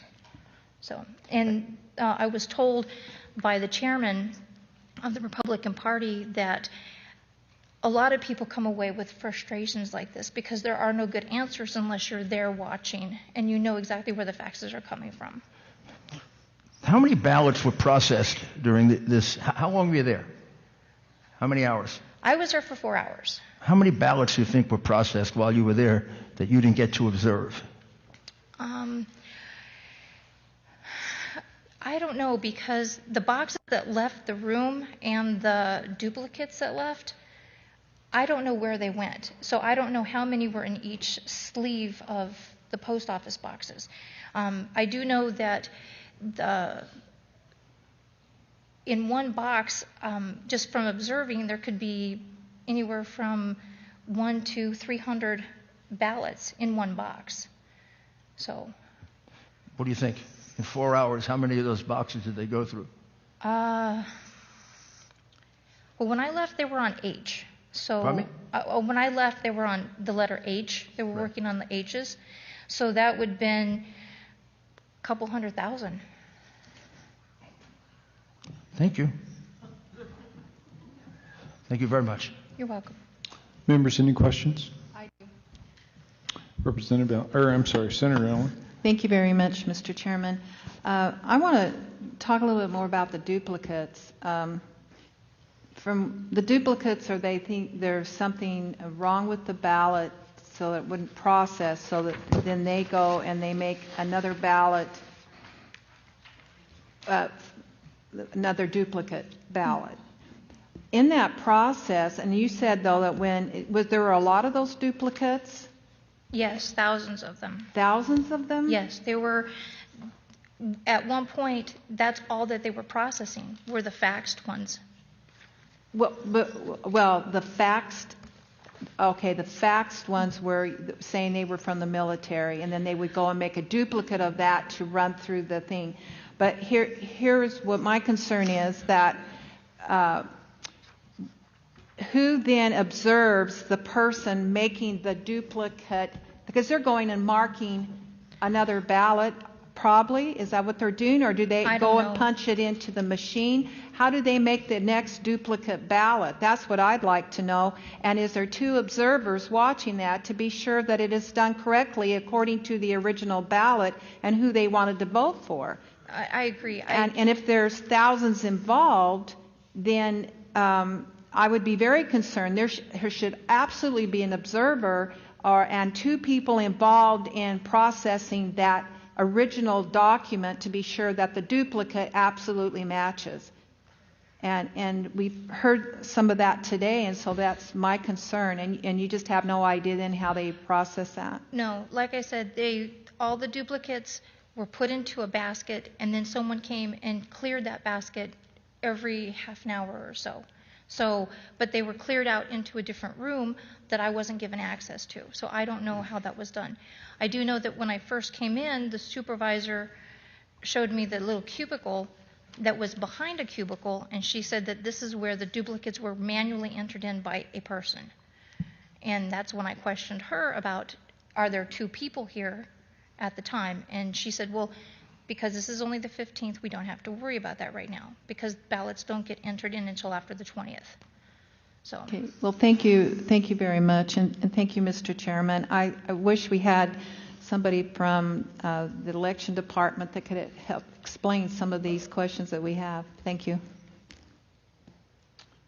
Thank you very much, ma'am. We appreciate your time. I know that you have been here for a number of hours waiting patiently, but I hope it was worth it. Yes. Thank you. It was for us. Thank you.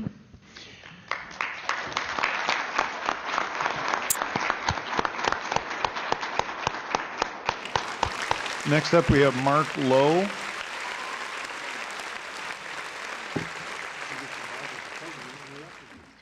Yes, indeed. And then after Mark Lowe, Linda Brickman. Or maybe Linda Brickman now and Mark Lowe's no longer here. Okay, Mr. Lowe appears to have left the building. So, Ms. Brickman. I'm sorry, Mrs. Brickman.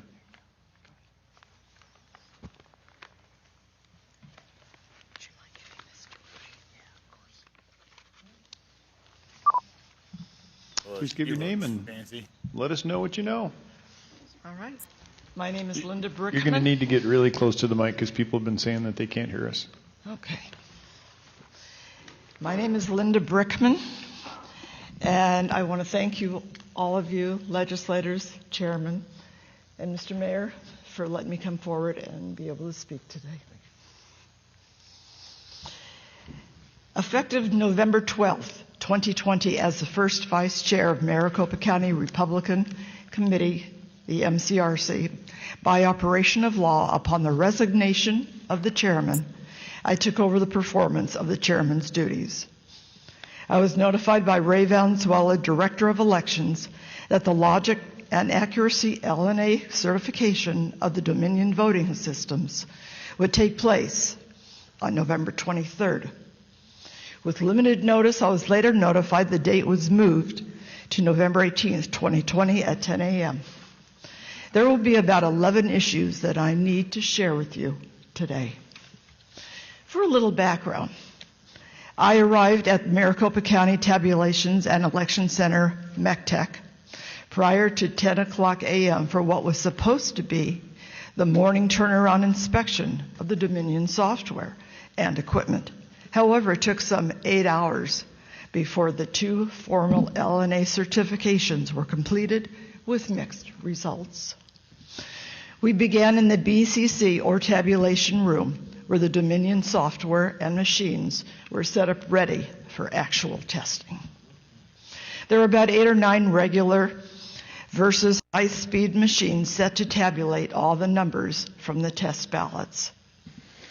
As part of the SOS, or Secretary of State's Elections Office, the LNA certification, and 1 mainframe computer plugged into the wall, and a computer technician's workstation with a desktop computer to transfer results from the individual tabulators and into the server. This mainframe machine that I observed was to calculate all the test ballots and add up the zeros to give a grand total of all 8 or 9 machines that totaled the ballot count, supposedly equaling 0. The problems that occurred almost from the start with the SOS certification. For example, a number of the ballots could not be read by the tabulator machines. At least 1 or more of the tabulators broke down and portions had to be replaced. Incorrect information had been inputted into each tabulator earlier that morning, and the wrong files were loaded up into the mainframe by the computer technician, and neither the SOS Secretary of State staff nor the computer technician were able to quickly resolve the problems. Instead, we were all alerted that it might take an hour or more to work things out. So we all adjourned at 2 o'clock to take lunch. At approximately 2 p.m., I asked if the problems were resolved and what had happened. Instead, I was informed that the machines were not calculating correctly, and all the machines had to be shut down during a break, during the lunch break, and reset, and they were going to start on a brand new test. About an hour plus later, the ballots were run into the tabulators, and printouts of the results in the form of a cashier's tape were received by me and others. Then the memory sticks from each tabulator were removed and handed to the computer technician for loading into the server, along with other relevant files, as we were told. Printouts were then generated by the Dominion server, and county chairs from the 3 county political parties, as well as other observers, began comparing the individual voting totals tabulated for accuracy. Once completed, the county chairs were asked to fill out and sign the certification for the SOS LNA. As per Ray Valenzuela, the Director of Elections, and other observers, they were asked to sign if they insisted, but only as an observer capacity and not in an official capacity. Then it came time for us to sign the certification.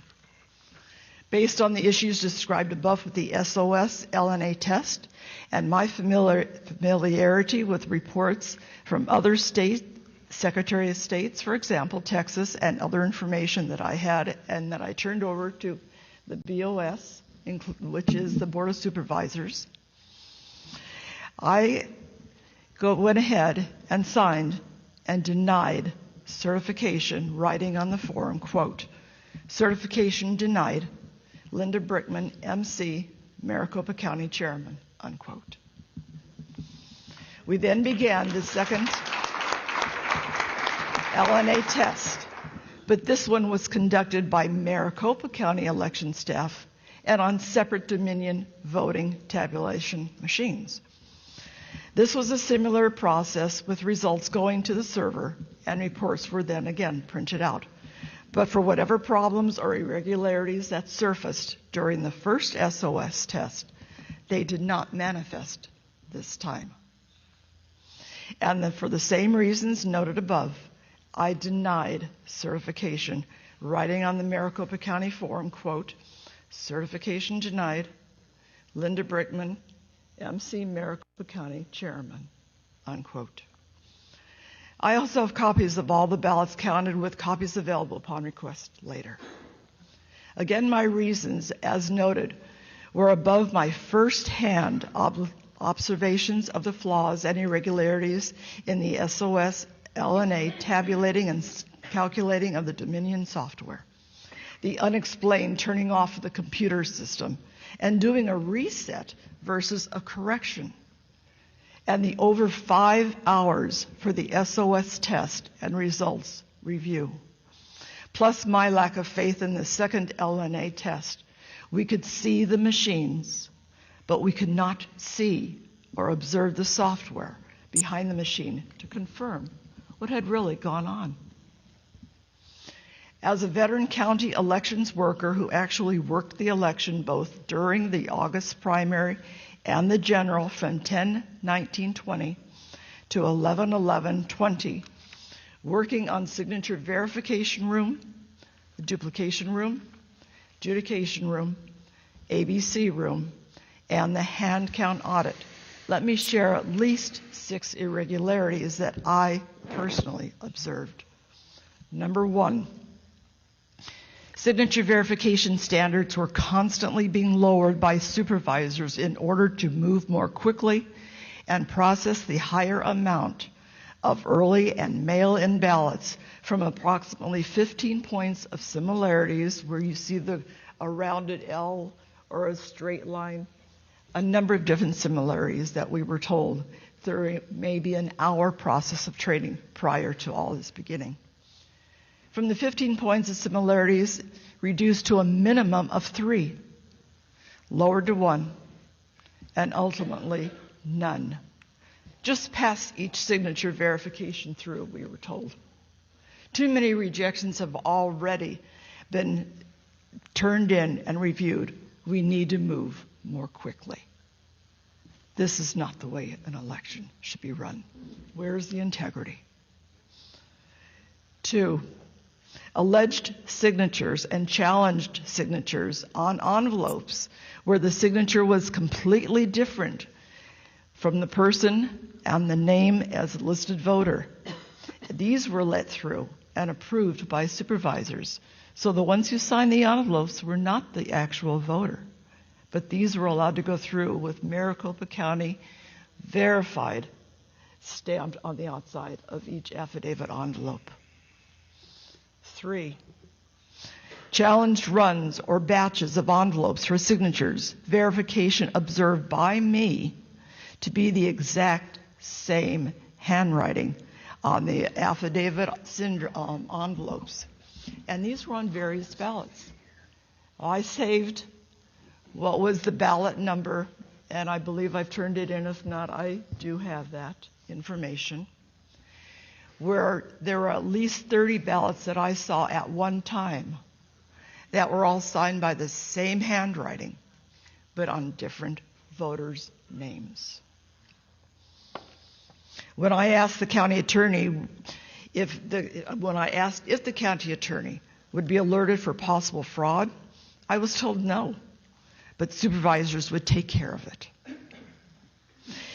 In the dupes room, number 4, and this is the duplication room, I observed with my Democratic partner the preparation of a new ballot since the original one was soiled or wouldn't go through the tabulators.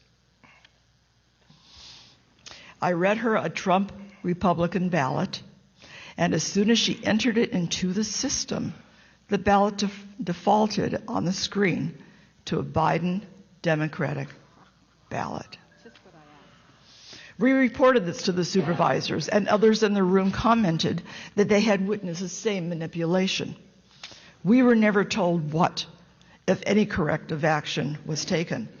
All I know is the next day I was called outside the room that I was working in signature verification by the supervisor saying, I understand you caused some problems this week, and saying that you thought our machines were not working correctly. And I was being the one that was scolded. And I was told at that point in time I could not discuss anything or talk about what was going on, as many people were threatened because they were told that their voices would be suppressed. They would be either have to leave the room and not work there again. I'm here because I think this is our duty to speak the truth and hear the truth.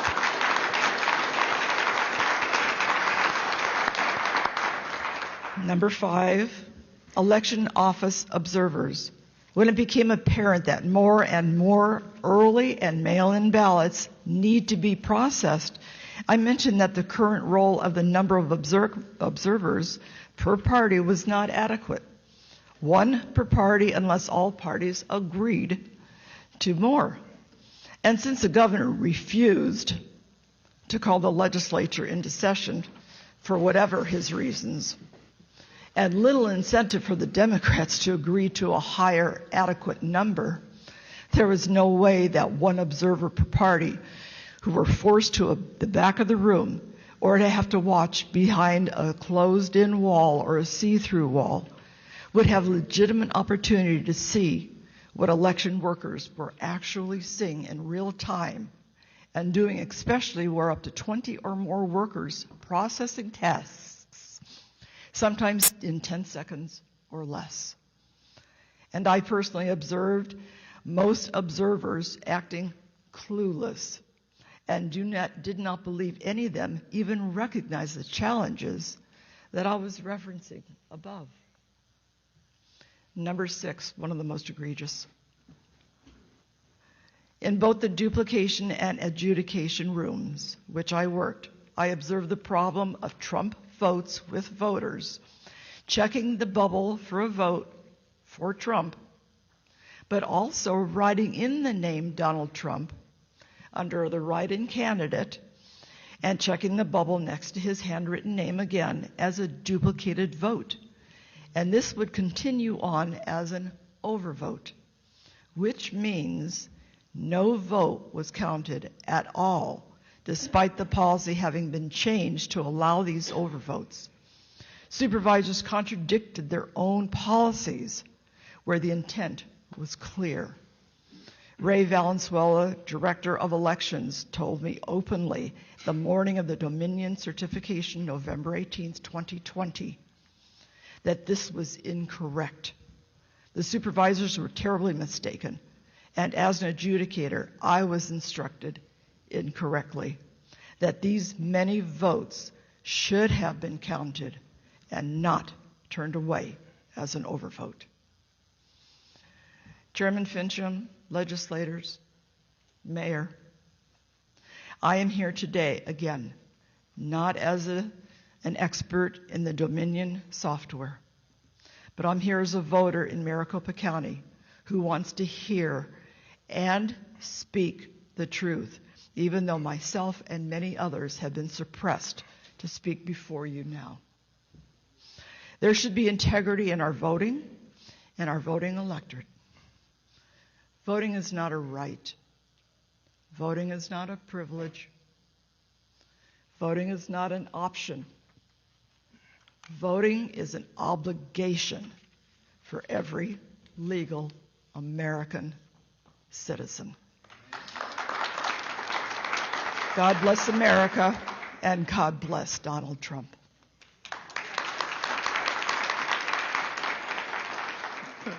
Thank you, Ms. Brickman. Just one point of clarification. You mentioned Ray Valenzuela. Yes, sir. Is this the same Ray Valenzuela that stood before the Maricopa County Board of Supervisors and told them that no dead people voted? I'm sorry That no dead people voted? I cannot answer to that, sir. I don't know. All right. Actually, we need to have another witness for that I don't believe is here. Mr. Giuliani, do you have any questions for Mrs. Brickman? Mrs. Brickman, I would like to ask you this as the head of the party in Maricopa. And I imagine you've been involved in Republican politics for a while? Close to 30-some, 40 years. Well, thank you. Thank you very much for your dedication to the party. This is really in the nature of advice. Why? Let me ask it this way. I have this feeling that if I were representing a Democrat president, and this was a Democrat governor and Democrat legislature, and I called up with a third of these allegations, we would have had a special session, they would have canceled out the vote, and they would have designated the electors for Hillary Clinton, Bill Clinton, or some other scoundrel like that, without much fuss. Now, I understand we're not them, and I don't want us to be them. That's why I'm a Republican. We're not crooks. They're crooks.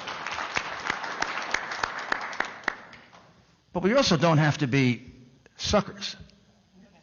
We don't have to allow them to intimidate us, allow them to con us, allow them to make fools out of us, allow them to shove down our throat a vote that we know is false. Explain to me how your governor certified that vote today. Fortunately, I can't be What's in wrong those with him? You want me to say on the What's mic wrong with him? what I think what's wrong with him? Yeah, what's wrong with him?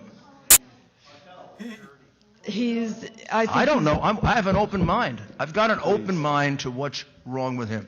No neutral observer could possibly have signed that. Certainly not a Republican. I mean, he has 200 of his citizens testifying that it's a fraud.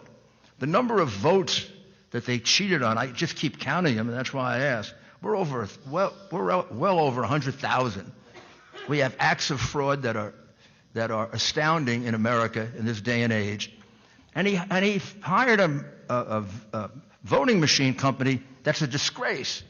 Someone should figure out, what kind of competence you have in your state government that you hire a voting machine company that specializes in fraud and uses Venezuelan and Chinese parts and sends our vote out of the country. And I'd like to know from the governor, did he know that? I think he did. Did he know that our vote was being sent out of the country? Exactly why was our vote being sent out of the country? And if he didn't know it, he got a real serious problem. And if he did know it, he has an even more serious problem. But tell me what's wrong with him. Why can't he just give us an honest, he wouldn't even meet with me. He doesn't want to hear these. It's like, don't show me the facts. Please. Don't show me the 30 or 40 or 50 of my citizens who swear under oath that this happened. So, can you give me any explanation I can bring back to the president? I think he was, in my personal opinion, I think he was bought and paid for, along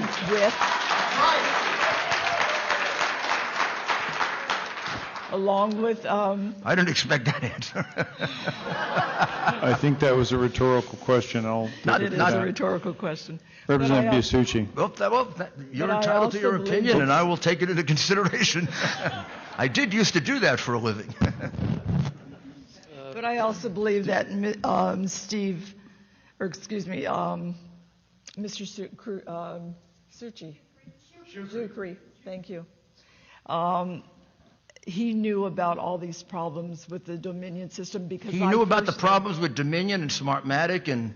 Oh, absolutely, because I personally sent him a lot of information before he decided to go. So I assumed, maybe wanting to give him the benefit of the doubt, that maybe they didn't do a good job of vetting the company, because I can't imagine a governor presented with the notion that any foreign company is going to count our vote. Even an ally is abhorrent.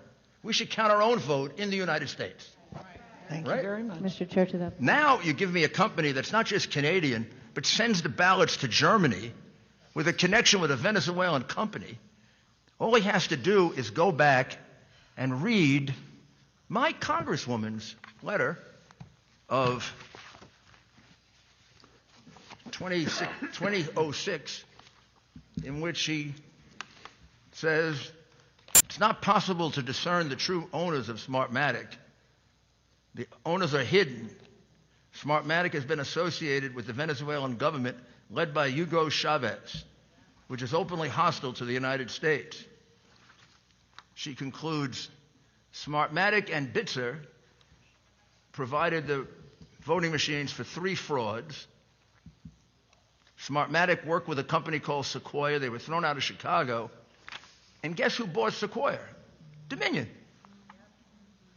All you have to do, you don't have to get Morgan Stanley or Kroll to do this investigation.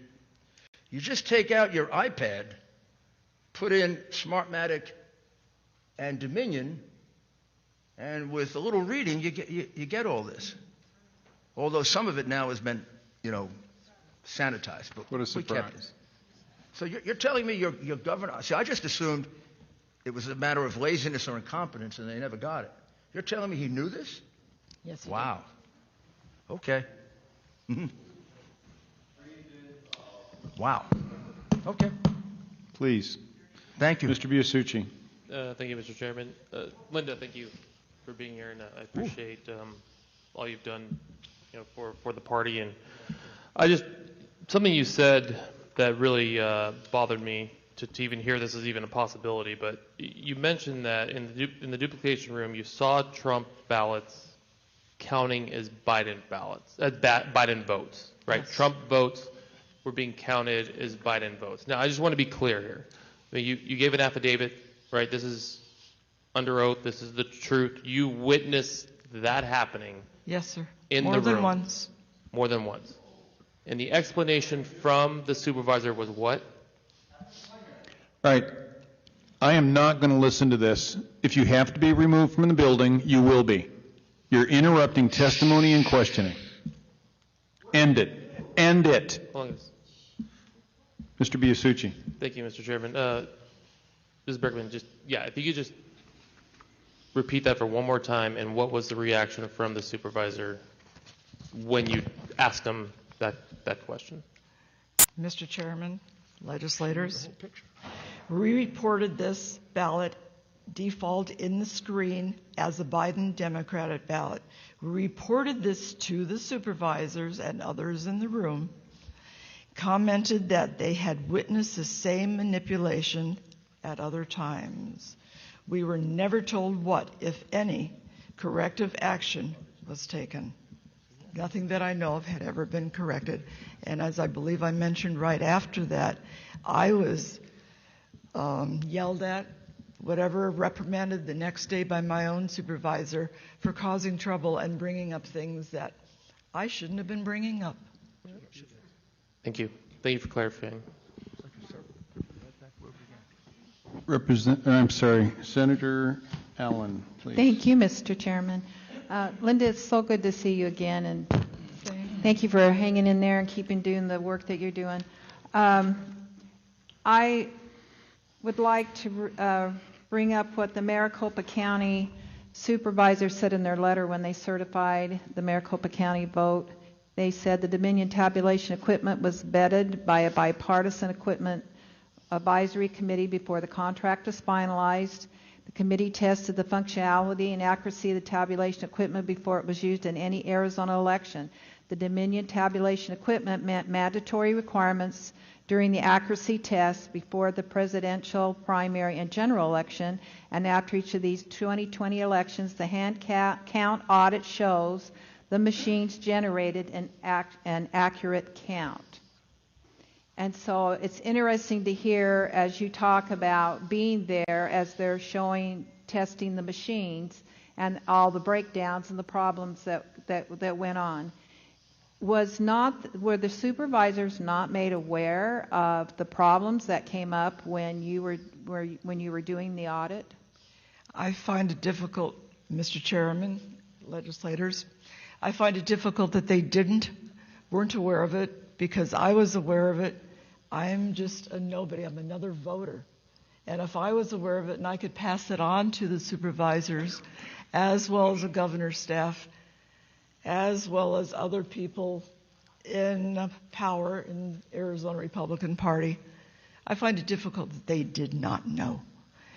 Why is it, and let me ask a question if I may, how do we know that the same systems were being used and that the machine wasn't changed and that there weren't problems? We know during the election itself that many of the machines, I believe in almost all locations, were shut down at the exact same time because while I was working at the elections department, the machines were shut down.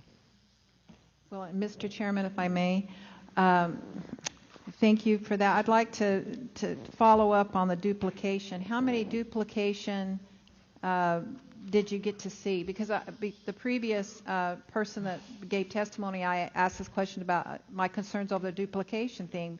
Who is there being sure that it's entered into the machine properly and correctly and it's observed? So can you tell me more about that process? How's that done, the duplication process? Okay. This was only for the general election now, because I worked it also during the primary, so I'm only speaking about it for the general.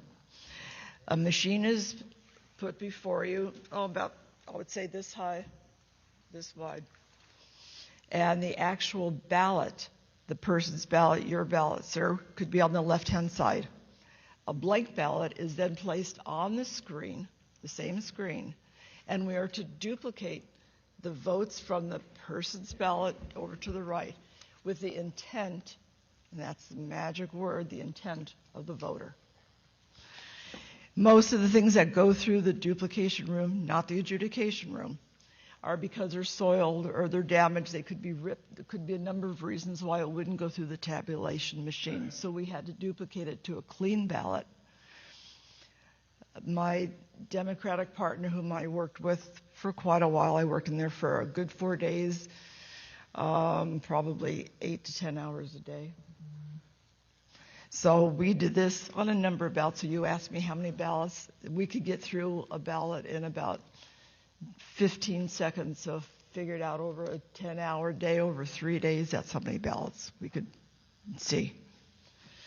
When we had a chance to go ahead and start moving all the names from the original ballot over to the sample ballot, some of those ballots were already completed. They were pre-filled out with names. So we had to go ahead and erase all the names on the right-hand side. Could have been Democrat, could have been Republican, could have been Independent. We didn't look. We just had to erase all those existing names that were already inputted on those ballots on the duplicated one.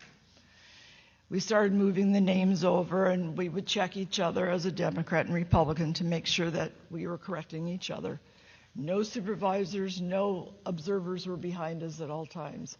The observers, which were very few and far between in that room, never came back to where we were. We were behind the adjudication room. So it was difficult at best to see anything.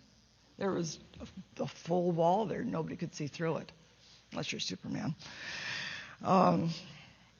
We started moving all the names from the actual ballot over to the regular ballot. Again, we had to even move all the ballots if they were 2 for Trump, one that was handwritten, one that wasn't. So it wouldn't be counted at all because we were told it was an overvote. We had to follow the exact same ballot. When we were ready to push pass through at the very bottom, it was just vote okay. We could see that all of a sudden the ballot was being reverted back to either a Democratic Biden ballot, or, and this didn't happen every time, but more often than not. It was going back to a Democratic ballot, or it would just revert back to whatever names had been on that ballot when we started. So we could never judge whether that ballot was actual, and we didn't have any recourse. We couldn't go back. Once it's in the system, it's in the system. Once it's in the system, in other words, you couldn't correct it because once you push the button, then it's in the system, and you can't go and say, wait, Dave, that's not what I entered. No, not once it's already through, no. The only other time that we would have an option to be able to see that ballot is at the very end of the day when we would, at each team, would get a whole list of how many ballots they had looked at. We would, if there were any problems with it, we would check on that mimeograph form to see if it was correct or not correct, or if a certain judge was put in or not put in, if, whatever that voter intended. If it still seemed to be a problem where my partner and I didn't agree with the way it came across, we could go to our supervisor, who gentleman's name was Bruce, either Bruce or John. We would go to one of them and ask them, would you please check the machine or check your records to see if these were correct? And we had a number of times that we had to go back in, and they said, yeah, this is the vote that was put in. And it was sometimes correct and sometimes not. Thank you. But we couldn't change it at that point. Mr. Chair. Mrs. Berkman, I have a question for you, and it's been alleged, and I don't know if I know that you have had something to do with the whole machine certification and all that. It's been alleged that there were certain machines that were swapped out on the day of the election that were actually not certified. Can you confirm that or dispute that?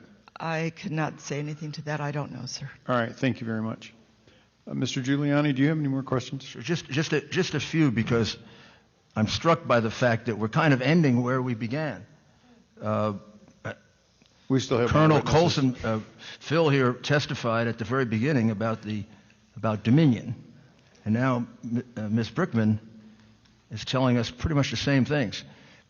I didn't realize that you know quite a bit about Dominion. I'm learning very quickly. And is it correct that it has an association with Smartmatic? Yes. And Smartmatic is a Venezuelan Yes. company that was started by Chavez in 2003, 2004 for the purpose of fixing elections. Yes, sir. And then Smartmatic worked with a company called Sequoia. I'm trying to simplify this. And Sequoia did an election in Chicago that was, even by Chicago standards, so bad that they fired Sequoia and Smartmatic. Can you imagine how bad it was for Chicago to fire them? And then there was a congressional hearing that's in the record, in the congressional record, from which I read you Carolyn Maloney's letter. All you have to do is read her letter, and it tells you that the company has Venezuelan origins and was invented for the purpose of fixing elections. And then, because you couldn't use the name Sequoia or Smartmatic anymore, Dominion acquired Sequoia, which had all the Smartmatic software and had all the Smartmatic sneaky games and algorithms in it, which also involved Chinese technology. And they started using it under the name Dominion, but would never disclose the history. But you would think that any prudent governor, secretary of state, or commissioner of elections would do the kind of research that you do when you give out a multi-million-dollar contract. I mean, I ran a city, and when I gave out multi-million-dollar contracts, the company was scrubbed very, very carefully. And if this had ever happened to me when I was the mayor, everybody who did it would be fired immediately and investigated. I wouldn't want my city having its votes counted by a Canadian company, much less a company involved with Venezuela. So you are corroborating the facts that our expert witness gave at the very beginning of the hearing, and I really appreciate very, very much your contribution. And also because Dominion has created this problem all over our country. It's not just here in Arizona. You shouldn't feel alone. Our country was victimized by these people in a very, very horrid and disgusting way. And thank you. Representative Townsend. Thank you, Mr. Chair, and thank you, Linda. I have a couple quick questions for you. First one is, do you think what we're doing here today is useful or a waste of time? Mr. Chairman, legislators, I think it's very definitely something that we needed to be done. We need to go ahead and take this to you as the legislators, whether we have the governor behind us or not. He's never been behind us and never will be. This is something that you, in your right minds as American citizens, as voters in Arizona, need to do for us. And I thank you. Thank you for saying that. And I believe that, yeah, go ahead. I believe that this is not in vain. Some have called it a dog and pony show. I think that it's showing the public what we're dealing with, and I hope it shows our leaders that we need to look into this further. Are you familiar with the DEF CON conferences that the Maricopa County Recorder has sent staff and himself to on taxpayer money. Are you aware of that? No, I'm not. I'm sorry.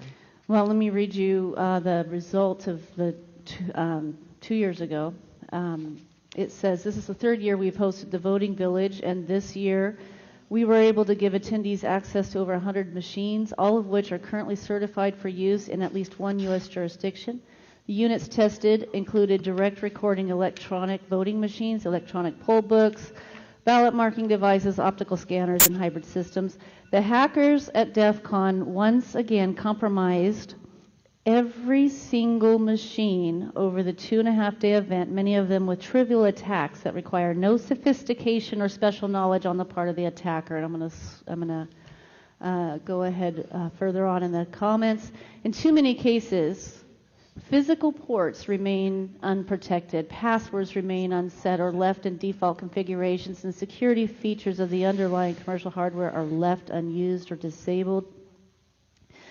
In addition to showing the security weakness found in the wide variety of election tech on display, the Voting Village's team report shares, and this is important, its strong recommendations for improving election security, most notably the urgent need for paper ballots and rigorous post-election audits.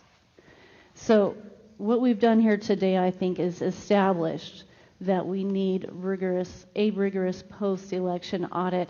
They also go on to recommend that people get the attention of their elected representatives. That's what you guys have done here today. I appreciate that. And so thank you, Adrian Fontes, for bringing this to our attention, that we do need to have rigorous post-election audits and that these machines are not secure. I also want to mention briefly that in Texas, 3 generations ago, that the county supervisors had talked about, that these election machines,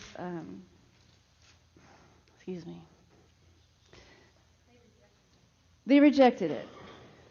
And we haven't done anything this time to make sure that that rejection was corrected. How do you feel about that? I think they should all be rejected in every one of the 6 swing states. Obviously, Arizona, how it's happened, I'll say it again. I think it was bought and paid for by a few people at the top, and that's why it was not taken care of. But this needs to be done in every single state, not just the 6 swing states. Thank you, Mrs. Brickman. I have 2 quick questions that are not very long at all. Okay, are these something that's already been covered, or? It's the clarification on the write-in ballot. And then I have a question for Mr. Mayor Giuliani that he made a comment during his statement. All right, please proceed. Thank you, Mr. Chairman. I think it has to be clear. I'm confused a little bit. You covered it, Mr. Chairman. So when these ballots were there, if there was a ballot, because here's the problem. Republicans won the state of Arizona except for the 2 big offices. All the supervisors were voted in. Fontes lost. I mean, Republicans, the legislature maintained control. So that all happened. But what you mentioned was that if a check mark was for President Trump and then a write-in candidate, even if it said Trump, that ballot wasn't counted? That's correct. Okay, that's what I think needs to be clear. Thank you very much. And Mr. Chairman, Mayor, did I hear you correctly that says, and you haven't said it at all today, did you ask to meet with our governor, Doug Ducey, and he declined to meet with you? Yes, sir. I texted him yesterday, the day before yesterday. I explained to him I was coming here. I explained why, and he never responded. He did not even respond, sir? I explained to him I'm the president's lawyer, and I'd like to have the courtesy of meeting with you. Mr. Chairman, Mayor, you were mayor of one of, if not the largest city on the East Coast as a Republican, and which has more people in that city than this state. And I think out of common courtesy and being on the same team, I apologize on behalf of whoever if they dropped the ball not responding to you. I mean, I've been doing this kind of investigation for 50 years, and when people don't want to meet with me to hear the facts, I can kind of figure out why they're doing it. Mr. Chairman, thank you for being here, sir. All right. We have our last witness, Mr. Mark Lowe. Are you in the building, or have you gone home? Senator Gowan. Hold on, Ms. Brickman. Not done yet, I guess. Mr. Gowan. Hello, Linda. Are we there? Hello, Linda. Hello. Thank you, Mr. Chairman. I just one question. That's it. I want. Sounds like you're verifying what the Colonel spoke about earlier. When I saw in your first issue here, where signatures were for verification and the standards, you were saying at first they were high, and then they continued to get lower and lower standards, and then finally there were no standards. And I heard a couple others who were earlier saying there was like chicken scratch, but they were just saying, let's get through that. That's correct, because we were told by our supervisors in the room that too many rejections of ballots had been thrown back because of not being able to verify the signature, that it didn't match the original ballot or the original signature when the person registered to vote. So they said, speed it up. So they directly told you that.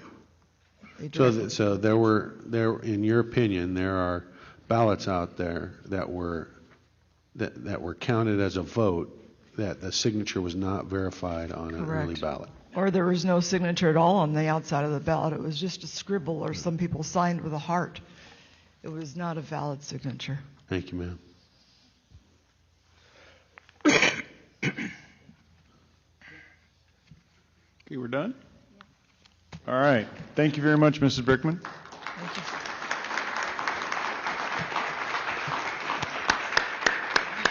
All right, we have one more witness, and that is Mark Lowe.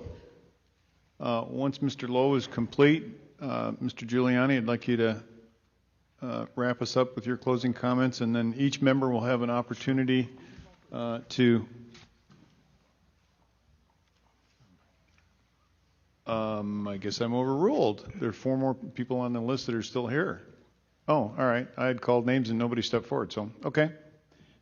Mr. Lowe, please give your name and what you do, and we're happy to take your testimony. Distinguished legislators, my name is Mark Lowe. I'm a Maricopa County resident for 30 years, a Southern California refugee. I'm here in the capacity of steadfast, concerned citizen. I volunteered to do 3 days of observation, 2 at the Maricopa County Recorder's Tabulation Center, Sunday, October 25th, and Sunday, November 1. Sorry, I'm a little bit nervous. Been waiting all day to speak with you folks. On the 25th of October, I observed no ballot tabulation happening. There was simply adjudication. Approximately 12% of the vote of 100,000 votes a day needed to be adjudicated to determine the value or the voter's intent. So I watched that and got a good cook's tour of the entire operation. Everybody seemed to be cooperating with doing their job and being very open and transparent. When I approached the gentleman who was running the Dominion machinery and computer software, and I don't have his last name, I have his first name. I'm trying to get his last name, because I had indicated that I was concerned that using a computer such as that a 14-year-old could hack into the system and change the votes at any point in time. And he kind of laughed and chuckled and kind of just shrugged off my concerns.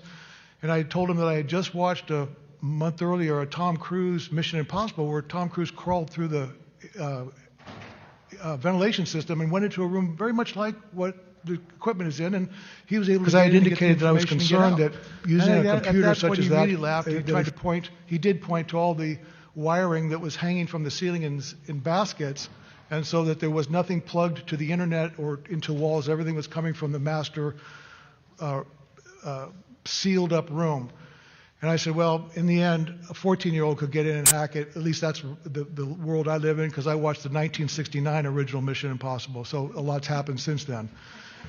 The following Sunday, I actually left about 2:30 in the afternoon. I was scheduled to work until 4:30, but I felt that I had better things to do given what I had seen. There was no tabulation going on. So I came back there bright and early for morning shift on 11/1, And I showed up, and the operators were there. Same gentleman that was running the operation. I'll leave him nameless. He's named in my affidavit. And I was able to say good morning to him and said, yeah, I said, I guess nothing's happening with the 14-year-old yet, and kind of made light of it, sat down, and then a gentleman came to join me because I was by myself as a Republican observer on the 25th, but on 11/1, Greg, who testified earlier before your panel, who's very, very knowledgeable about software and internet technology, he and I spoke for a few minutes before the process started, and I was able to explain to him how I engaged Bruce the week before and felt really just wasn't able to get the information from Bruce or acknowledge what was going on with the process of counting the votes or collecting the votes because I didn't have the knowledge. Well, it turns out that Greg had more than enough knowledge for this gentleman. I call him the master of ceremonies for Dominion because he's a contracted third party by the county. He's actually paid by Dominion, and Dominion is paid by the county. So about 20, 30 minutes, I guess, into the operation, one of the smaller, older machines had a problem where it got locked up and it stopped working, stopped counting ballots. And this gentleman, master of ceremonies, came over with his laptop and plugged right into that machine, and he began to immediately do whatever he was doing with the files. And this is when Greg and I sprung to our feet, and Greg took the lead and went over his shoulder and looked exactly what he was doing and asking him questions all along. And he was able to actually get hard data of what was being done with regards to when a file gets too full, it stops, and it has to make subsets and all of that. The questions that I had on Sunday previous is how does he back it up? But I could never get to that point on Sunday the 25th. But on Sunday the 1st, with Greg's expert questioning and knowledge and understanding of what was going on, he took him through the entire process to where how the votes were how the votes were handled, and how they were, when it got to be too big a file, they had to make subfolders. And then the question came up, my whole thing is, what happens if this building burns down? What happens to the information? But I could never get to that point on Sunday the 25th. With that, along with that question hanging from the previous week, and Greg saying, yeah, he took him right to the point at what point do you make a copy, a data, and how do you make the copy? And from what I recall, and my understanding is that he makes a complete copy of the entire voter file. And at the end of the shift, he leaves the building with it. I say he takes it home. According to Greg, heard him say he takes it upstairs. I talked to Greg one other time, not to compare our testimony, but to say what I remember. He took it out of the building and he took it home as far as I'm concerned. I did not hear him say that he gave it to somebody else or anything. It was all in this gentleman's possession the entire time. Because he brought it back with him the next morning. The hard drive came back and forth in and out of the building unsupervised with no oversight whatsoever. Okay. There are some other problems with adjudication, but I'll leave that for another time. I want to say that on my day of the 3rd, when I showed up at 4701 South 7th Street at 6:30 in the morning, I was greeted by the poll supervisor who immediately noticed I was a Republican observer and told me that there would be no bathroom facilities for me to use at this beautiful brand new multi-million-dollar high school that was built, academy, that there would be no bathroom facilities, and if I had to use the restroom, I'd have to go off-site. And to which I answered, that's fine, I have some containers here, I'll be able to, kiddingly, I'll be able to find a quiet corner and use to relieve myself, whatever. So about 10 o'clock in the morning, and after a very slow trickle of people coming in, because I counted votes until I was ejected at 2 p.m., and I'll tell you the reason for that, but there was less than 200 people by 2 p.m. And so at noon, when I got up to use the restroom at 10, I came back and there were 2 voting machines there. And with a trickle of people, there must have, at that point, there was only at 10 o'clock, maybe 50 or 60 people that had voted. And I was curious as to why there were 2 of these machines and 2 ballot boxes. So I paused as I was returning to my seat because a woman was coming to put her vote in the machines, and I was going to determine which machine is she putting in. Is she being directed to put it in one machine or the other? And at that point, the poll supervisor told me to get back to my seat or I would be removed from the property because I'm not following orders and following her direction, specifically that I was to sit in my chair the entire time, which is far away from being able to see anything. So I went back and I sat compliantly, and I was kibitzing with the Democratic observer, talking about life in general. And she kept coming over to me and says, if you speak any more, you're going to be ejected. So I literally, at 12 noon, before I zipped my mouth and didn't say another word, I asked her, so at 7 o'clock, what will happen when it's time to break down the machines and take the votes, seal the votes in a container and take them to the counting tabulation center? And she said, well, you'll have to leave the building. I said, but that doesn't feel right to me because I'm supposed to observe. That's an important part of the process that I should be allowed to observe. She says, you will be removed by my security out front. There will be nobody in this room except the poll workers themselves, period. So I said, well, that just doesn't sound right. So I just zipped it. I put on my bandana. For the next 2 hours, I sat there in complete silence, counted about another 50 people. So I was up to, at 2 o'clock, I was about 220 people. And at 2 o'clock, I'm sitting there and I'm realizing I'm not going to be able to be here at 7 o'clock, and there's really not much else I can see what's going on. So my time here, I could better serve someplace else. So I noticed that a woman came in with her sealed ballot, mail-in ballot, a Hispanic woman, could not speak a word of English. I speak Spanish, and I heard her say, I have this ballot, but I want a new ballot. I want to vote differently. So she immediately, this poll supervisor handled her kit gloves, right on it, concierge services, because she was the only person in the building at that time. They take her over, give her a new ballot, and they walk her around these 40 or so ballot stations, and they park themselves right to where I could see them intentionally. The the poll supervisor with her back to me, and the translator with a face shield, gesticulating for about 90 seconds. They kept talking to the lady, and the poll supervisor kept looking around the three-sided partition, looking around. I'm thinking, I know it's a crime if I take a picture. I know that. I know it's a misdemeanor. But no one will believe me if I don't capture what's actually going on. So I took my phone out surreptitiously, I put it up, and I took a snapshot, got one, took another snapshot instantly after, because the guy kept pointing, gesticulating. I didn't take a movie, I just took two stills, and immediately the poll supervisor wheeled around on her heels and was in front of me in 5 seconds, says, please leave now. If you don't leave now, I'll have security drag you out. You're out, you're gone. And I believe that was her plan all along. She didn't want me there to be watching what was going on at 7 o'clock. She told me it wasn't my place to be there. So I left. I drove to the Republican National headquarters on 24th Street.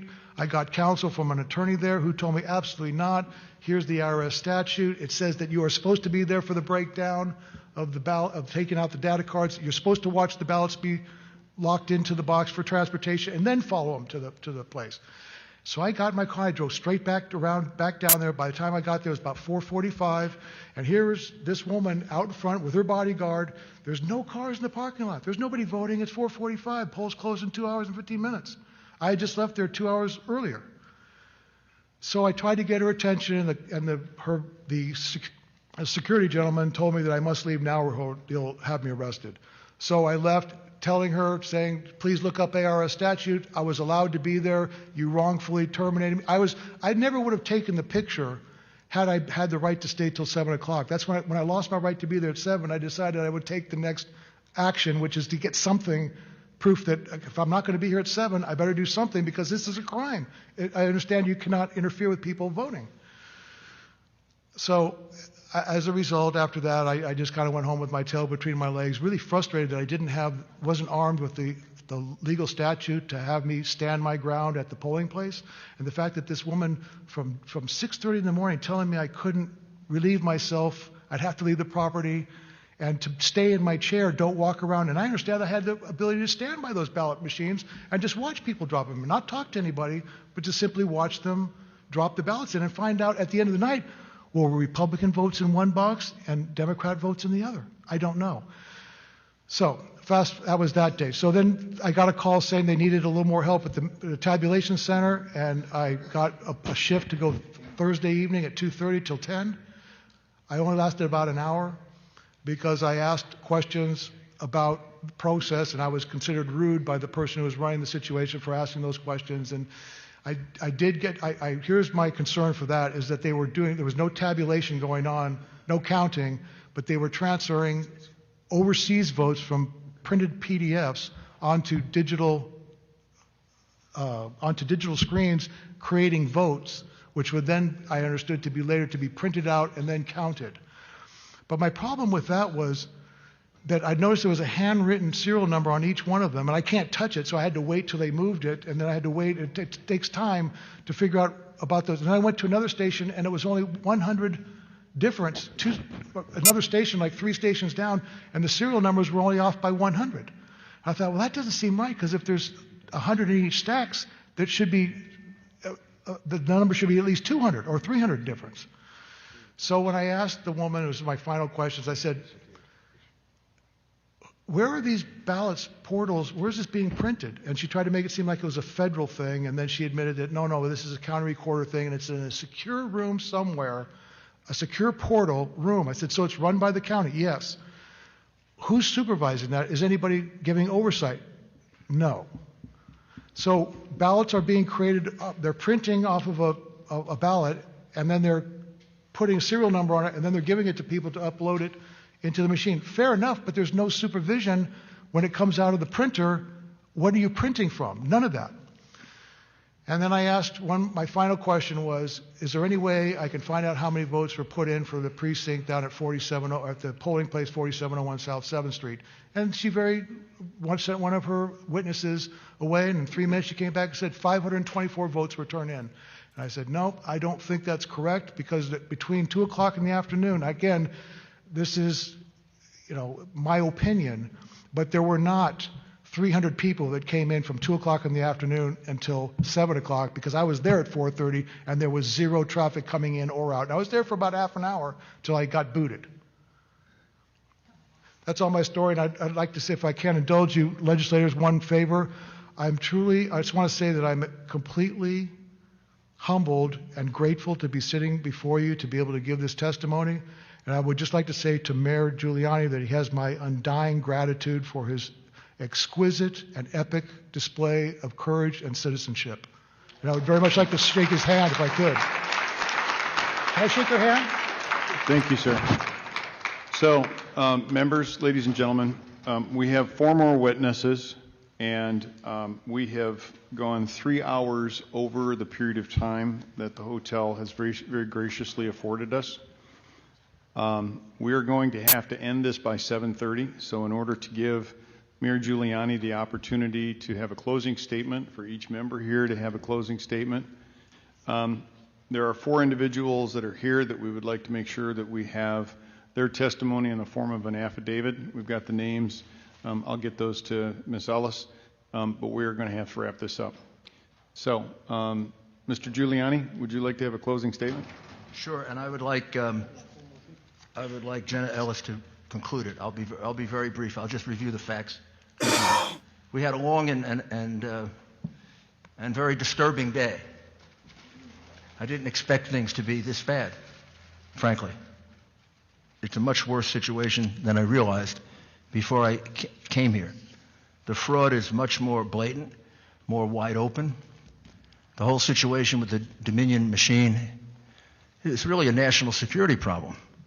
If you think about it carefully, it's not just Arizona's problem, it's Michigan's problem and Pennsylvania's problem, but it's also the United States problem, that our votes are going overseas, whether they're connected to China or Venezuela or not. These machines are wide open. China, Russia know how to take information from us from machines far more sophisticated than these extremely poorly constructed devices. And I remember 4 years ago we were really upset about the bogus charge of Russian collusion involving some emails that all turned out to be true. They weren't properly obtained, but the information in them turned out to be true, which people failed to realize. And the charge of Russian collusion turned out to be false. And now when we look back on it, the person who colluded with Russia was Hillary Clinton, and the person who got money from Russia was Joe Biden. Now we're facing not a false charge of collusion. We're facing multiple charges in multiple states of a unheard of in our history invasion of our sacred right to vote. We had a long, long session today, difficult session, and it began and ended pretty much the same way. It began with the colonel pointing out that the Dominion machines that you were using in Maricopa might as well just been wide open computers that anybody could hack into, anybody had access to. And just in case it was hard to do it, there's plenty of testimony that despite the fact that they said there were no connections to the internet, your counting rooms and voting rooms were filled with internet connections.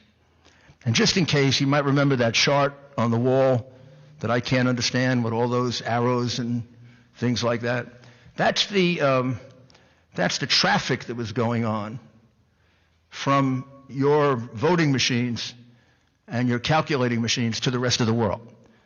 So there's scientific proof that they were communicating hundreds of thousands of times, if not more, which is totally inconsistent with the idea that a voting machine is, as you said, Mr. Chairman, it should be a self-contained unit.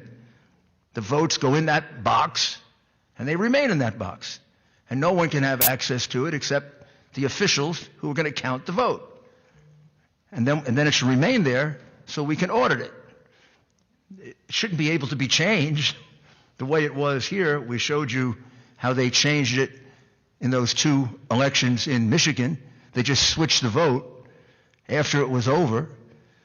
Well, if they did it in Michigan, you've got to find out if they did it in Arizona.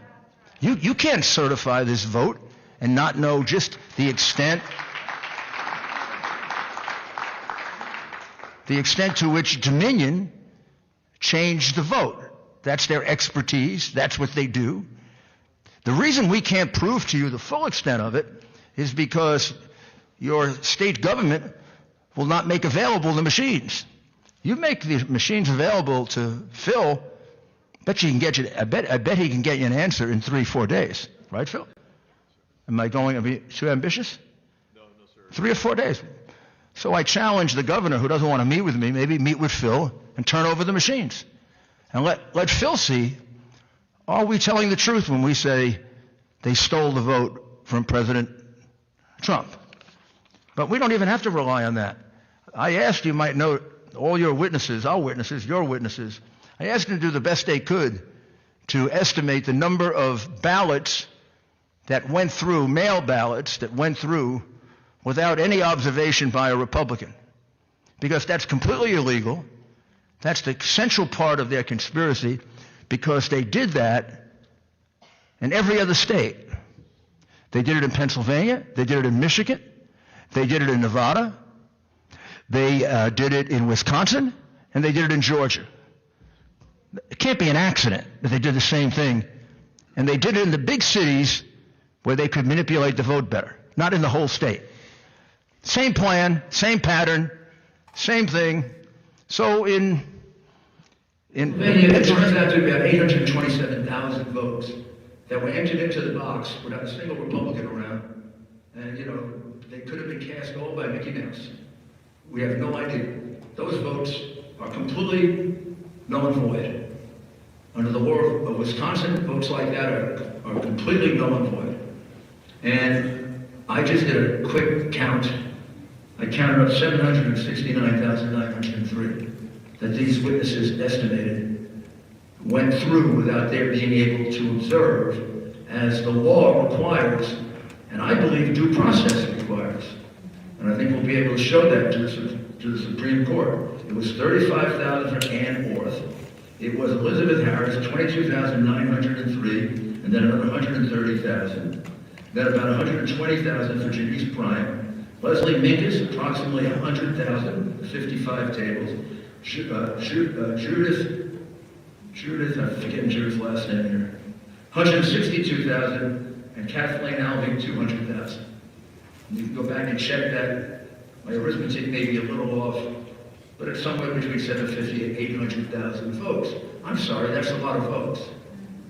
That goes beyond just determining the election between Trump and Biden. That's over. That's 10 million. That's 10,000 votes. This is having stolen an election from the people of Arizona. And they're going to say, well, if you cancel out the 769,000 votes, you're denying them the right to vote.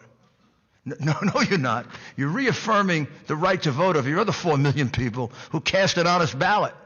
We don't even know if these people exist. And I'm sure some of them don't even exist.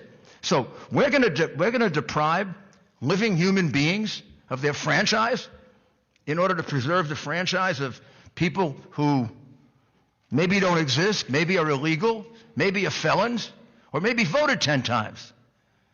There's no way to know. They completely flaunted the law and put us in a position where we have to conclude that these ballots are null and void. So I know it's really tough. Sometimes I know what you're facing because we face it every day. We face horrible threats, ridiculous things said about us. I have now come to the conclusion that I'm proud that I'm called those names by people like that. It makes me very proud of myself, and I think my mother and father, who both are dead but taught me to be a patriotic American, are proud of me also. So I don't really give a damn what they say.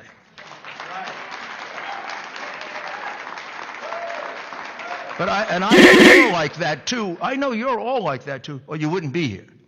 But you got a lot of colleagues that are not. And they're not necessarily bad people. They're people who want to make a living.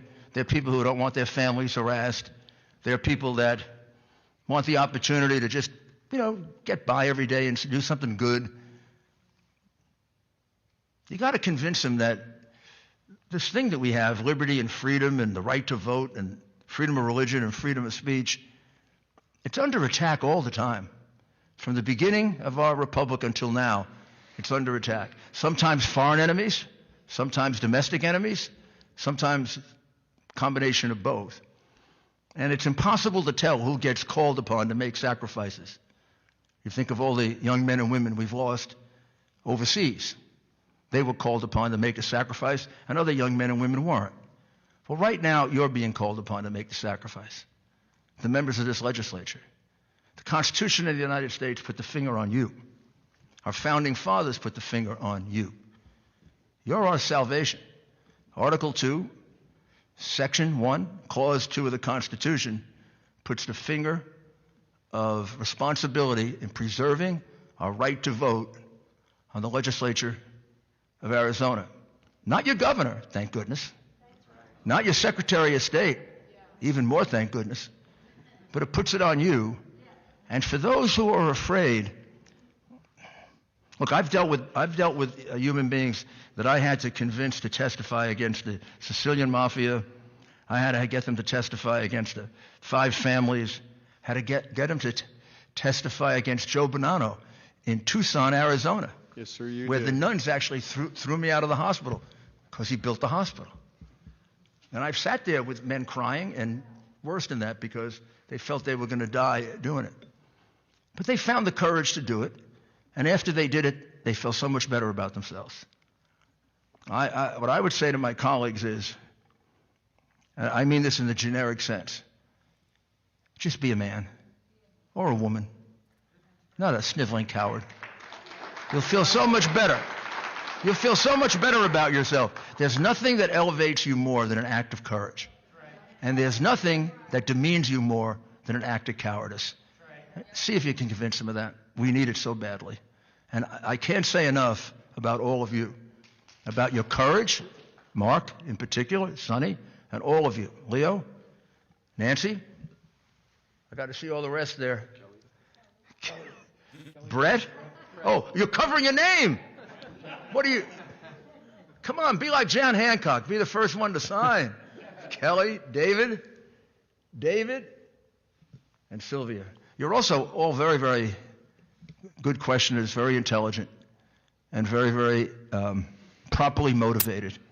And I'm counting on you to find me a whole bunch of others in the legislature just like you, or turn them into you. And would you just sum up on the law so they understand, and maybe can preach it to the others? Thank you, Mr. Mayor. And it's very difficult to follow that, but I will also likewise encourage this legislature that the facts have been explained today. You have witnesses, you have the evidence, you had the claim, but now you have the proof. And with that, the law is on your side. The remedy is on your side, and it's in your hands. And so when you have attorneys, you have other fellow members, you have anyone else in the fake news media, whoever it is, telling you that you cannot act or that you should sit idly by and simply allow the certification to go through, that is absolutely false. And when our founding fathers, who themselves had an incredible act of moral courage that lasted for years, when they wrote the Declaration of Independence, they all unanimously signed it, pledging their lives, their fortunes, and their sacred honor. Yeah. And that has been the pledge of every American who has understood that they provided the mandate in the Constitution to protect and preserve liberty and freedom and the greatest country on the face of the earth that we experience as the United States of America today. And the reason that they provided the mechanism in Article 2, Section 1.2, is to give you, the state legislatures here in Arizona, and we would call on Pennsylvania, Wisconsin, Georgia, Michigan, and Nevada, and possibly others, to recognize that you are the sole guardian to combat a corrupted election. And there was a purpose and a design for that. Because when the founders understood the separation of powers, when they understood that the human heart is corrupt, and they understood that there would always be attacks upon our liberty and freedom, they wanted to make sure that the will of the people in the selection of our president, our chief magistrate, would be vested in a body that is separate from that corruption and could look honestly at what happened and be fact finders. You have been fact finders here today.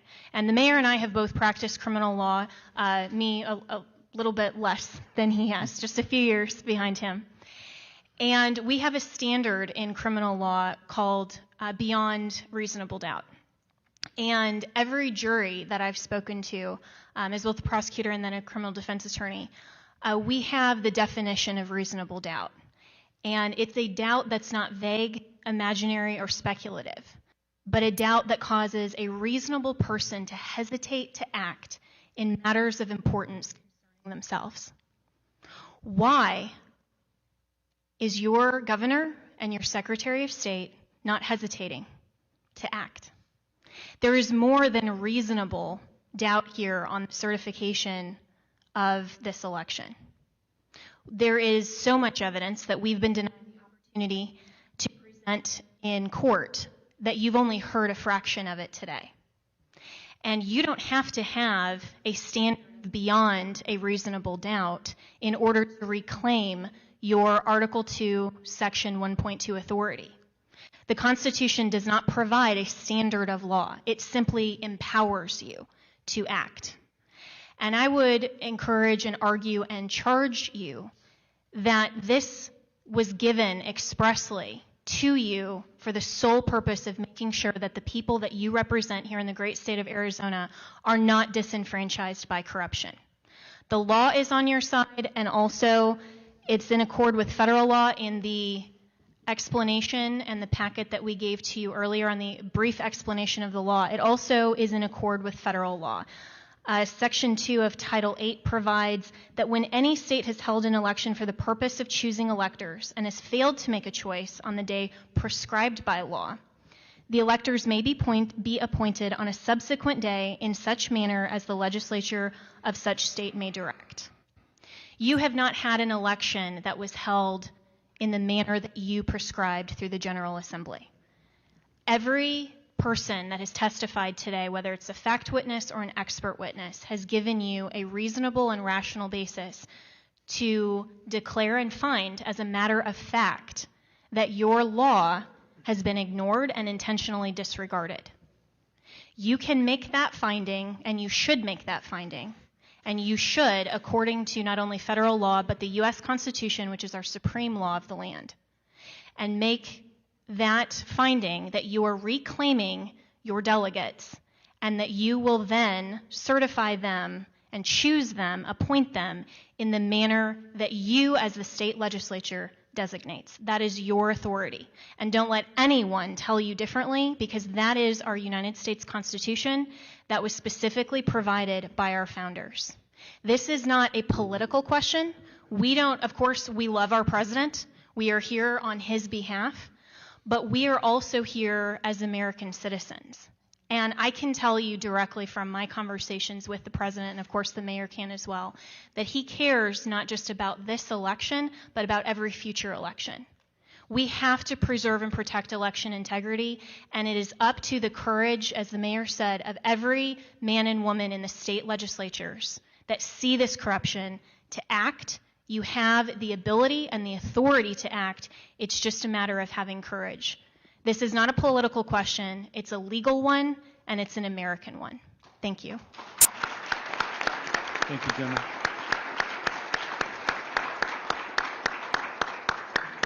All right, members, if you would, let's start with our closing comments.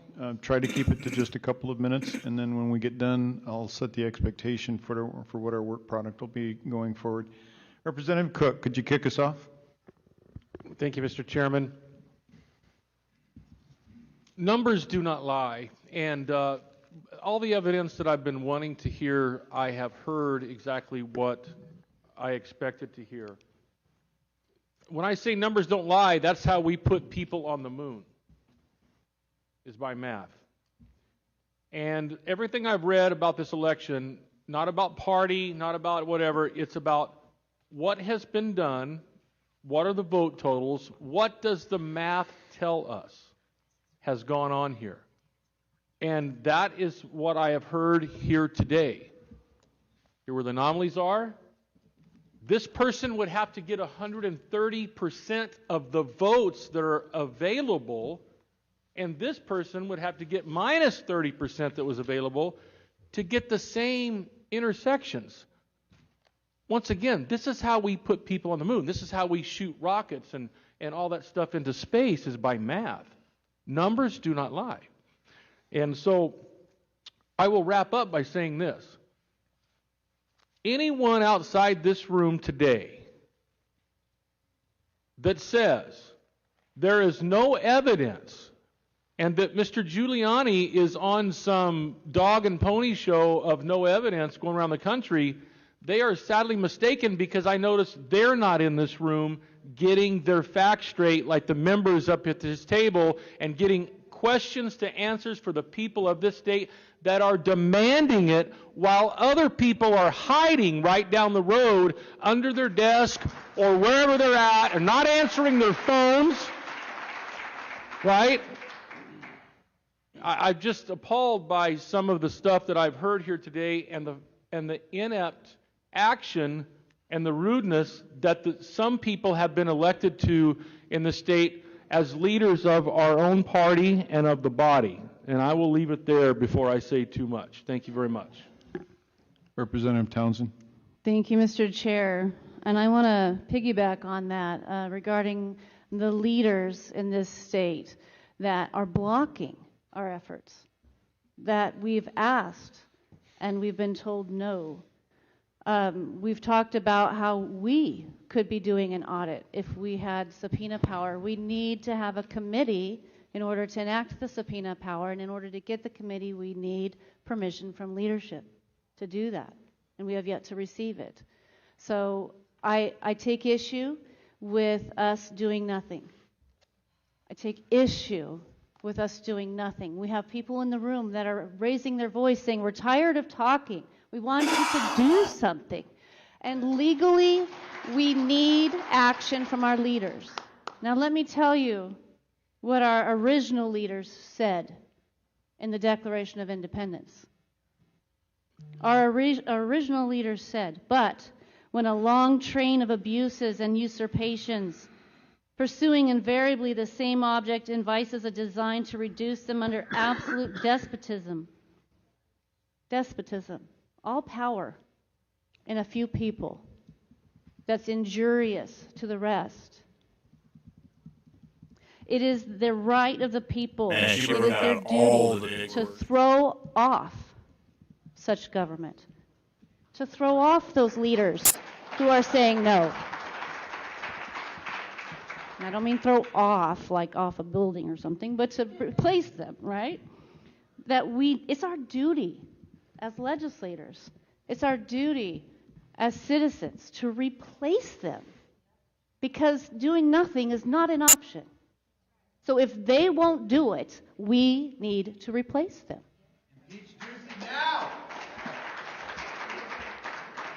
Now, we've heard a lot of things today.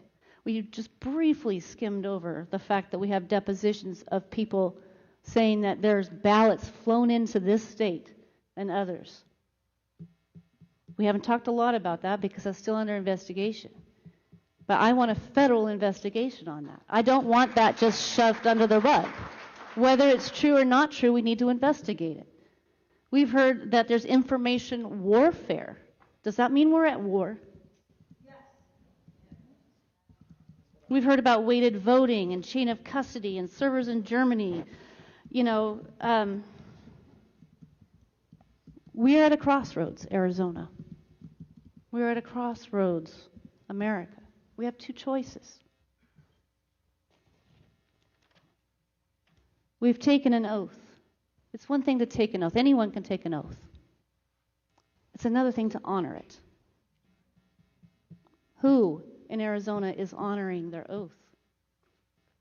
You have people here, legislators in the audience, prior, current, future. Will you raise your hands, please? Legislators in the audience, thank you for being here.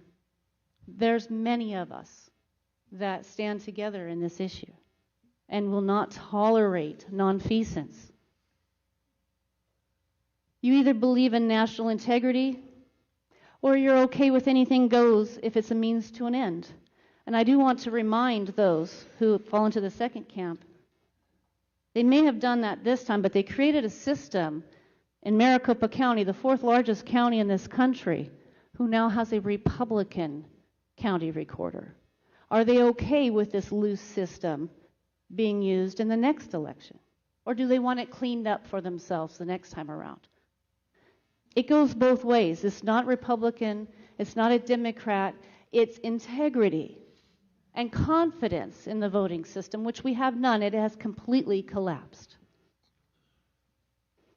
And you have a choice to either love power, your power, or to love people. And I choose to love the people in this room, in this state, in this country, and around the world, frankly, who benefit from this country. And I'll close by saying, I had a buddy in the Navy years and years ago, I won't say what year, but I'll age myself, but his mother's had a stroke in the last few days, and she's in hospice expected to pass away. And here she is, if you can see her. I've never met her, but I remember her son, my buddy. Saw it on Facebook. She's a grandmother. How many of you have grandchildren here? Raise your hand. And grandparents, that word grand. This grand country and the people that are in it. The people I know close to me who are close to the end of their lives, knowing that they're leaving this earth in shambles. They're leaving this country in a wreck. And the children that they're leaving it to have been abandoned. Abandoned by those leaders who do nothing.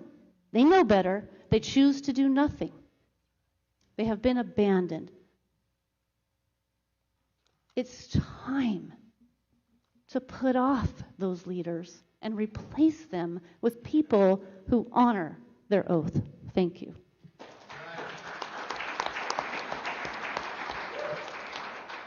Mr. Roberts. Thank you, Mr. Chairman. It's been a pleasure being here today. I chose to participate in today's hearing because I care deeply about the integrity of Arizona's elections.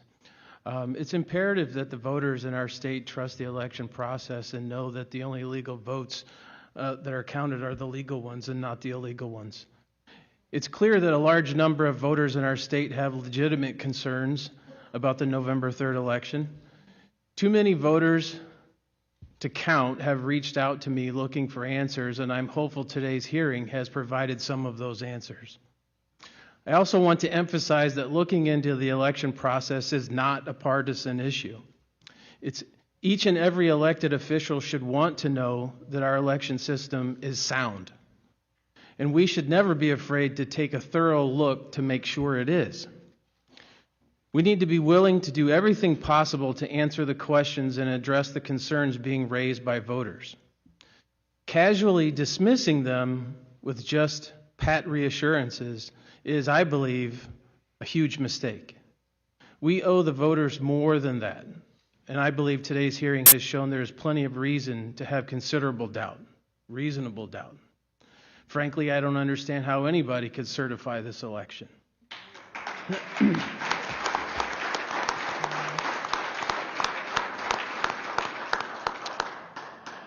I also find it ironic, this happens periodically. Venezuela has been brought up many times in today's conversation. I've been with a Venezolana for 13 years, my wife, and her mother now lives here. I attended my wife's citizenship ceremony. Her mother got her green card, and she lives here now. And I can tell you firsthand from being involved in family members that are from Venezuela what that country is going through at this point. And I can assure you that our Constitution is under attack when it comes to this election. We have to do everything that we possibly can to make sure that this election is done right, that we defend the election process. It's the foundation of our country, how we elect our leaders. It's so important. We have to do everything we possibly can, and I believe there is a path to do what we need to do. However, we have some hurdles, as my colleague just stated. We have to operate within the law. And in order for us to get the session that we need, for the very same reason that we're sitting in this room today, we have to get past those hurdles. We have to get those individuals that slow-walked, that ignored the request to have this at the Capitol, to have this in a fashion that we would have subpoena power. We have to get past those hurdles. That's where we're going to need each and every person's help out there to make sure they understand that we have to be on the right side of this issue, and that's another major reason why I'm here today. I refuse to end up being on the wrong side of this issue.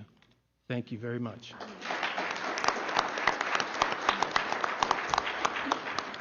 Representative Bartow. Thank you, Mr. Chairman. Thank you for arranging for the hearing. I really appreciate you doing that. And I really want to express my gratitude for Mayor Giuliani. Your passion for our president is an example to us all for freedom. Thank you for heading up the fight. I want to also thank so many of the citizens of this state that knew that all of this was going on and have been so actively encouraging us to get to the bottom of the truth, to hear the evidence. And we've been hearing about it ever since the election, that these things were happening. And this hearing exceeded expectations in laying it all out by witnesses, firsthand testimony, experts in their fields. Thank you, Colonel, and others who so wonderfully expressed what you've been experiencing and the trouble you've gone to, the hours and hours of expertise you put into analyzing data so that we can, with our layman experience, understand what's been going on. it's been eye-opening, to say the least. And I just encourage, I'm grateful that we did this in a forum where it's on the record and people will have an opportunity to see this. Because it's no longer just anecdotal. We have affidavits who have sworn affidavits who experience these things. You know, I served as a district chairman in the GOP for several years, and alongside a lot of you in this room. And I never heard of volunteers at a polling place, at an election, experiencing what these people have, what many of you have. Being shoved somewhere and told you can't go here, you can't do that. Not being able to observe what you're supposed to be observing, getting shut down when you ask a question. These are not normal activities. So the question we have, and so the problem we have to overcome is our tendency to be too nice about this. Republicans want to go to work, enjoy our freedoms, and not make waves. This is our biggest hurdle, in my opinion. Because despite all of this, and we will take next steps, I believe there will be next steps that we will take to get to the bottom of it, to do more investigations based on what was revealed here today. But we will have a lot of backlash because people just want to get on with their lives and accept the election results. And we can't do that because we don't have the evidence to do that. The evidence points in the other direction. It would be wrong. So I just want to, we have to want freedom more than we want comfort. And that's uncomfortable for a lot of us in our society because, you know, we're the ones that always want to capitulate. We want to go along to get along. But this is not a time for that. This is definitely not. I don't want to ramble like I have been already, but I just thank you again for the opportunity to serve at this point in history and plead with everyone that takes the time to watch this testimony and watch it all if you have a chance to get involved, stay involved, and help us to keep our republic free by making sure we have voter integrity going forward. We have to address these things now. Thank you.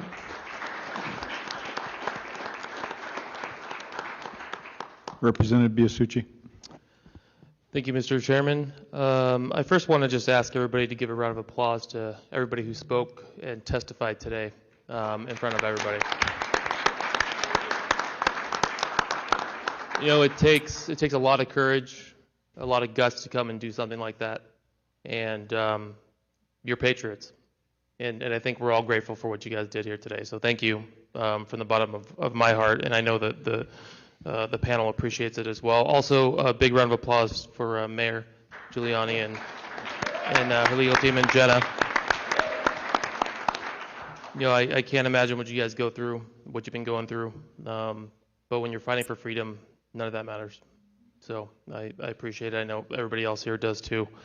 You know, before this hearing, before Pennsylvania, I think I, like so many other millions of Americans, we knew something was wrong, right? We knew something was off with this election. We didn't know what, but it didn't feel right.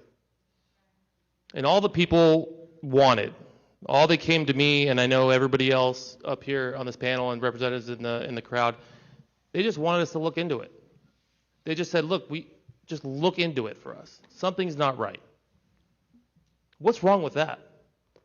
Even if you look into it and there's nothing, at least we looked into it. At least we eased the thoughts and our voters thought that something was wrong, and we gave them some closure. At least we did that. It would be easy for that to be the case. We go along, we move on, but after today's testimony and what some of these great witnesses have said, like the colonel and others,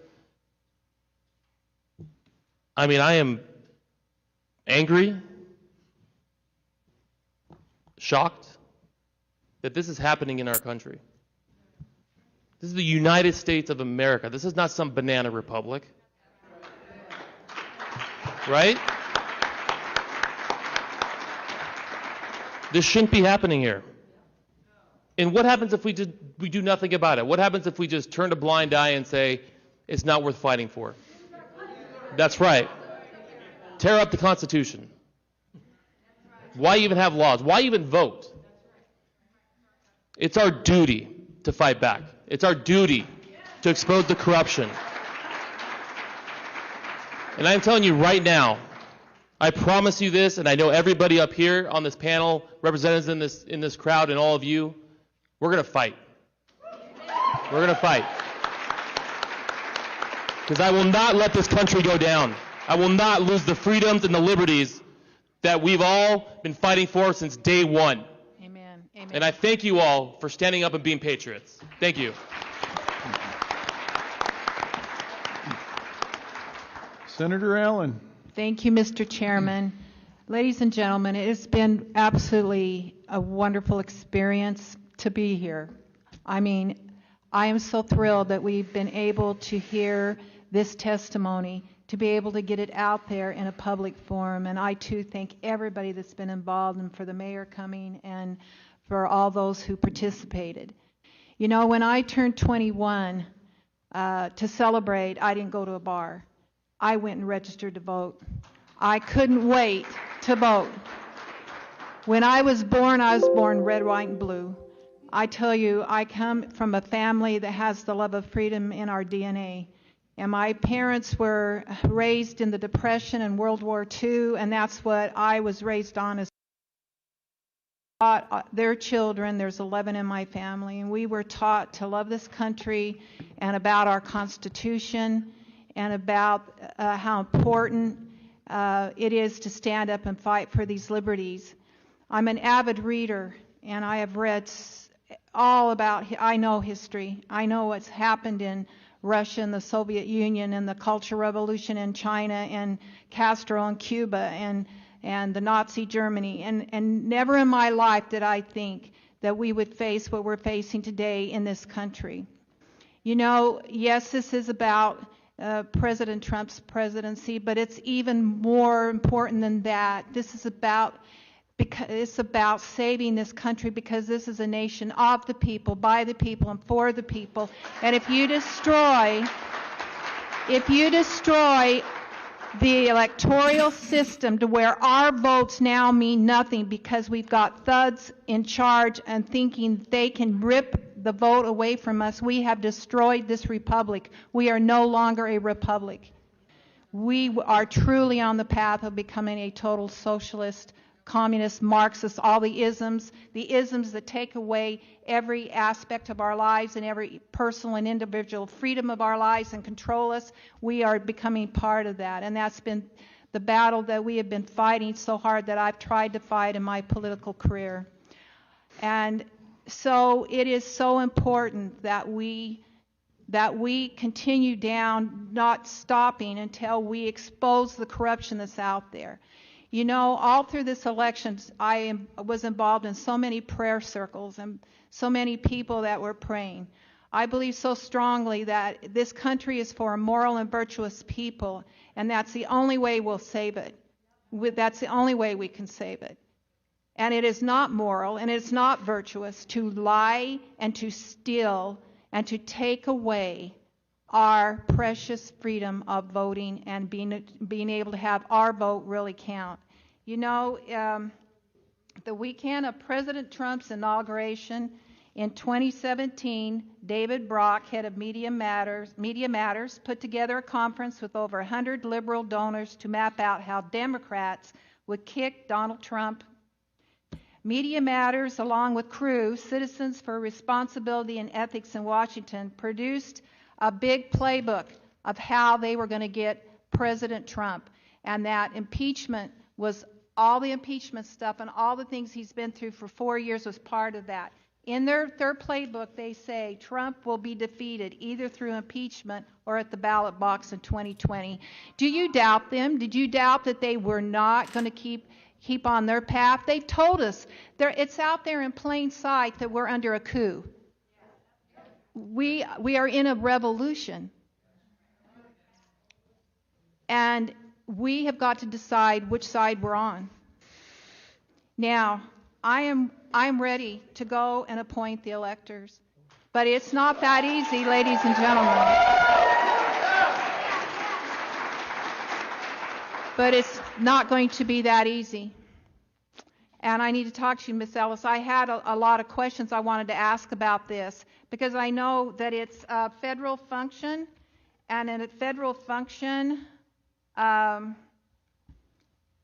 comes directly from the U.S. Constitution, and it isn't bound by state rules. So that's what I need to talk to you later about these questions I have about, because we are bound by some state rules about how we get into a special session. Anyway, ladies and gentlemen, God bless you. God bless all of us in this country. And I've been so thrilled that I could be here today and that I would be able to, this would be the last thing I can do as a state senator, is to be able to stand up for this election. So thank you so much.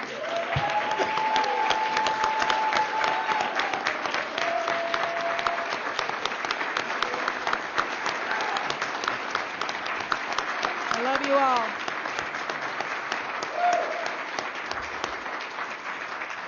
Senator Gowan. Thank you, Mr. Chair. Just want to say thank you to our president for the call-in. I mean, that was awesome. And I just want to say for what he's done for our nation as well. We are the greatest nation on earth, right? And he brought us back to where the world remembers that. That's the biggest thing. So, what he's done for us is just tremendous. And you and your team, thank you for being here and showing us all the things that were exposed today.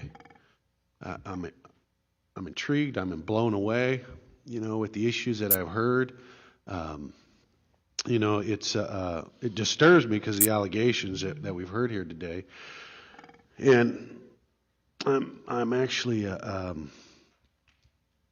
kind of blown away too that you're not getting a day in court after what I've heard here today. And I presume that's been presented to the court to show them. And if we're just touching it, it's just interesting to me. Again, I'm blown away. I'm sure everybody is right here, right? And I'm also perturbed that we have this dominion system. It's run by a foreign company for our elections. That's disturbing. So, bringing that to light is very interesting. That's something that we can look at, certainly fixing as well. But you never know when it goes out of country where those votes go, right? Or what happens, or the issues at hand with that. And that's why I'm also surprised that we haven't done a full hand count or audit to look at these allegations to say, hey, this is right or that's right, or something's going on here. That's the crazy thing, I'm telling you. It's also apparent to me that we need to fix a lot of things that are happening in our elections. And certainly, you talk about shining a bright light on the issues at hand that have occurred, showing in the past, and it took something like this, took a president like this to actually stand up and say, hey, look at what's happening. And I'm thankful for that. Look, we all know the old saying, right? If you're Republican, you got to win by 2% or more. I mean, that's the issue at hand, and I think we're seeing a lot of that occur right here.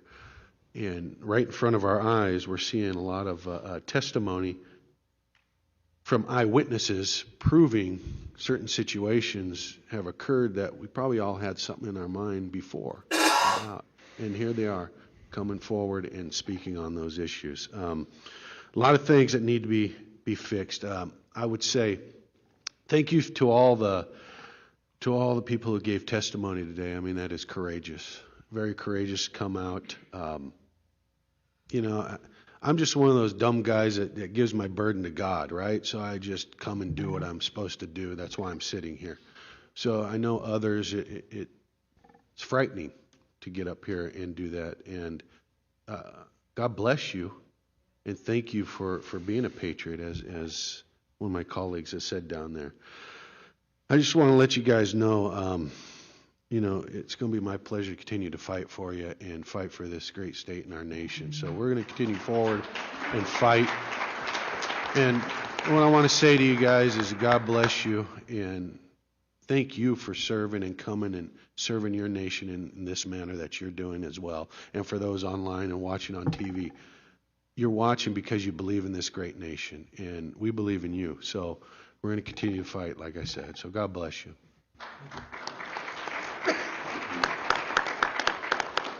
Senator Borelli. Yes, thank you, Mr. Chair. You know, I grew up in a tough neighborhood. You know, when I was growing up, we always thought that FBI stood for Forever Bothering Italians. And what I learned in school was, you know, what comes after a sentence is an appeal. But I think FBI should actually change the name to Force a Biden Investigation. But Mayor, it's really a pleasure and honor to be with you today, and it's a good thing you're not prosecuting me, so I'm happy for that.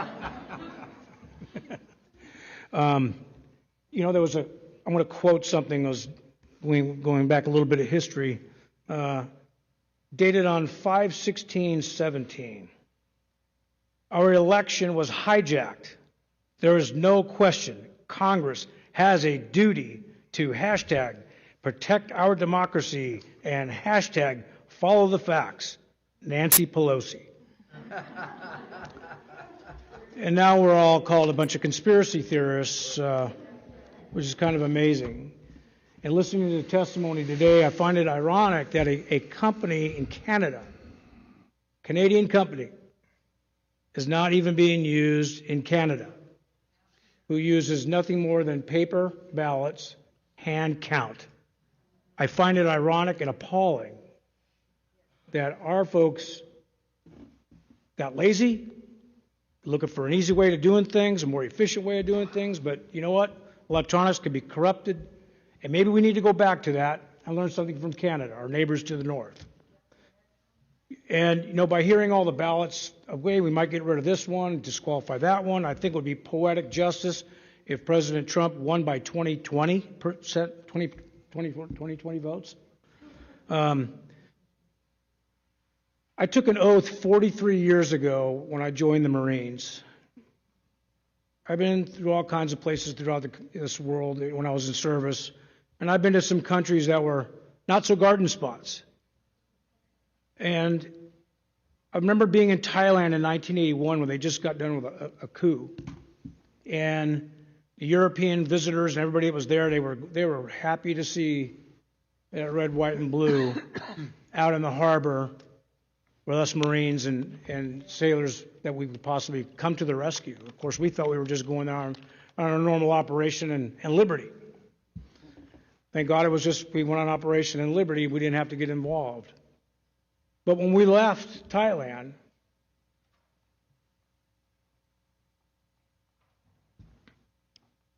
we had to stop and take up on board 18 Vietnamese refugees. This is 1981, and the oldest of the children was 18 years old. None of them were involved in that war at all. But we took them aboard and to take care of them. They were out there floating around in the dead water for weeks. Took them on board, cleaned them up, gave them some uniforms. Of course, a lot of them our camis didn't fit them all, but we took care of them because that's what Americans do. And I'm proud that my 22 years in the service was in that reflection, that we are that beam of light, that hope. Last year, I went to Italy for the very first time with my colleague and my seatmate, which I like to call my teammate, Representative Leo Biasucci. And he's a first-generation American. So we went to his dad's hometown, and Dad was there with us, and his dad, we went on his trip. And we got to meet the mayor of the small town where his dad grew up. And he's like the big hero of Leo Biasucci, one of the sons of our town. And the pride and admiration they had for him, Sweet baby being an Jesus, elected official in the United shut States, up. was awestruck. It was unbelievable. I felt so much pride. Anyway, we were under attack There's a lot of pride. the last couple of weeks, trying to force something, a hearing. Representative Fitchum was trying to get a hearing in the House, couldn't get it done. I tried to get things done with the Senate. There was some obstacles, this and that, a lot of arguments back and forth. And then we got all kinds of hate email when we decided we're going to do this. And people were calling me up. I got death threats. I had all kinds of crazy stuff, which is, I'm surprised I made it past 25 years old. So I'm not really, I care. But, and I had to tell some friends, I'm like, if I see corruption and I see evidence, I can't look the other way.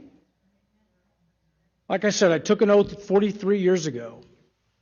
There's no expiration date on that oath. And I grew up in a world where honor, courage, and commitment was an everyday way of life. That's not a marketing slogan. That's just the way it is. You had quoted one of the pieces of the last sentences of the Constitution, which I actually text that back to them. But, you know, I had to take these notes down, but voting is not just an obligation, but it is a right. It's an enshrined in our Constitution. But let me remind you all, that was paid for with blood, with the blood of patriots. Overseas ballots, like I said, I was overseas. I'm convinced that some of my overseas ballots never even counted. So was I disenfranchised? Did they get counted? Did they get switched? Who knows? I don't know. So to look the other way after hearing this testimony would be a dishonor to those my brothers and sisters in uniform. It would dishonor our forefathers and even my own father, who was a Korean War veteran, and to the citizens of every American that we were sworn to serve in this state. So I'm going to do this nice quote because there's some really brilliant people wrote this.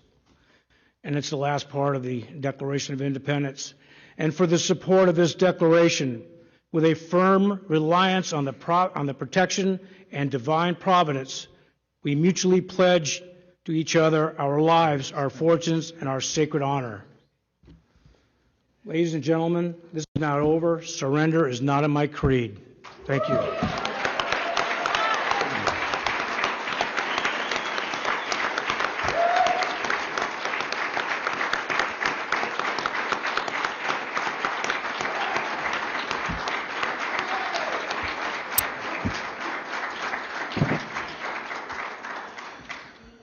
Ladies and gentlemen,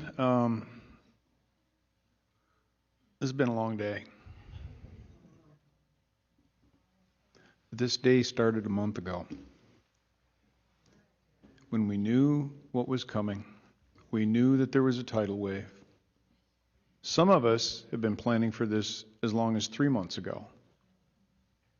Because we saw what was coming, we prepared our legal briefs, we've done everything we could do to prepare for a flood, a tidal wave.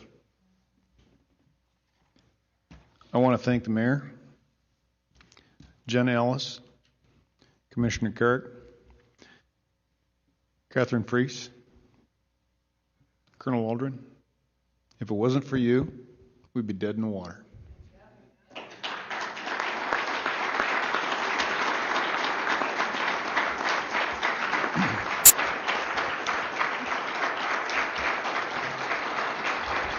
Indeed. Indeed.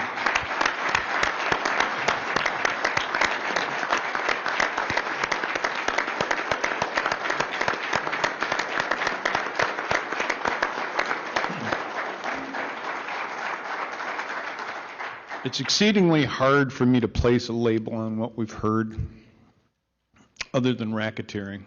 Good old-fashioned mobster racketeering.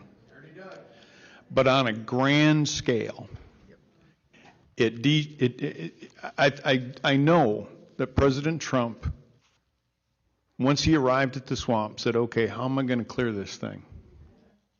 I don't know that he realized that the plug is so deep there's not enough chain.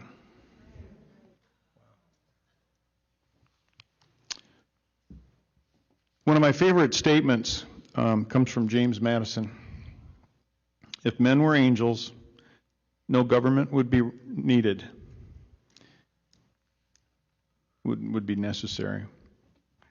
If angels were to govern men, neither external nor internal controls on government would be necessary. In framing a government which is to be administered by men, over men, the great difficulty lies in this. You must first enable the government to control the governed, and the next place, oblige it to control itself. Ladies and gentlemen, I have not seen one single government entity in the United States ever give up a scintilla of power once it seized it. Not once.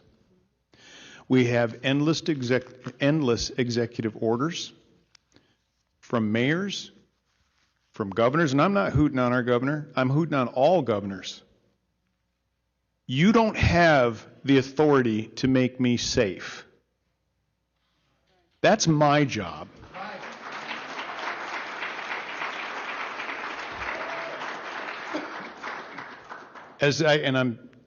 My wife is not going to let me say this, but as I look around this room, I'll substitute a word. I'm absolutely outraged by the excuse that's been used for an 800-person ballroom to be limited to 160 people.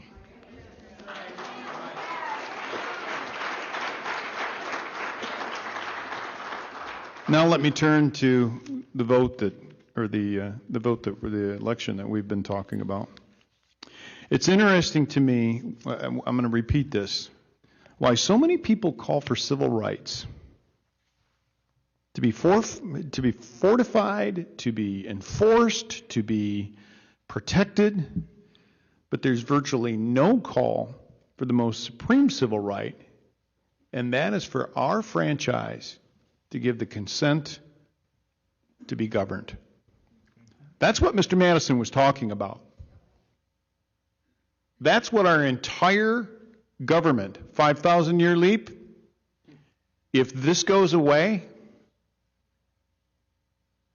God help us, because it will be gone. Because you will have to have at least a few men to stand on a green and fire their rifles at the best military machine ever conceived in the 1700s. Think about that for a moment. They knew if there was going to be a war, let it start here. That was a conscious decision. Why? Because they were sick and tired of tyranny. What we're experiencing right now is a form of tyranny that is insidious. This is our nation. This nation doesn't belong to Belgium, doesn't belong to George Soros. Yeah, that's right, I said the Soros word. Okay?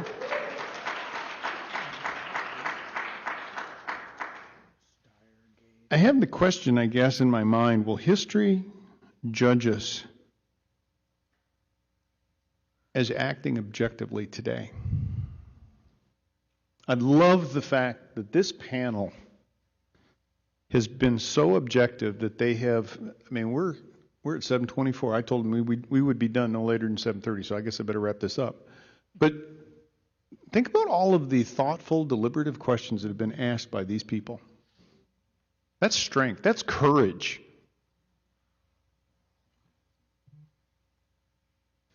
I hope that out of this, besides calling for a special session, which I am doing right now, I hope even more than a special session,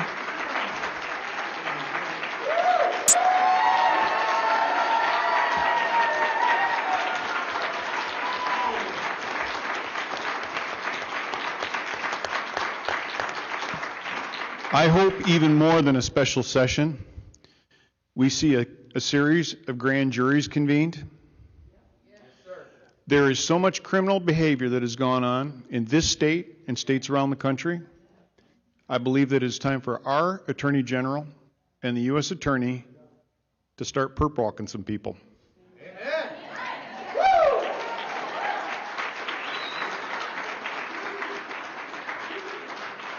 I am glad that you are fired up. But ladies and gentlemen, this is a skirmish. You ain't seen nothing yet. Because when Satan wants to extinguish a light, he will stop at nothing. So be on your guard, put on the full armor of God, and be prepared to fight.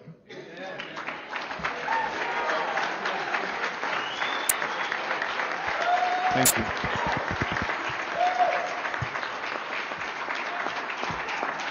I am asking my colleagues to please consolidate your notes over the next 24 hours. And I'm hopeful that we will have a work product that we can at least vet with our leadership in both the House and the Senate. This is what we have heard. This is the resolution that we would like to have heard. It's going to take some work. I mean, we're talking about a pretty fast cycle time. But I think that we've got the talent here, certainly. And I think that we can do that. So with that, ladies and gentlemen, thank you for your time. Senator Borelli. Yes, thank you, Mr. Chairman. I don't know about you folks, but I think that he would be a great Secretary of State. Let's give it up for Mark Fitcham.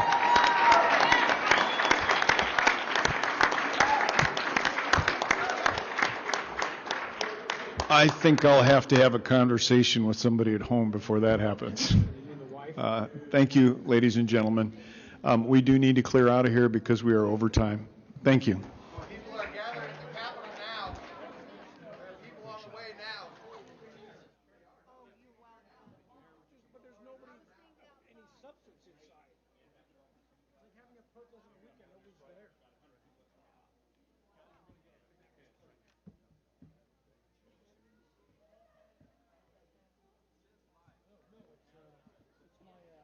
Arizona's 2020 general election held on November 3rd. Also here from the Secretary of State's office is Elections Director Bo Duell. And we want to thank Governor Ducey, Attorney General Brnovich, and Chief Justice Boutinel for their presence at today's canvass. This was a historic election for several reasons. Preparing for any election is an immense undertaking, even in normal circumstances. The complexity this year has been compounded by the pandemic. In spite of this, we had an extremely well-run election and saw historically high voter participation. There were more than 3.42 million ballots cast in this election, and turnout was nearly 80%. This is a 23% increase from the 2018 midterm election and an 8% increase from the 2016 presidential election. Of those 3.42 million ballots cast, over 88% of them were cast early, which provides more proof that Arizona's ballot by mail works. Additionally, despite the unprecedented challenges, Arizonans showed up for our democracy. Every Arizona voter has my thanks and should know that they can stand proud that this election was conducted with transparency, accuracy, and fairness in accordance with Arizona's laws and elections procedures, despite numerous unfounded claims to the contrary. As a reminder, I'd like to highlight just a few of those measures that are in place to ensure the fairness and security of election systems in Arizona. Election equipment that is purchased for use in state or federal elections must first be certified by the U.S. Elections Assistance Commission before it is reviewed and recommended for certification by our Election Equipment Certification Advisory Committee, a process which is publicly noticed and held pursuant to open meeting laws. All voting equipment used in federal and state elections undergoes a logic and accuracy test by each county before each election, followed by a logic and accuracy testing of randomly selected equipment by our office in each county. Additionally, the 2019 Election Procedures Manual requires an additional post-election logic and accuracy test be conducted by the counties. All of these logic and accuracy tests are publicly announced and include representatives of each political party. Counties conduct a post-election hand count audit of randomly selected precincts immediately following the election with participation of each political party. A mix of members of each political party is required to be working at every polling place in the state. Additionally, a credentialed poll observer of each political party is allowed in every polling place. Members of each political party are required to be involved in all ballot tabulation functions. Additionally, a credentialed observer of each political party is allowed in every tabulation room. There are also cameras in every tabulation center with live streams that can be accessed via the internet. I want to thank the thousands of Arizonans who served in these various functions, especially those who answered the call to sign up to be poll workers. The overwhelming response ensured that polling places across the state were fully staffed and safe, and that voters did not have to wait in long lines. I also want to thank all of the county election officials who overcame significant challenges we faced heading into this election and administered what was easily the smoothest and, according to outgoing CISA Director Chris Krebs, most secure election in recent history. You all have continued to confirm that democracy is indeed a team sport. Because of our work together, I'm confident that no Arizonan had to choose between their health and their fundamental right to vote. A big part of that, too, was the AZ Vote Safe program, developed in partnership with Governor Ducey. The funds provided through this program were invaluable in providing a safe voting experience for all involved. I want to quickly recognize the support from the Arizona Department of Administration, which purchased and facilitated the distribution of protective supplies for election workers and voters, hand sanitizer, disinfecting supplies, and social distancing markers for voting locations throughout the state. We purchased 84 drop boxes for 13 counties across the state to ensure all Arizonans could safely and securely return their ballot by the 7 p.m. Election Day deadline. And we provided early voting opportunities in rural and tribal communities that otherwise would not have been available. So thank you, Governor Ducey, for supporting a safe and accessible voting experience in the middle of this pandemic. And with that, I'll turn it over to you to say a few words. Thank you very much, Secretary Hobbs, and good morning, everyone. I'm joined here today by Chief Justice of the Arizona Supreme Court, Robert Brutinel, Secretary of State, Katie Hobbs, Attorney General Mark Brnovich, and Director of Election Services, Bo Dahl. I want to thank you all for joining me here. As you know, this year was different than any other. With 2020, the pandemic and COVID-19 brought new, unprecedented challenges for our state. But, as I've said before, we do elections well here in Arizona. The system is strong, and that's why I have bragged on it so much. I want to thank Secretary of State Katie Hobbs, Attorney General Mark Brnovich, the county election offices, the county recorder's offices, our poll workers, and all the volunteers for their dedication to the success of our election system. Other states explored and experimented with Election Day.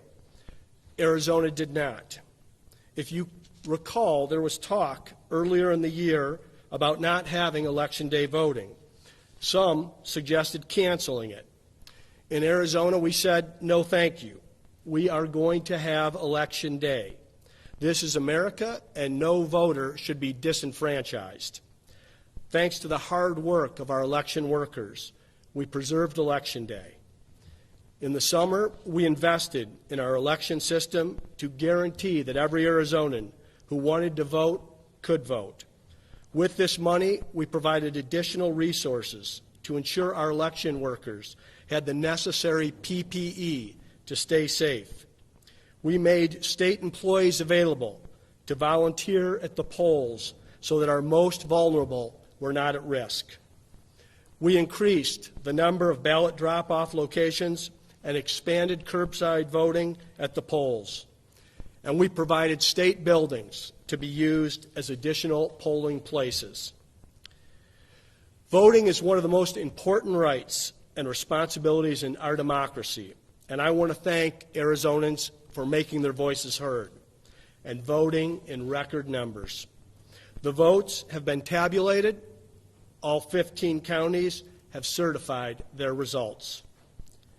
In addition to certification, with Senator-elect Mark Kelly winning the general election, I will be signing official documentation today that will be hand-delivered to the Secretary of the United States Senate so that Arizona's newest senator can be sworn into office as swiftly as possible.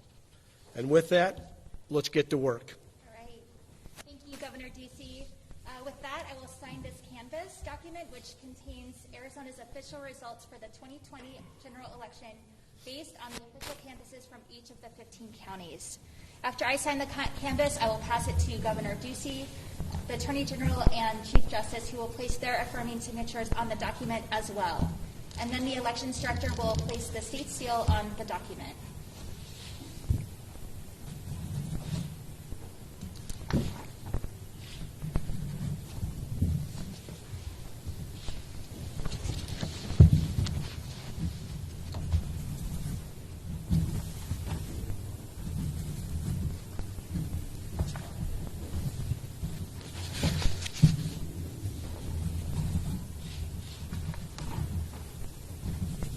Well, if this ain't the saddest fucking shit I've ever seen. Just those two. Two in each. Yeah.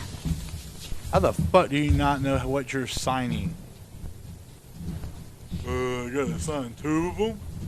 Really? Fucking leave it to Beaver looking motherfucker.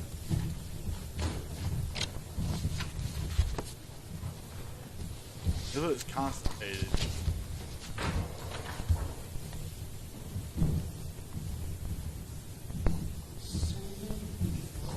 Who the hell is that? That's the fucking Chief Justice.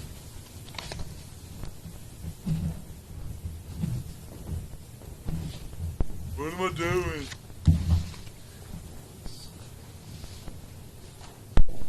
Is him here? Does he look a little bit like Brian Kemp? Except shorter and fatter, like Brian Kemp's big brother that was 5 years older and didn't get all the fucking.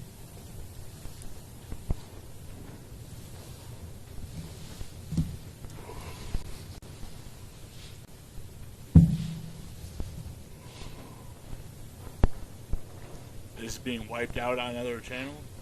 Well, I've only been streaming back on fucking YouTube for a week, so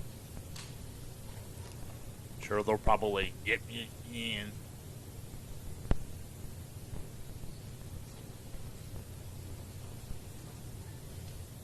Yeah, I mean, he looked rather Italian. He looks like John McCain, except he's not dead.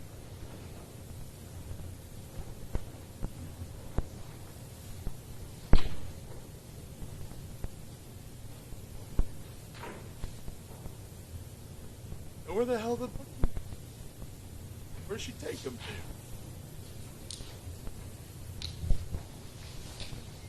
We're gonna run him through a Dominion system real quick. Make sure that the signatures match. Let you know in just a second. This is funner than watching paint dry. Oh, don't try to be funny. You ain't funny.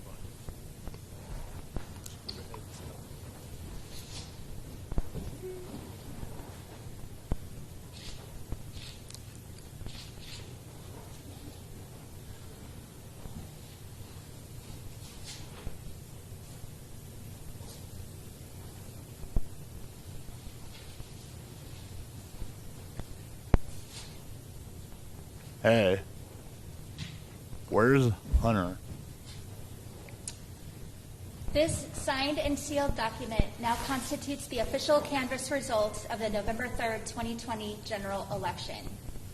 Based on the official canvass, my office and the governor's office have also prepared the certificates of ascertainment for presidential electors, the certificate of election for U.S. Senator, and the proclamation by the governor declaring the ballot measures approved by the voters. And we will now sign each of those documents. Hell yeah. Thank you. There's like 9. 9.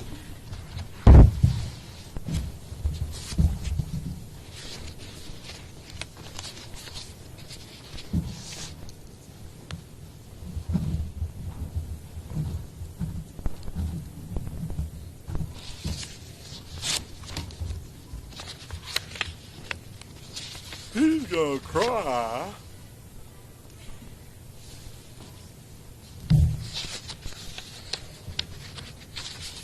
There are roughly 500 people still watching this with me.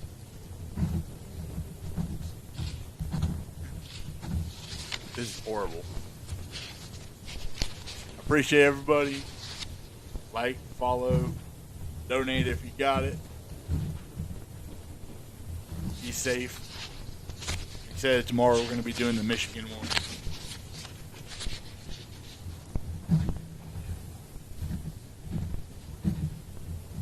He's got the COVID.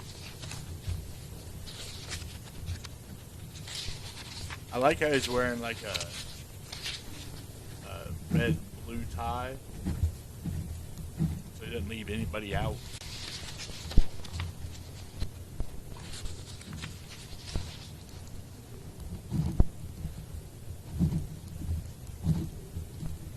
Well, damn it, Joe.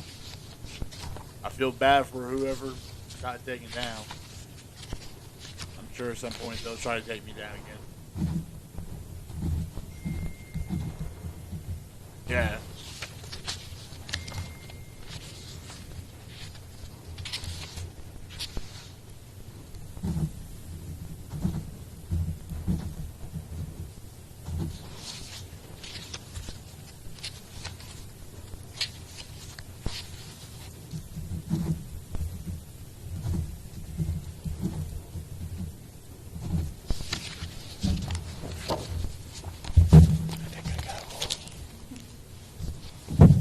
I got them all, honey. I don't really know, though.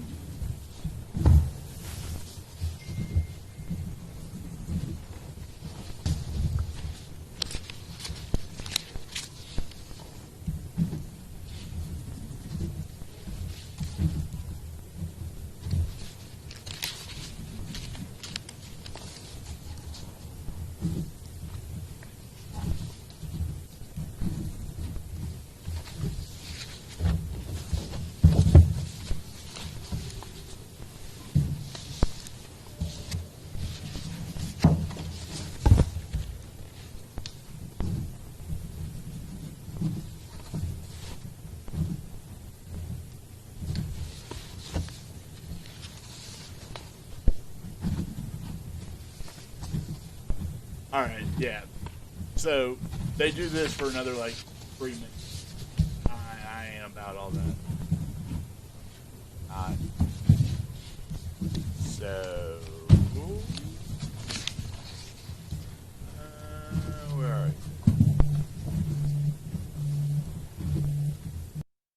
Boo, boo, boo. Alright. So, let's read. Apparently, this ruling came down right after Democrat. Okay, Maricopa Superior Court Judge Randall Warner. Hey, why? Can you hear me? Yeah. All right. Much better. Maricopa Superior Court Judge Randall Warner ruled today in favor of the Republican Party of Arizona's petition to allow for the inspection of a limited sampling of mail-in ballot envelopes to be able to compare them to the voter signatures on file, as well as the ability to review a selection of duplicate ballots against original ballots from which they are duplicated. Remember, during the hearing, the woman was saying that the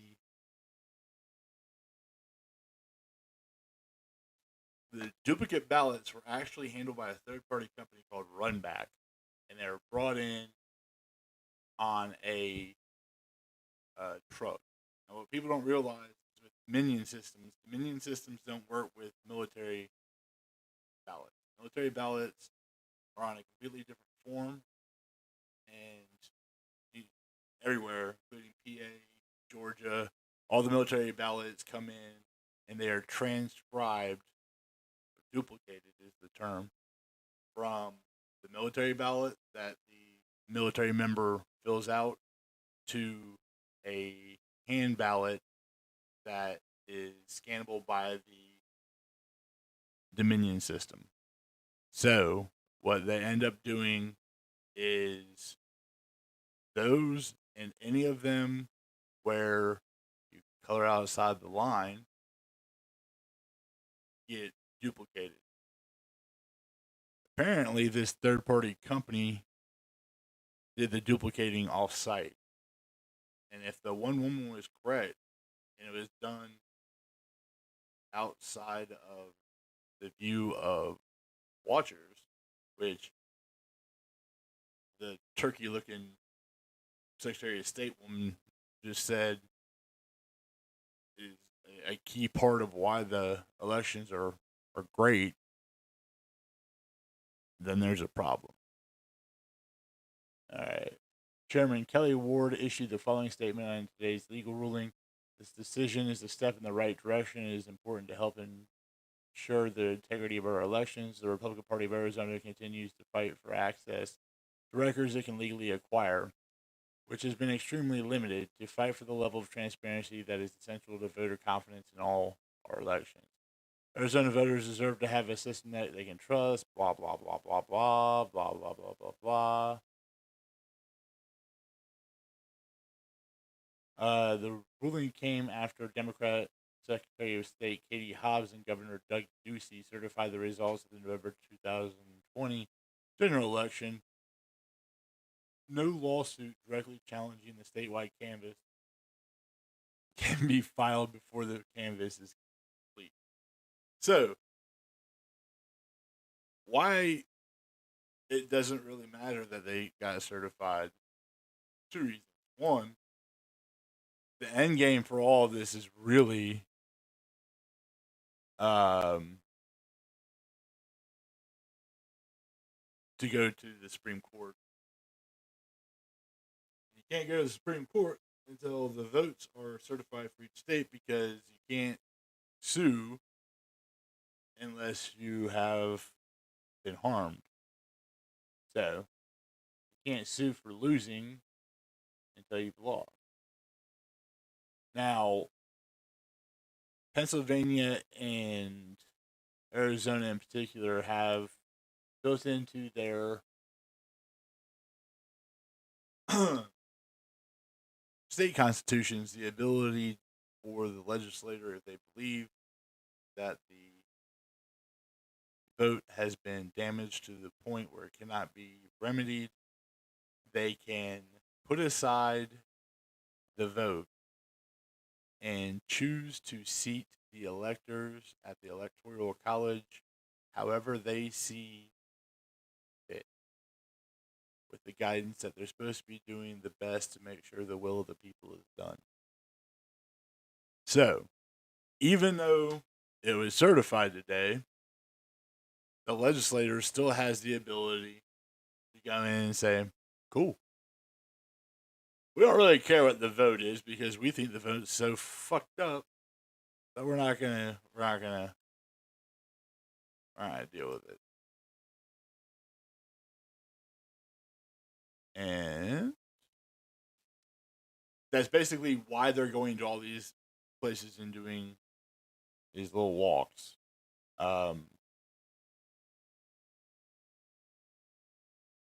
They are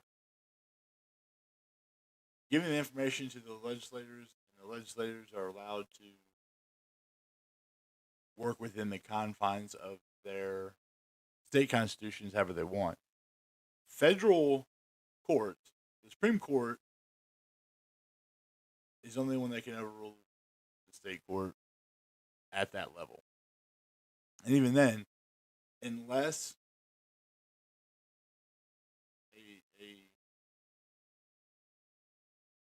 the only time the federal constitution is used to overrule a state constitution is when a basic right, a civil right, is being removed from a person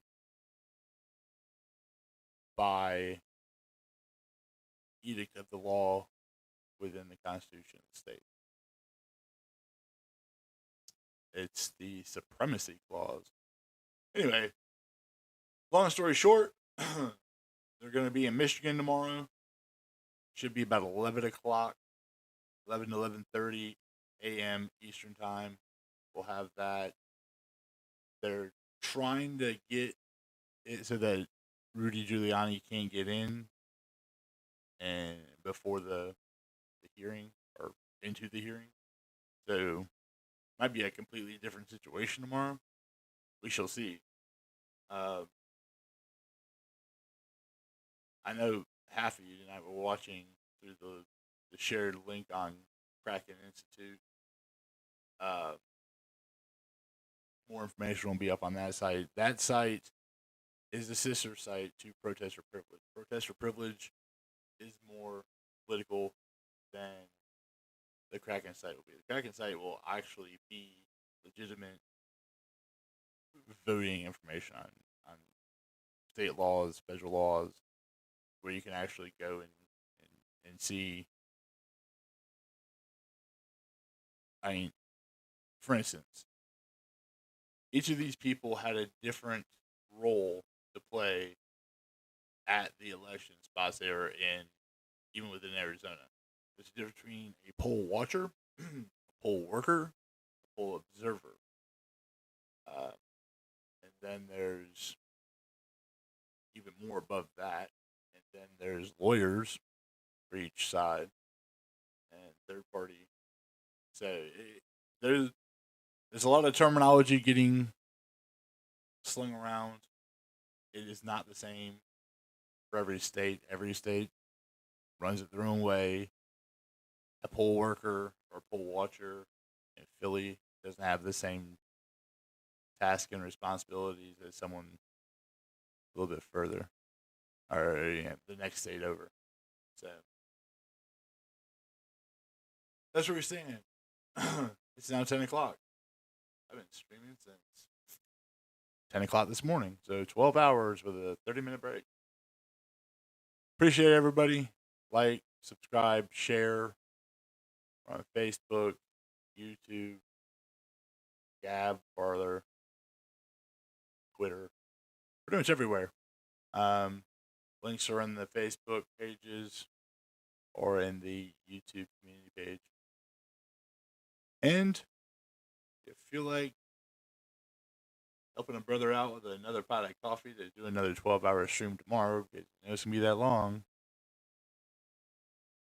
Cash App and Venmo links are in the chat. Appreciate everybody. Jeannie, it is Kraken.Institute. I will put it in chat.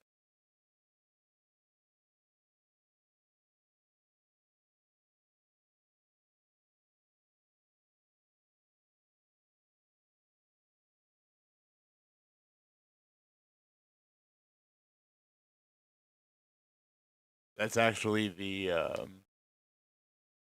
it's the domain name. Hold on, let me get to the.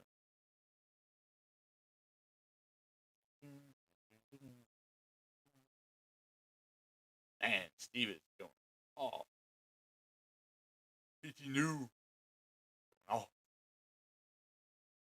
Kraken Institute. All right.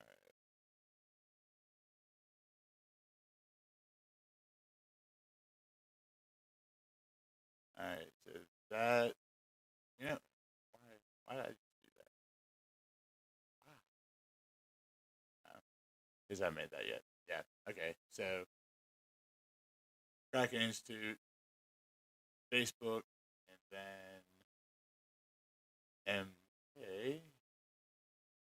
Problem is, yours doesn't show up on.